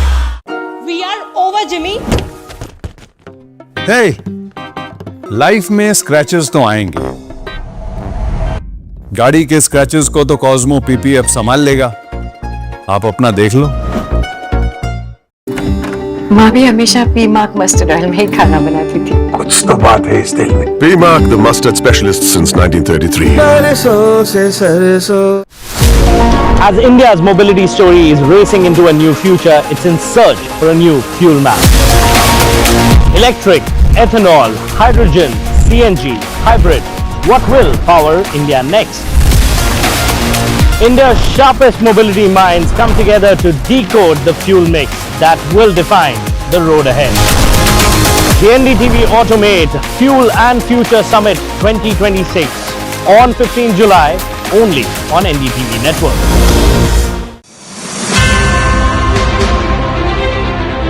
That are propelling India to what we call the Viksit Bharat stage.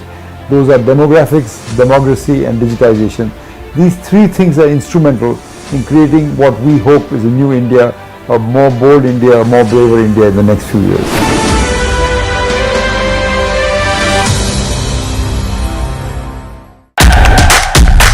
India's unshakable news habit. NDTV.com.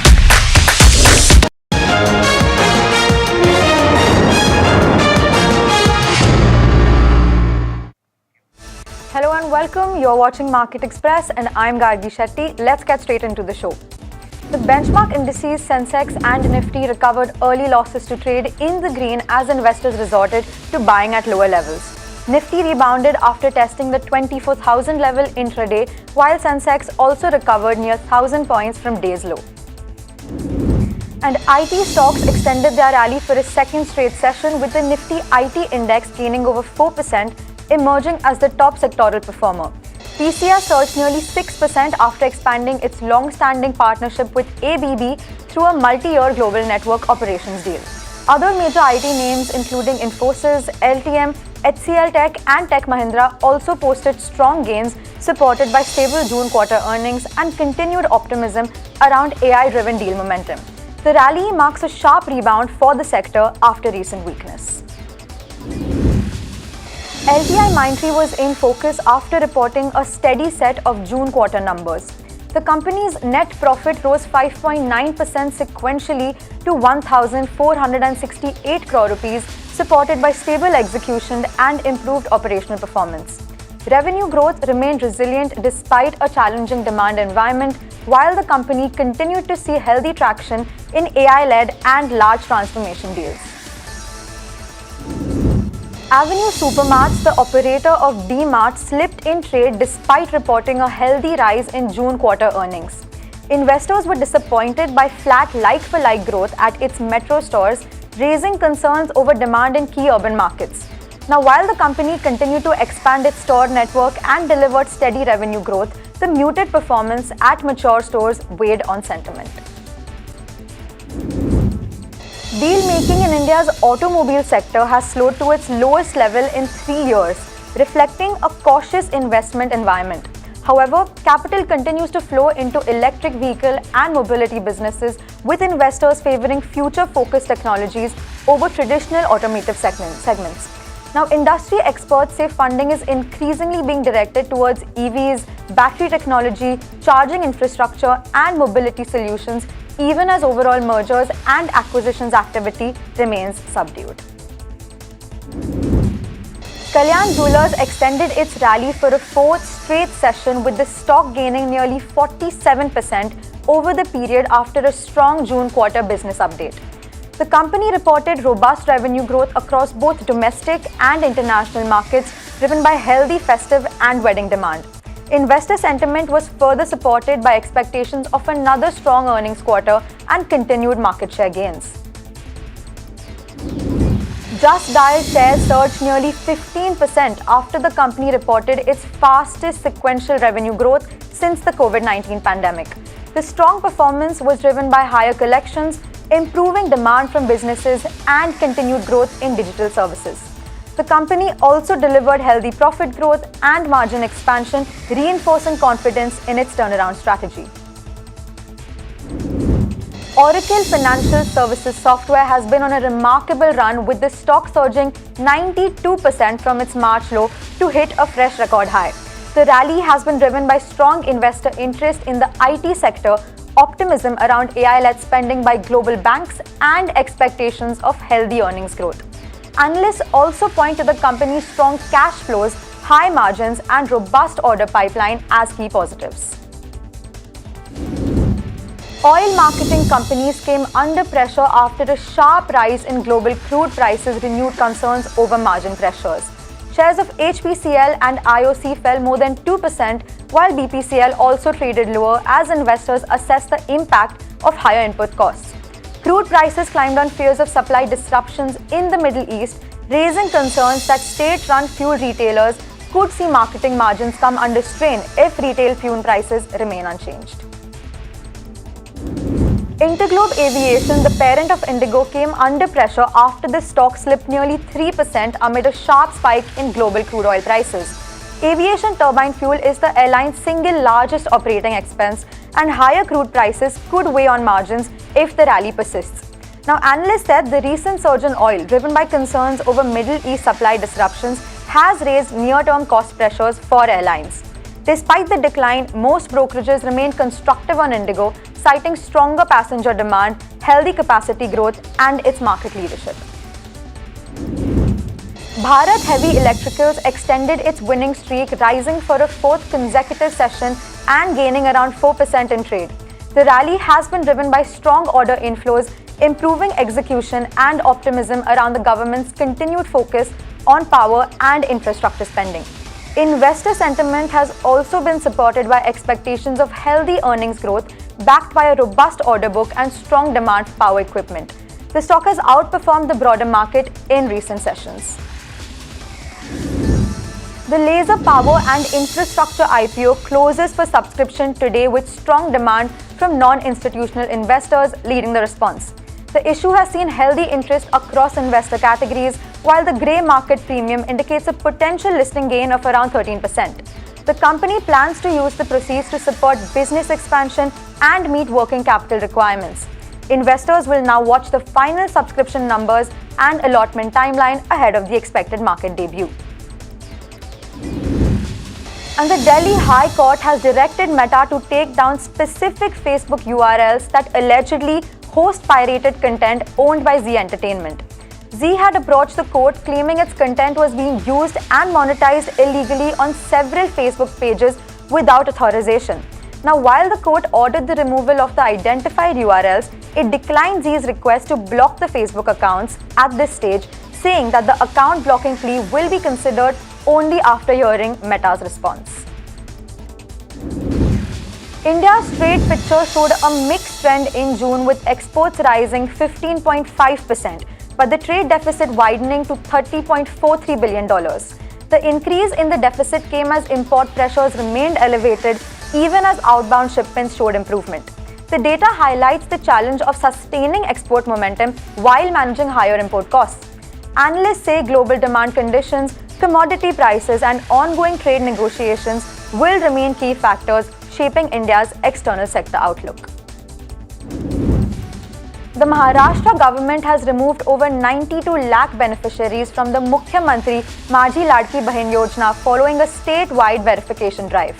Government records show the beneficiary list has shrunk by nearly 38%, with the largest number of deletions linked to incomplete eKYC verification.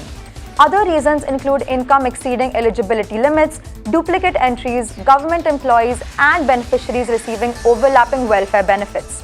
The exercise is aimed at ensuring the financial assistance reaches only eligible women and improving transparency in the scheme. On to some international news now. Tensions in the Middle East have escalated sharply after the United States launched fresh strikes on Iranian targets, raising fears of a wider regional conflict. The latest military action comes as the standoff over the Strait of Hormuz intensifies, fueling concerns over global oil supplies and shipping disruptions.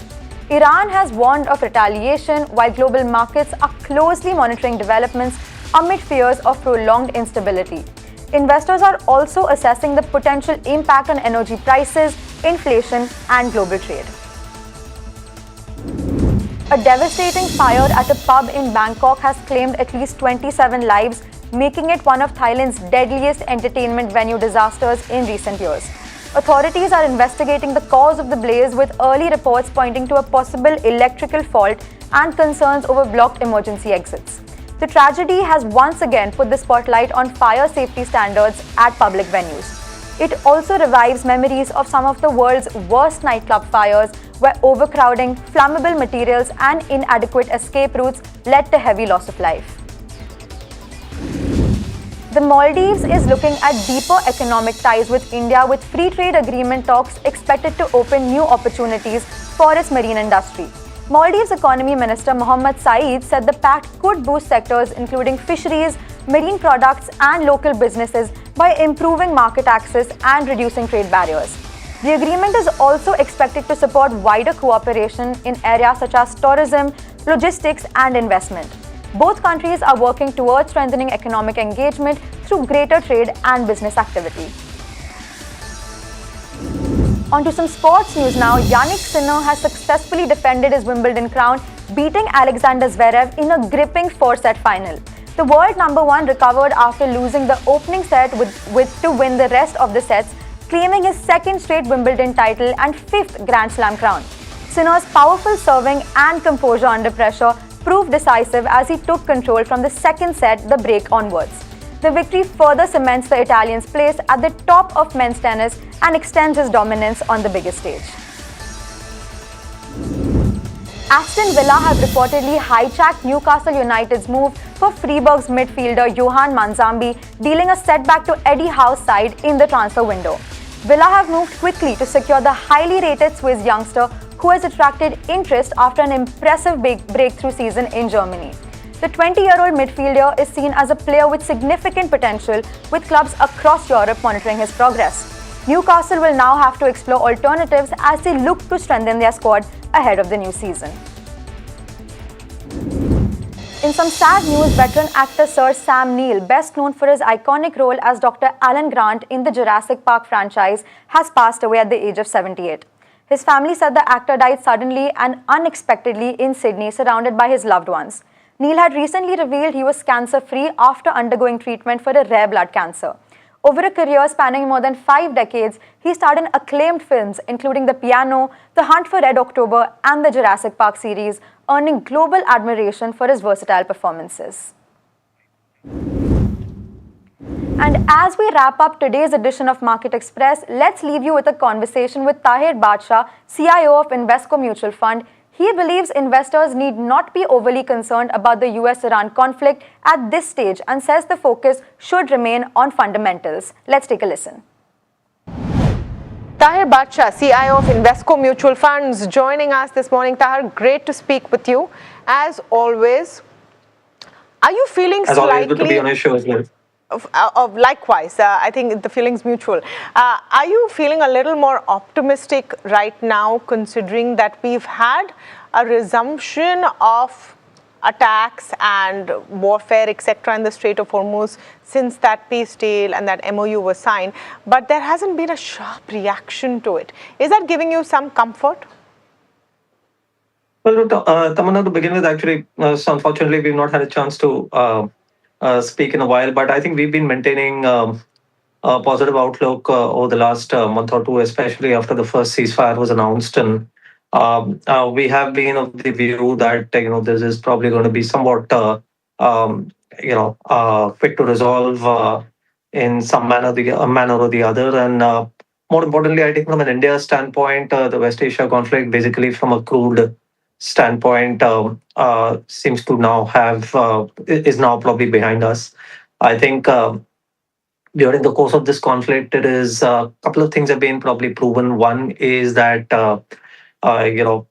beyond a particular point, I think the oil market is somewhat fundamentally weak. I mean, when we look at it from a supply demand standpoint, there is a fair bit of supply in the market available, and then there are other avenues of supply which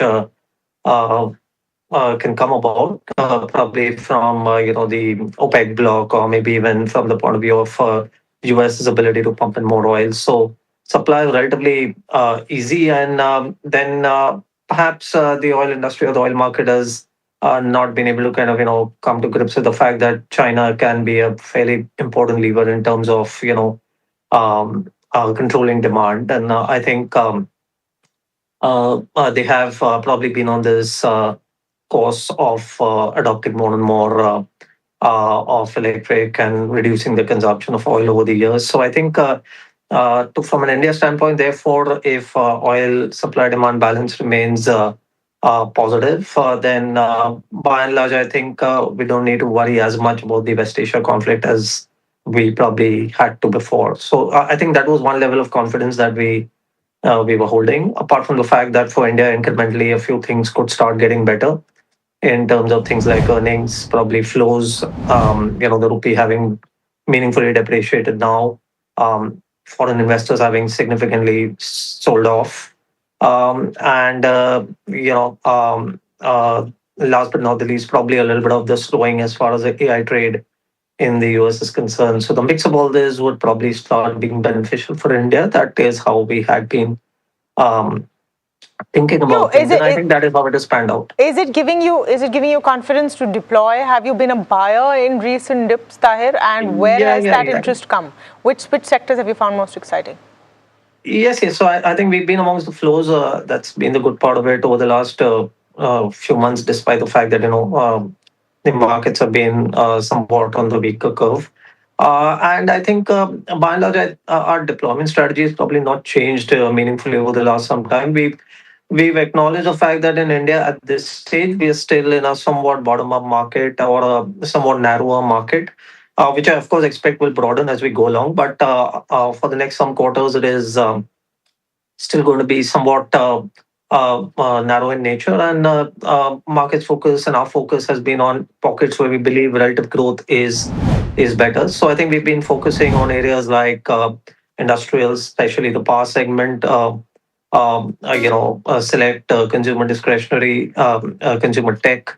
Healthcare is another area where we have been very positive, and real estate. I think these are some of the domains where we have been incrementally deploying money.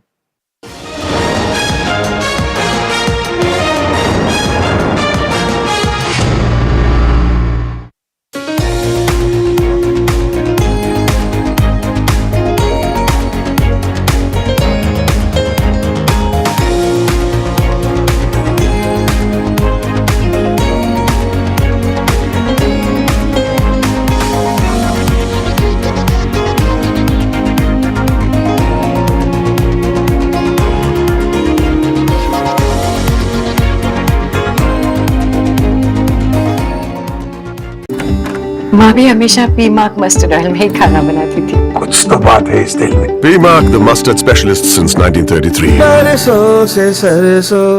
We are over, Jimmy. Hey, life में scratches तो आएंगे। गाड़ी के scratches को तो Cosmo PPF संभाल लेगा। आप अपना देख लो। आपका पार्सल फिर से हमारे घर पे आया है। कुछ तो बात है इस दिल में। माँ भी हमेशा पी मार्क मस्टर्ड ऑयल में ही खाना बनाती थी। ये आपके लिए। कुछ तो बात है इस दिल में। P-Mark, the mustard specialist since 1933. सरसों से सरसों। As India's mobility story is racing into a new future, it's in search for a new fuel map. Electric, ethanol, hydrogen, CNG, hybrid. What will power India next? India's sharpest mobility minds come together to decode the fuel mix that will...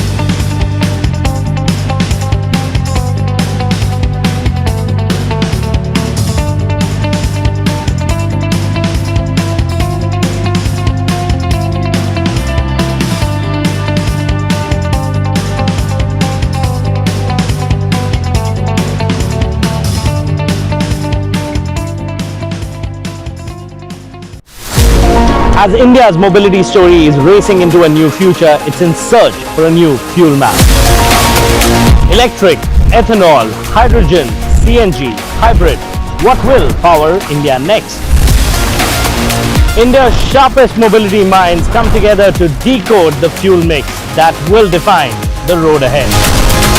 The NDTV Automate Fuel and Future Summit 2026 on 15 July only on NDTV Network.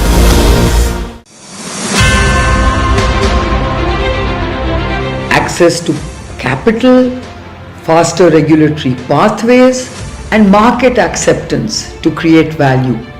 And if we get the pieces right, I think we can move from being the pharmacy of the world to being the most innovative lab of the world.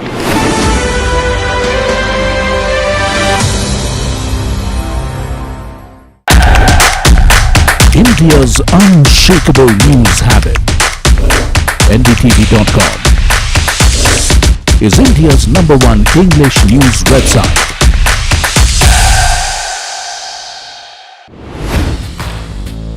Hi, I'm Tamanna Inamdar. Watch me on NDTV Profit, where I break down the day's biggest business stories. What happened, why it matters, and what it means for your money. Hi, I'm Neeraj Shah. Watch me on NDTV Profit for the most incisive market intelligence and meaningful corporate conversations. And I'm Alex Matthew. Markets, mutual funds, insurance, personal finance. I help you cut through the noise and make smarter financial choices. And here's where you can watch us.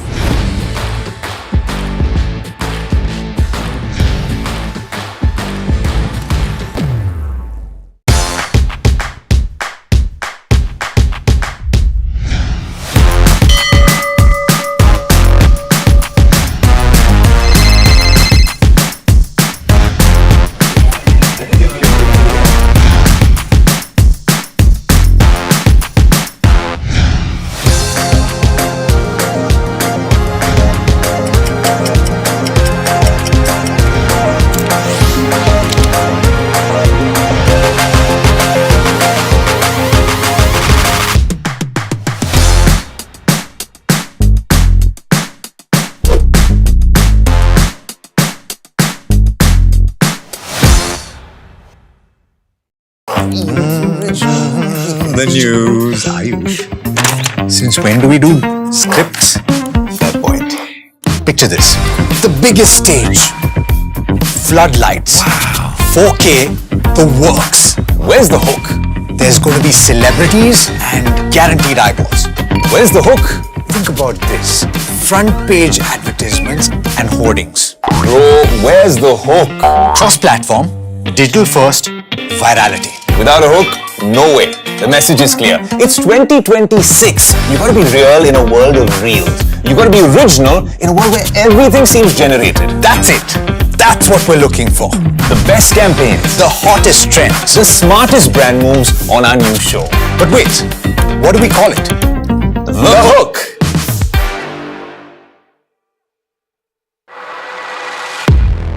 He has been tracking markets for over a decade, spots the trends before they hit the screen.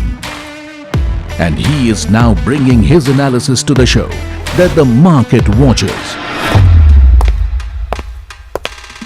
Watch Sharad Dubey on Know Your Company, a show that puts the most traded stocks under the scanner. We dissect the company so that you, the investor, don't have to get the management to answer questions relevant to you. Watch Know Your Company weekdays at 11:30 a.m. to understand your next big bet.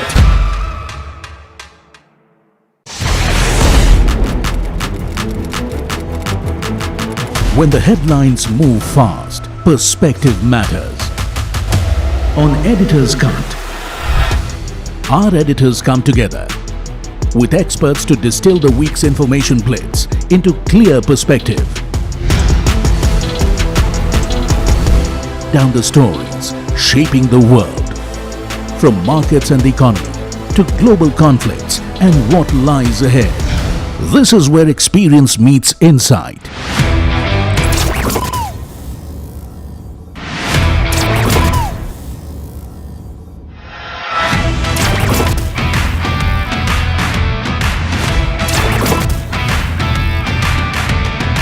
No noise, no hype, just sharp takes on what to watch next.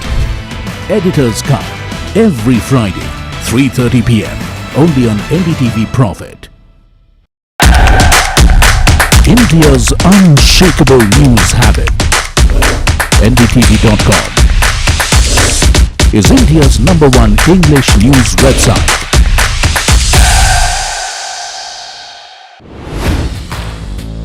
Hi, I'm Tamanna Inamdar. Watch me on NDTV Profit, where I break down the day's biggest business stories. What happened, why it matters, and what it means for your. Markets ended with modest gains today after a volatile session, extending their winning streak to 3 days. IT stocks lifted the market today. The rupee weakened 0.3% to settle at 95 rupees 62 paise against the US dollar. IT stocks jump led by TCS after strong earnings and AI-infused growth plans. Focus on HCL Tech's Q1 results, with the sector hoping for another strong performance. Commerce Secretary Rajesh Agarwal says that trade negotiations with the US are progressing well and it will be signed at the right time, but clarifies that under trade deal all aspects will be taken care of. Government examines WhatsApp signal response on username feature. Meanwhile, Methi says access to Mythos is a priority, but government is planning to build a sandbox model offering nearly 60 to 70% of Mythos capabilities. Sources tell NDTV Profit that government will soon launch OFS for Indian Overseas Bank. Government likely to continue PSU bank stake sales to meet public float norms. Zee Entertainment scores an interim win in its copyright battle with Meta.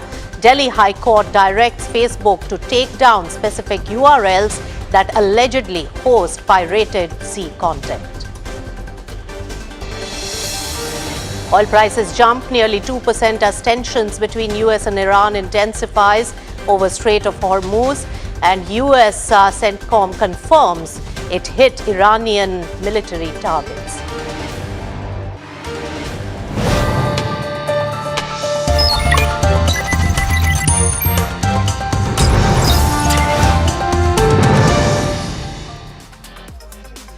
Hello and welcome. You have joined us on Profit 360. I'm Nisha Poddar.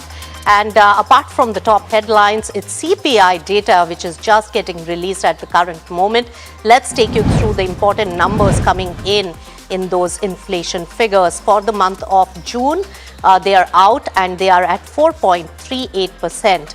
Now, may remember CPI was at 3.93%. In fact, we have to take a look at the internals on such a big jump that has been seen on a month-on-month basis when we talk about the CPI numbers. But of course, needless to say that the crude prices were on the higher side on account of the crisis between the US and Iran, and that had inflated the prices for crude for us and therefore the intermediaries as well. And therefore, that could be one of the big push really coming in. Now, let's take it across to an expert joining in on to talk about the CPI numbers. Garima Kapoor, who's the Deputy Head and Research and Economist at Elara Securities, joins in. Garima, good to have you on NDTV Profit. First to the headline number of the CPI data, and looking at above 4%, not just that, elevated at 4.38%. How do you assess these numbers? Hi. While I think the consensus expectations were that you should get a print in the range of 4.1 to 4.2, the numbers which have come out, of course, are higher than expectations. My hunch is more than the obvious transmission mechanism that we knew, that the fuel prices were higher, petrol, diesel was hiked, you had certain gas prices that were also up, your LPG prices that were increased. I think the second leg of transmission of these prices into eventual outcomes in terms of your processed food or eating out at restaurants, etc., would be actually the data that would have driven the numbers upwards. But at the first print, as it indicates, the numbers look higher than expectations for sure. Right. If we really take a look at the food inflation data, that has seen a strong escalation on a month-on-month basis. What could be the reasons, and is it here to continue? Food itself is going up even before the month of June. Now, normally, if you see the seasonality for food is very strong during this period, so the summer months are normally see an increase in food inflation. So there is a seasonality aspect.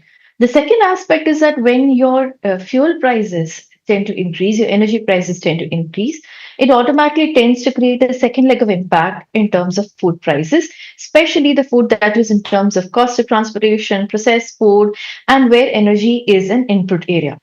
The third element that happens is that because of the US-Iran conflict globally, you had started to see increase in commodity prices, including that of food. You started to see increase in palm oil prices. You started to see increase in prices of sugar and so on and so forth. So there was an element that was also global led. So there was an expectation the footprint in the month of June will also see a significant hike. All right. So in the month of June, we have seen that hike come in food and beverages, actually over 5%. Now, Garima, with the crude oil prices reducing at the moment when the US-Iran tensions had really ebbed and had become much more peaceful in the middle, the crude oil prices had really substantially reduced. Do you think that that translation on the ground on our overall inflation numbers will already be visible in the month of July? And it's also going to be a mix of the higher and lower numbers, and the average could be higher than what we had anticipated because of the flare-up of the war again. See, there's one element to the fact that your wholesale prices, which indicate or reflect a significant part of our importables, will certainly start to show a significant dip. But when we talk about consumer price indices, the transmission from WPI to CPI takes a lag, number one. Number two, the increase in commodity prices and hence the transmission to consumer prices of the previous hikes has yet not got completed. So you will actually continue to see the impact of previous hikes continuing well into another July and August before you start to see some bit of moderation kick in. And more importantly, realize that when demand is robust in the economy, any increase in price that has been taken is normally not likely to get reversed back. So while you will see some elements where importables, etc., will see a correction, I don't see a widespread correction in commodity prices or inflation for commodities where hikes were taken. Also, remember with regards to fuel, that is petrol and diesel, the oil marketing companies have to still recover the losses that they made in quarter one.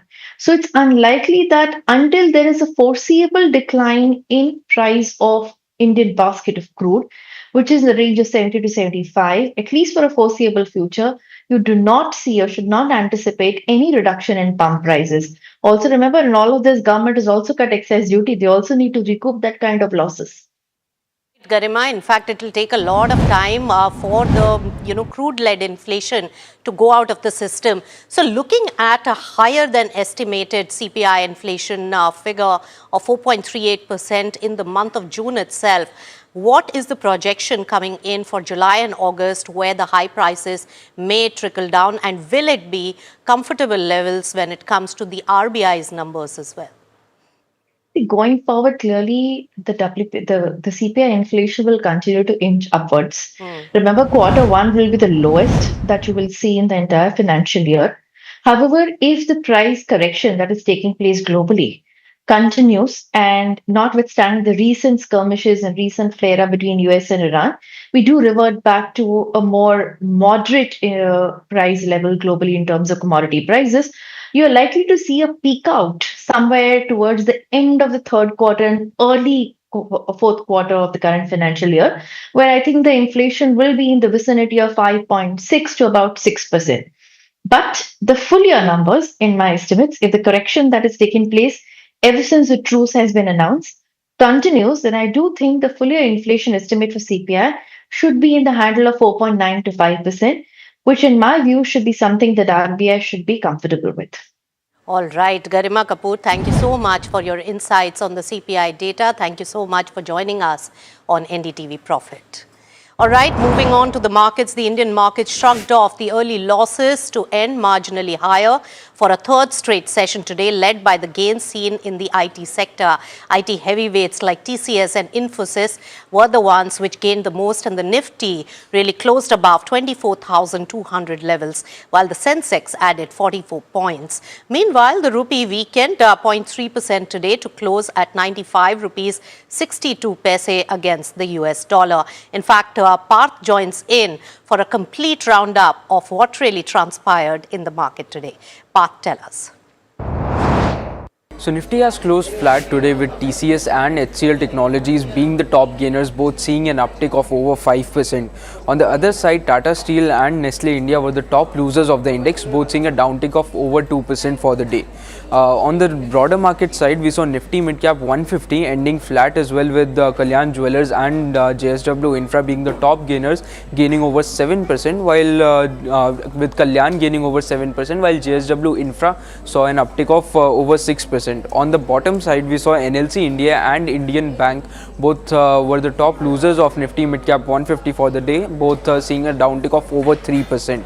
On the other broader market index, which is Nifty Small Cap 250, we saw it outperforming the benchmark as well as Nifty Midcap 150. Nifty Small Cap 250 gained over 0.3% today, and this was mainly led by Newgen Software Technologies and Sonata Software, both of which were the top gainers, with Newgen gaining almost 15% for the day and Sonata Software gaining over 10% for the day.